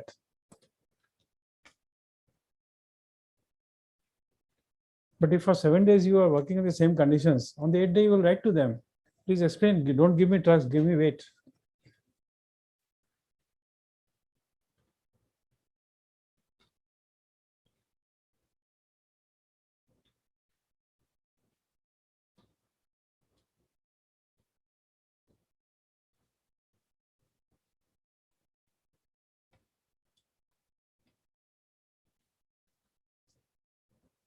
Regarding demurrage melody in their evidence, there is nothing melody. How much of demurrage they suffered melody, they had to pay to the railway and what. No, you did not question this witness about that. You did not question that. After There is no suggestion that the FCI is making profit out of demurrage from you. That's not your case. yes, You see, what had happened was, there's one circumstances, Mr. Chaudhary. yes. At one point of time, you write to them to supply you copies of the indents. And they supply it to you. And now, irrespective of whatever question I've asked Mr. Roy, Regarding demurrage melody, that suggestion was put to the witness number 2. And in answer it has come, we have not submitted any documentary proof regarding the payment of demurrage to the railway department of the FCI. it's okay. In the contract also, you will not find that there will be a clause that if demurrage charges are paid, they will have to give you proof of that. It will never be in an agreement. But the reimbursable, that has been, that has been in the No, contract. it's okay, but you did not question it. When you got a notice, you did not question that you did not pay it. So the question of them proving that is not required. The clause of the contract says that it can be reimbursed. The reimbursement, that will be how much of damage race will suffer, demurrage they will suffer. That amount will have to be Mr. Chaudhary, when you got the notice of demurrage, you did not question that. In your plaint, you don't say that the FCI did not pay damages to the railways and they have booked the damages on me. That's what I'm saying. You see, what had happened was, in course of, otherwise you would not have, we would not ask you that question. But what had happened was, in the course of your communications with the FCI, you ask them to provide you with copies of the indents, and they do so. So now you can't even take a defense that you are not aware of the intents. They have provided you with 170 indents. That is by Exhibit P. Plaintiff's exhibit, defendant Exhibit P. They supply you 170 numbers of indents. So now you can't even say that you are not aware of the intents.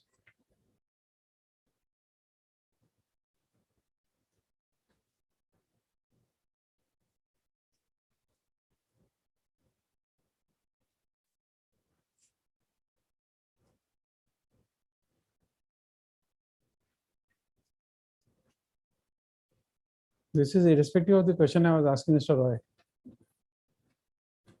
So you have the document of indents, and therefore your suit was rightly dismissed.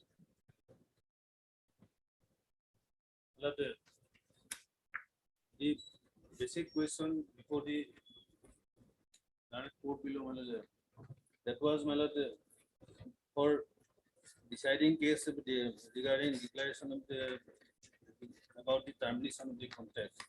That is illegal. That question, so many factors there should have been considered regarding the time of the official time of the FCI, that every intents that those who were issued within the time of 10 to 10:45, and railway siding time, the free time, that is 5 to 11. 6 a.m. Evidence says 6 a.m. 5 I did not find. 6 a.m. I have found. 6 a.m. 6 a.m. 6 a.m. to 11 a.m. No, whatever time is out time is not. I don't know. I have not read it, but it starts from 6 a.m. Yes. But it is not that I did not supply the trucks. only. According to them, some shortfall was there, but it is not in the evidence. What amount of the truck, how many numbers of trucks shortfall, and because of that, that damage. No, that is there. I was asking Mr. Roy another question. I was asking him that where is the proof of the intent being given? That was the question to him. Yes. The fact that they have proved that there was a shortfall, that is available, and you did not cross-examine the witnesses on that point. The only, You look at the cross-section DW1, you have not questioned the veracity of the shortfall. But again, with a caveat, I have not read it very thoroughly. Just an overview. I may be wrong.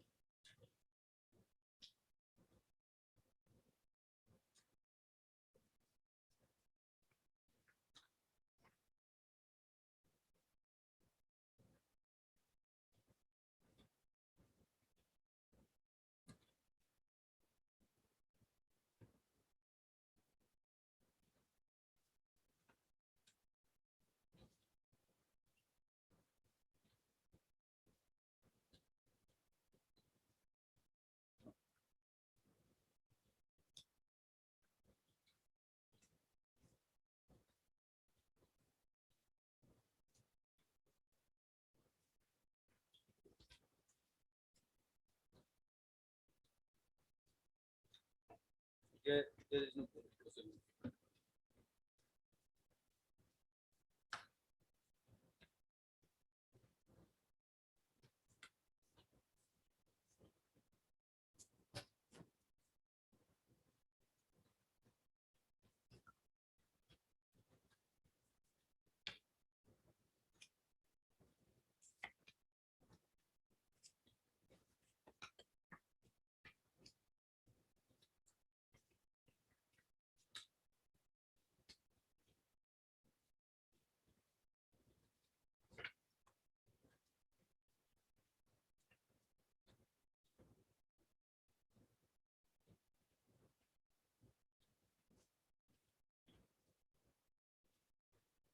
And there's another aspect, Mr. Chaudhary, you'll also have to show.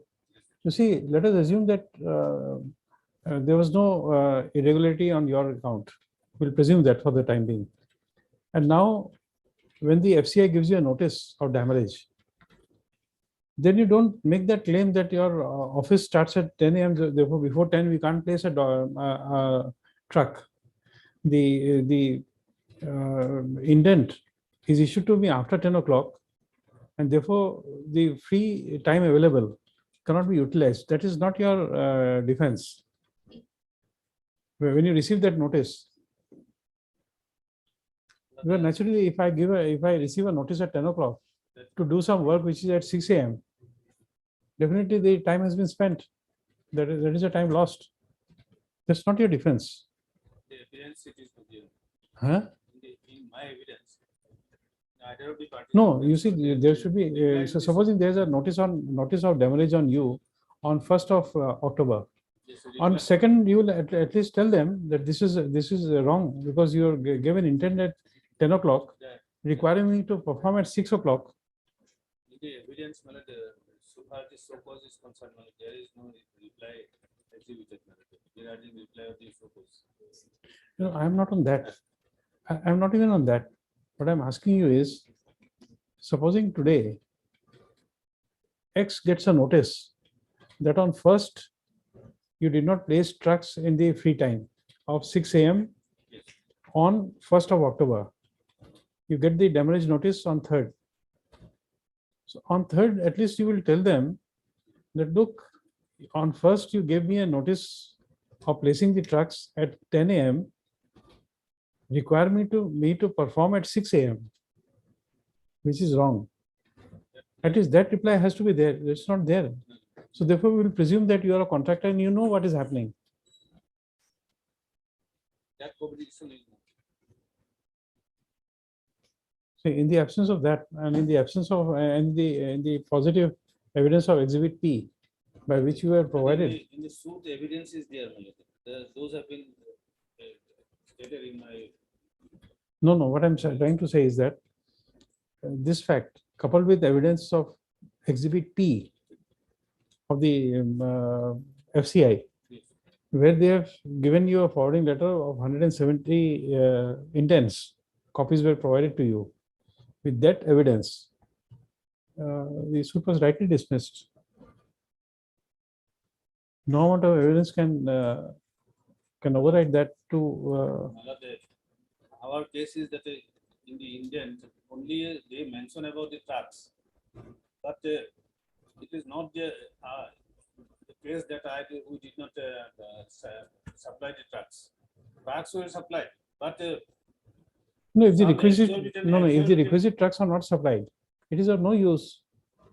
but it is not their case that the good grains that was in the siding that could not be carried. No, carried just out take an by- example. We'll give you an example. My examples would be absurd, absolutely absurd, but still, just to bring some element of smile in your faces, I'm just asking. You see, in close to your house, a tree branch has grown up, Yes. and unless you cut it, it will affect the electricity supply, because it is now affecting that it is encroaching on that electricity line. So you'll have to call either the ACB people or the forest people to cut that tree Yes. branch which is projectile from that electricity line. Now you give a complaint to the ACB, you also have APDCL, you also give a complaint to the forest. And what they do is they send one person in the spot. And he says that, well, I have not brought a ladder, I have not brought the equipments, I have not brought anything else, because you said that there was a branch which is a projectile to your electricity line, but you have not stated what is the length of the length of the tree, the length of the arm of the branch which has come out, how much how much girth of the tree has to be cut, and so we are unprepared. Now I'll take a. Here it is a case melody. I should know as a career. No, that's what I'm saying. I'm giving the same example. The amount of grains melody. No, I'm How giving the much same amount example. of grains I'm are- giving a same example. You see, the forest people or the APDCL people, they'll say that, well, I've come here, we have examined the tree, we will examine the girth, give a requisition. And then by the time the APDCL gives us the RE and then everything, ladder and all, then we'll come and cut it. And in the meantime, your house gets disconnected. You see, that's not the idea of a person performing a specialized task. I should, my stand, I have projected in my case, my lord, that only for the purpose of taking revenge upon me, regarding that I filed a suit against them, and that was decreed. They have mentioned in the indent so many numbers of tax, so that my termination. No, that also will fail, Mr. Chaudhary. Chaudhary. That will fail, because then it's a suit where you allege malice. So persons who have against whom malice is alleged has to be made party. If somebody is taking revenge on you, it's not the FCI. FCI is a corporate. It does not have a life. It is acting. These are in my evidence. No, I understand, but it is acting through a pen of someone. The legal malice would be on the person who is holding that post. Logically also, my lord, the amount of quantity of the goods that should have been mentioned, my lord. These are nothing, my lord, only trucks needed for supply, for carrying the food grains. This is their case, my lord. And our stand is that my lord, those trucks have been mentioned in the indent only because that so that the termination that can be effected. Even the contract, the contract doesn't say, my lord, that trucks should be supplied. Goods should be carried, my lord. That is the concept, my lord, as per the contract.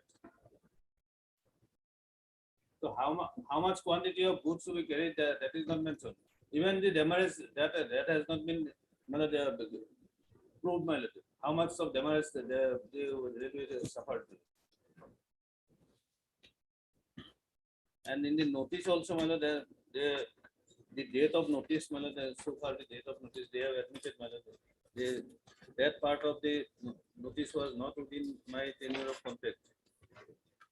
Notice says some other tenure, for which I have been penalized. Where is that agreement? Where is that agreement clause? Must be that agreement.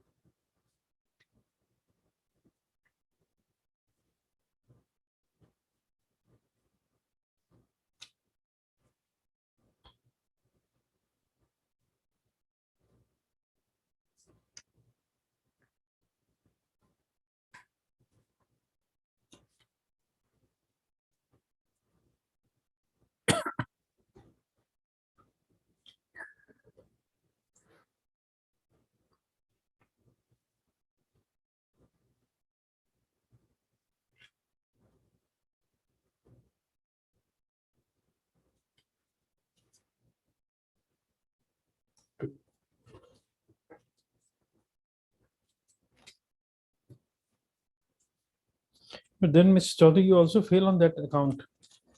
Because the contract agreement says what Mr. Roy was telling us, that it is your duty to obtain the particulars.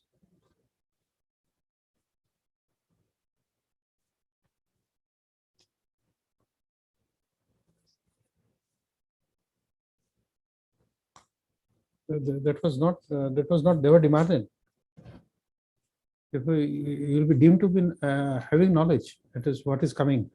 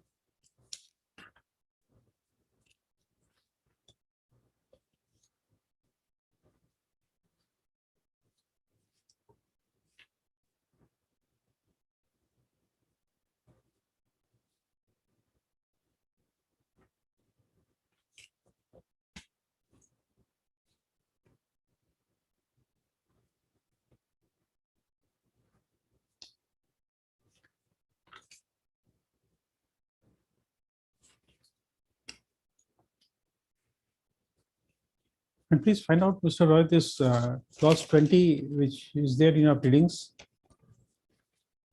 Please mark that clause in your. I'm sending you a flag. You just flag that clause 22, 20 something which is pleaded in your written statement The particular clause in the contract. in the contract.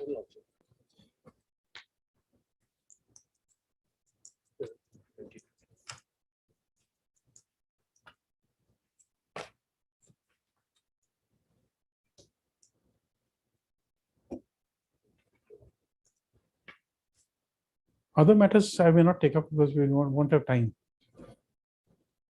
The others they may. Others all will be rolled over. It will be coming within few days.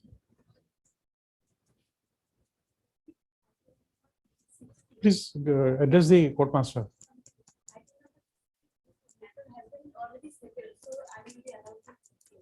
You want to 16 withdraw it. Your name? You're on record. You're on record. Your Wakalatam is there.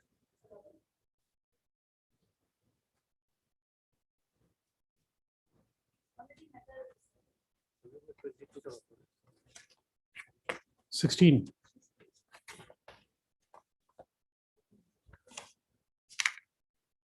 Upon instructions, both sides are represented. Upon instruction, Mr. S. Chakravarti, counsel for the petitioner, has submitted that the matrimonial dispute between the parties have been settled, and accordingly, she has instructions to withdraw this transfer petition. If prayer is allowed, this matter stands dismissed on withdrawal.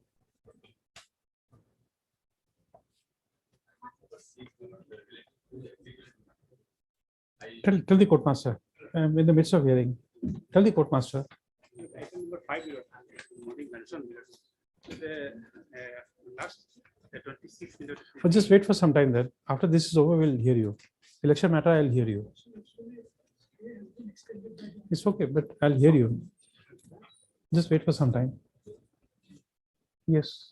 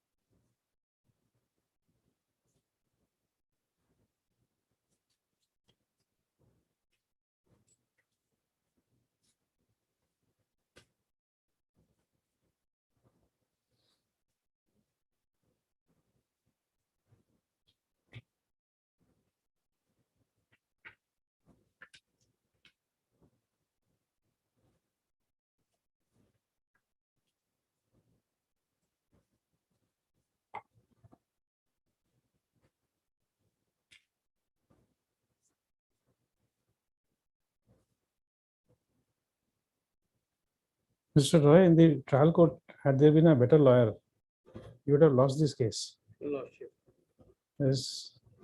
right. Correct. And in fact, similar cases for earlier period, we lost twice. Lost But twice. this is also a fit case to be lost. Yes, yes. You have one bad, you have the case, suit was dismissed. The grade doesn't go to the respondents. No, right, Lord. Many cases, my lord, are not properly, my lord.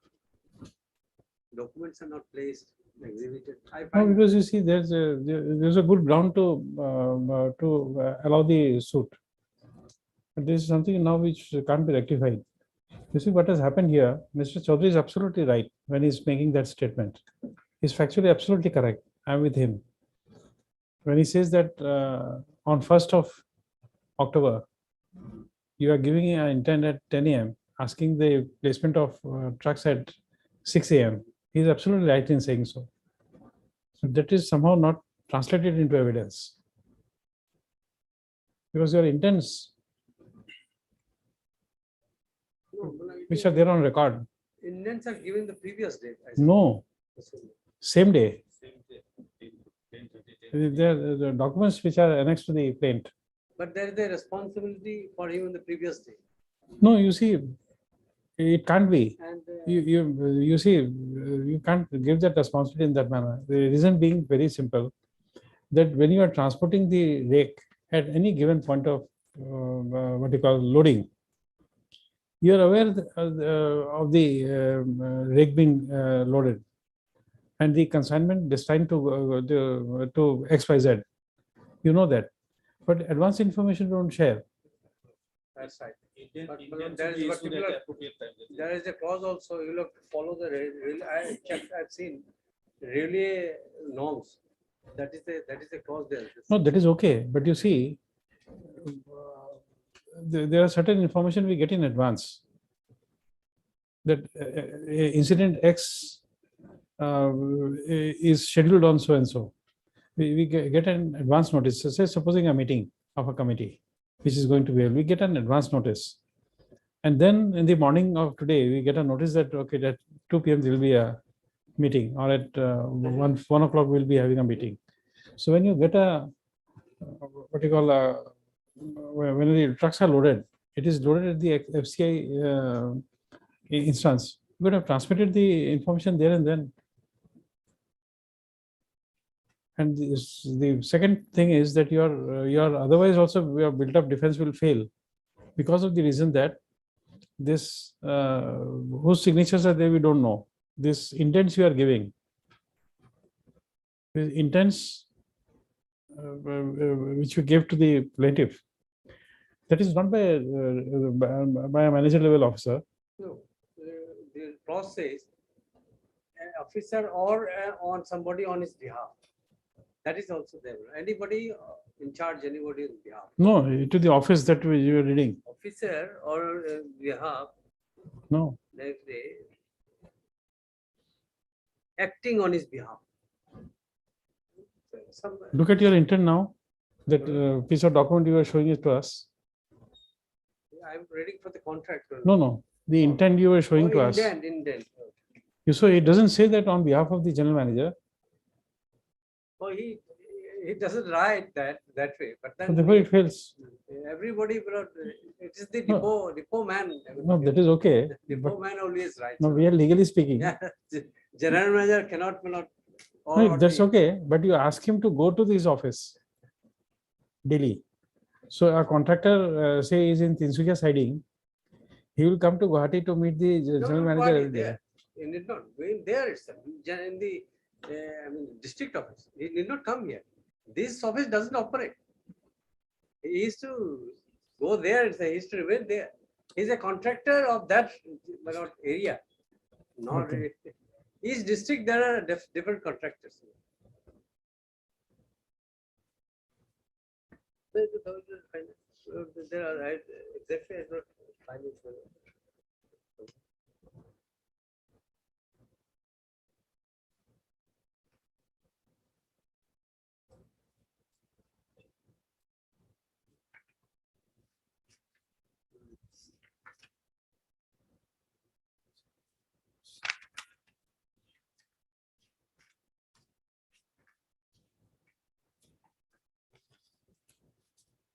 I find one clause below it says corporation that cause damages or damages welfare.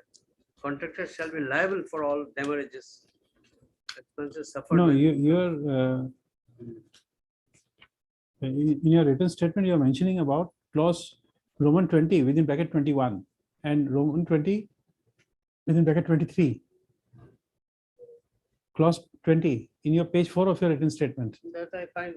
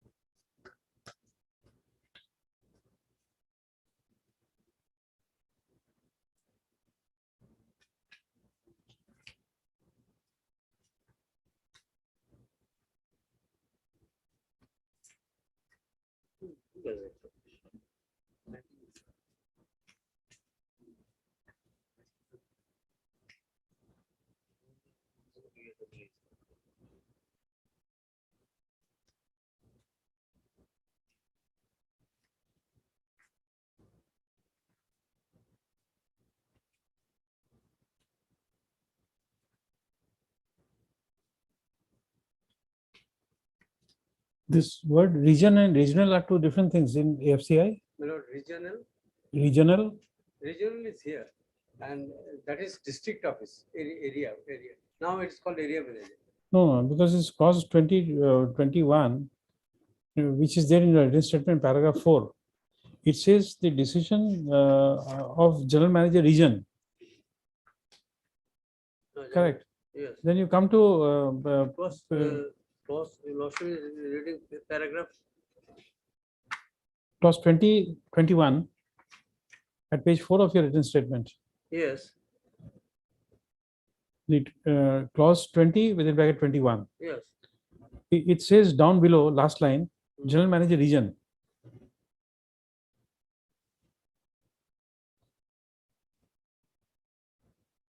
No, if there is a dispute, then it goes. No, it's to okay, it's region. region. I'm showing you something else. Oh. Come to page 7 of your written statement. Yes. Last paragraph, first line. Further, clause 23 is the duty of the contractor representative to call at the office of GMR, general manager region. That means he has to come to Guwahati. Or in acting on his behalf, because we have delegation, we have the delegated powers. You know. We- In your written statement, you don't say that the depot that- manager was that Your authorized. Lordship is right. Right.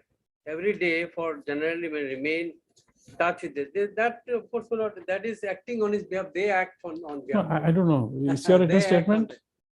They It's act your on written it. statement. You have not stated. that This is- is a defense not That taken. is a, my lord, we don't prepare our defense here in the High Court, my lord, when we file the affidavit in opposition.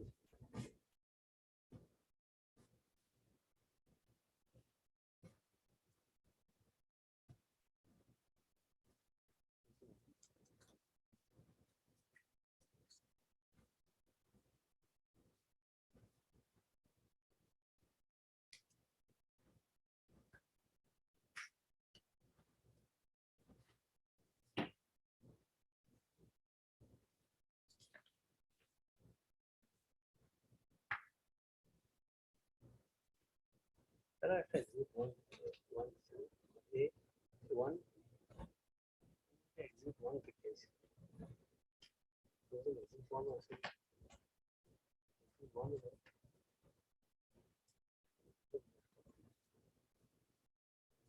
one, one also. I want to present actor for all.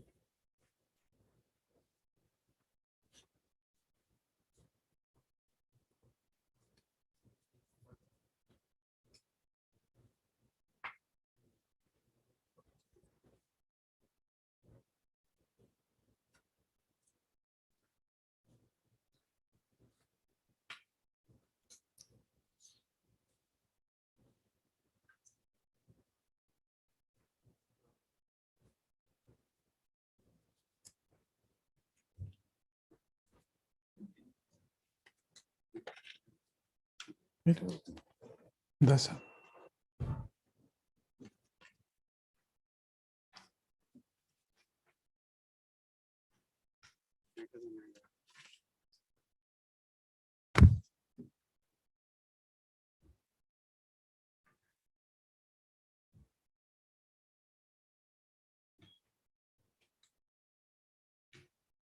Yeah. Okay, let me take both.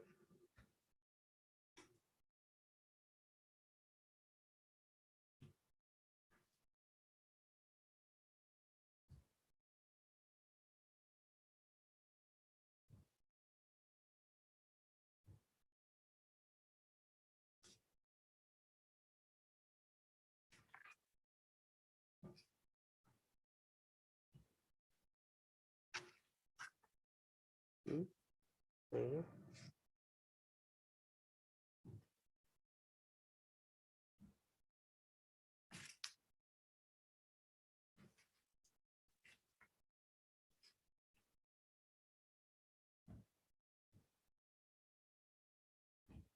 Oh, you person.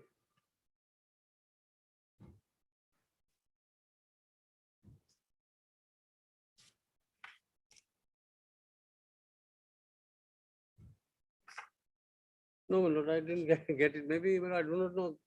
They have, if they have exhibited one MTF, different one, then it may be good because it changes, keeps on changing the MTFs. Maybe, I am not very sure.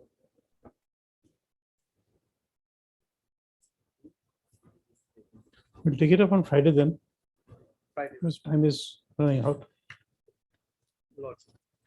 Yeah, few matters fixed on Thursday.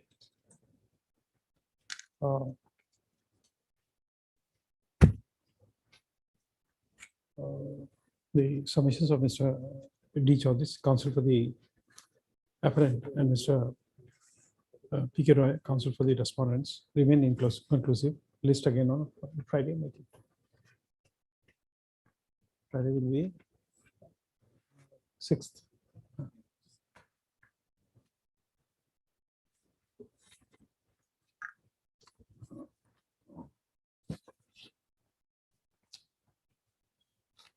If you want, you can inspect the records. You can still continue the. If you want, you can still continue to inspect the records. That's better. Huh. Side over there. Yes, Mr. Chaudhary. No, I behind. don't have the agreement contract. Oh, That is why. yes, Mr. Chaudhary, please come forward. No, I am speaking to Mr. Chaudhary behind. Yes. So this has been brought, okay.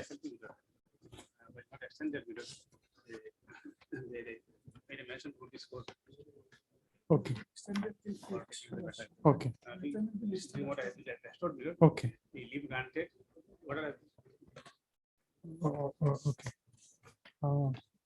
Mr. NZ Chaudhary, counsel for the petitioner. And Mr. H.I. Chaudhary, counsel for the respondent number 1 are present. And they have both jointly submitted, jointly produced a copy of order dated 26/9/2023, passed by the Supreme Court of India, by which the SLP within bracket C number 9885 of 2023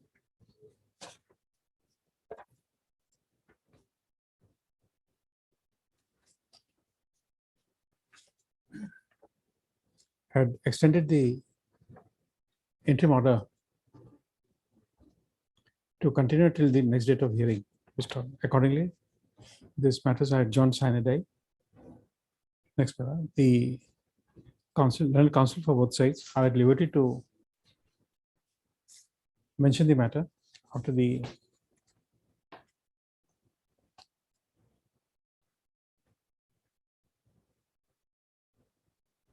after appropriate orders are passed in SLP within bracket C number 9885 of 2023.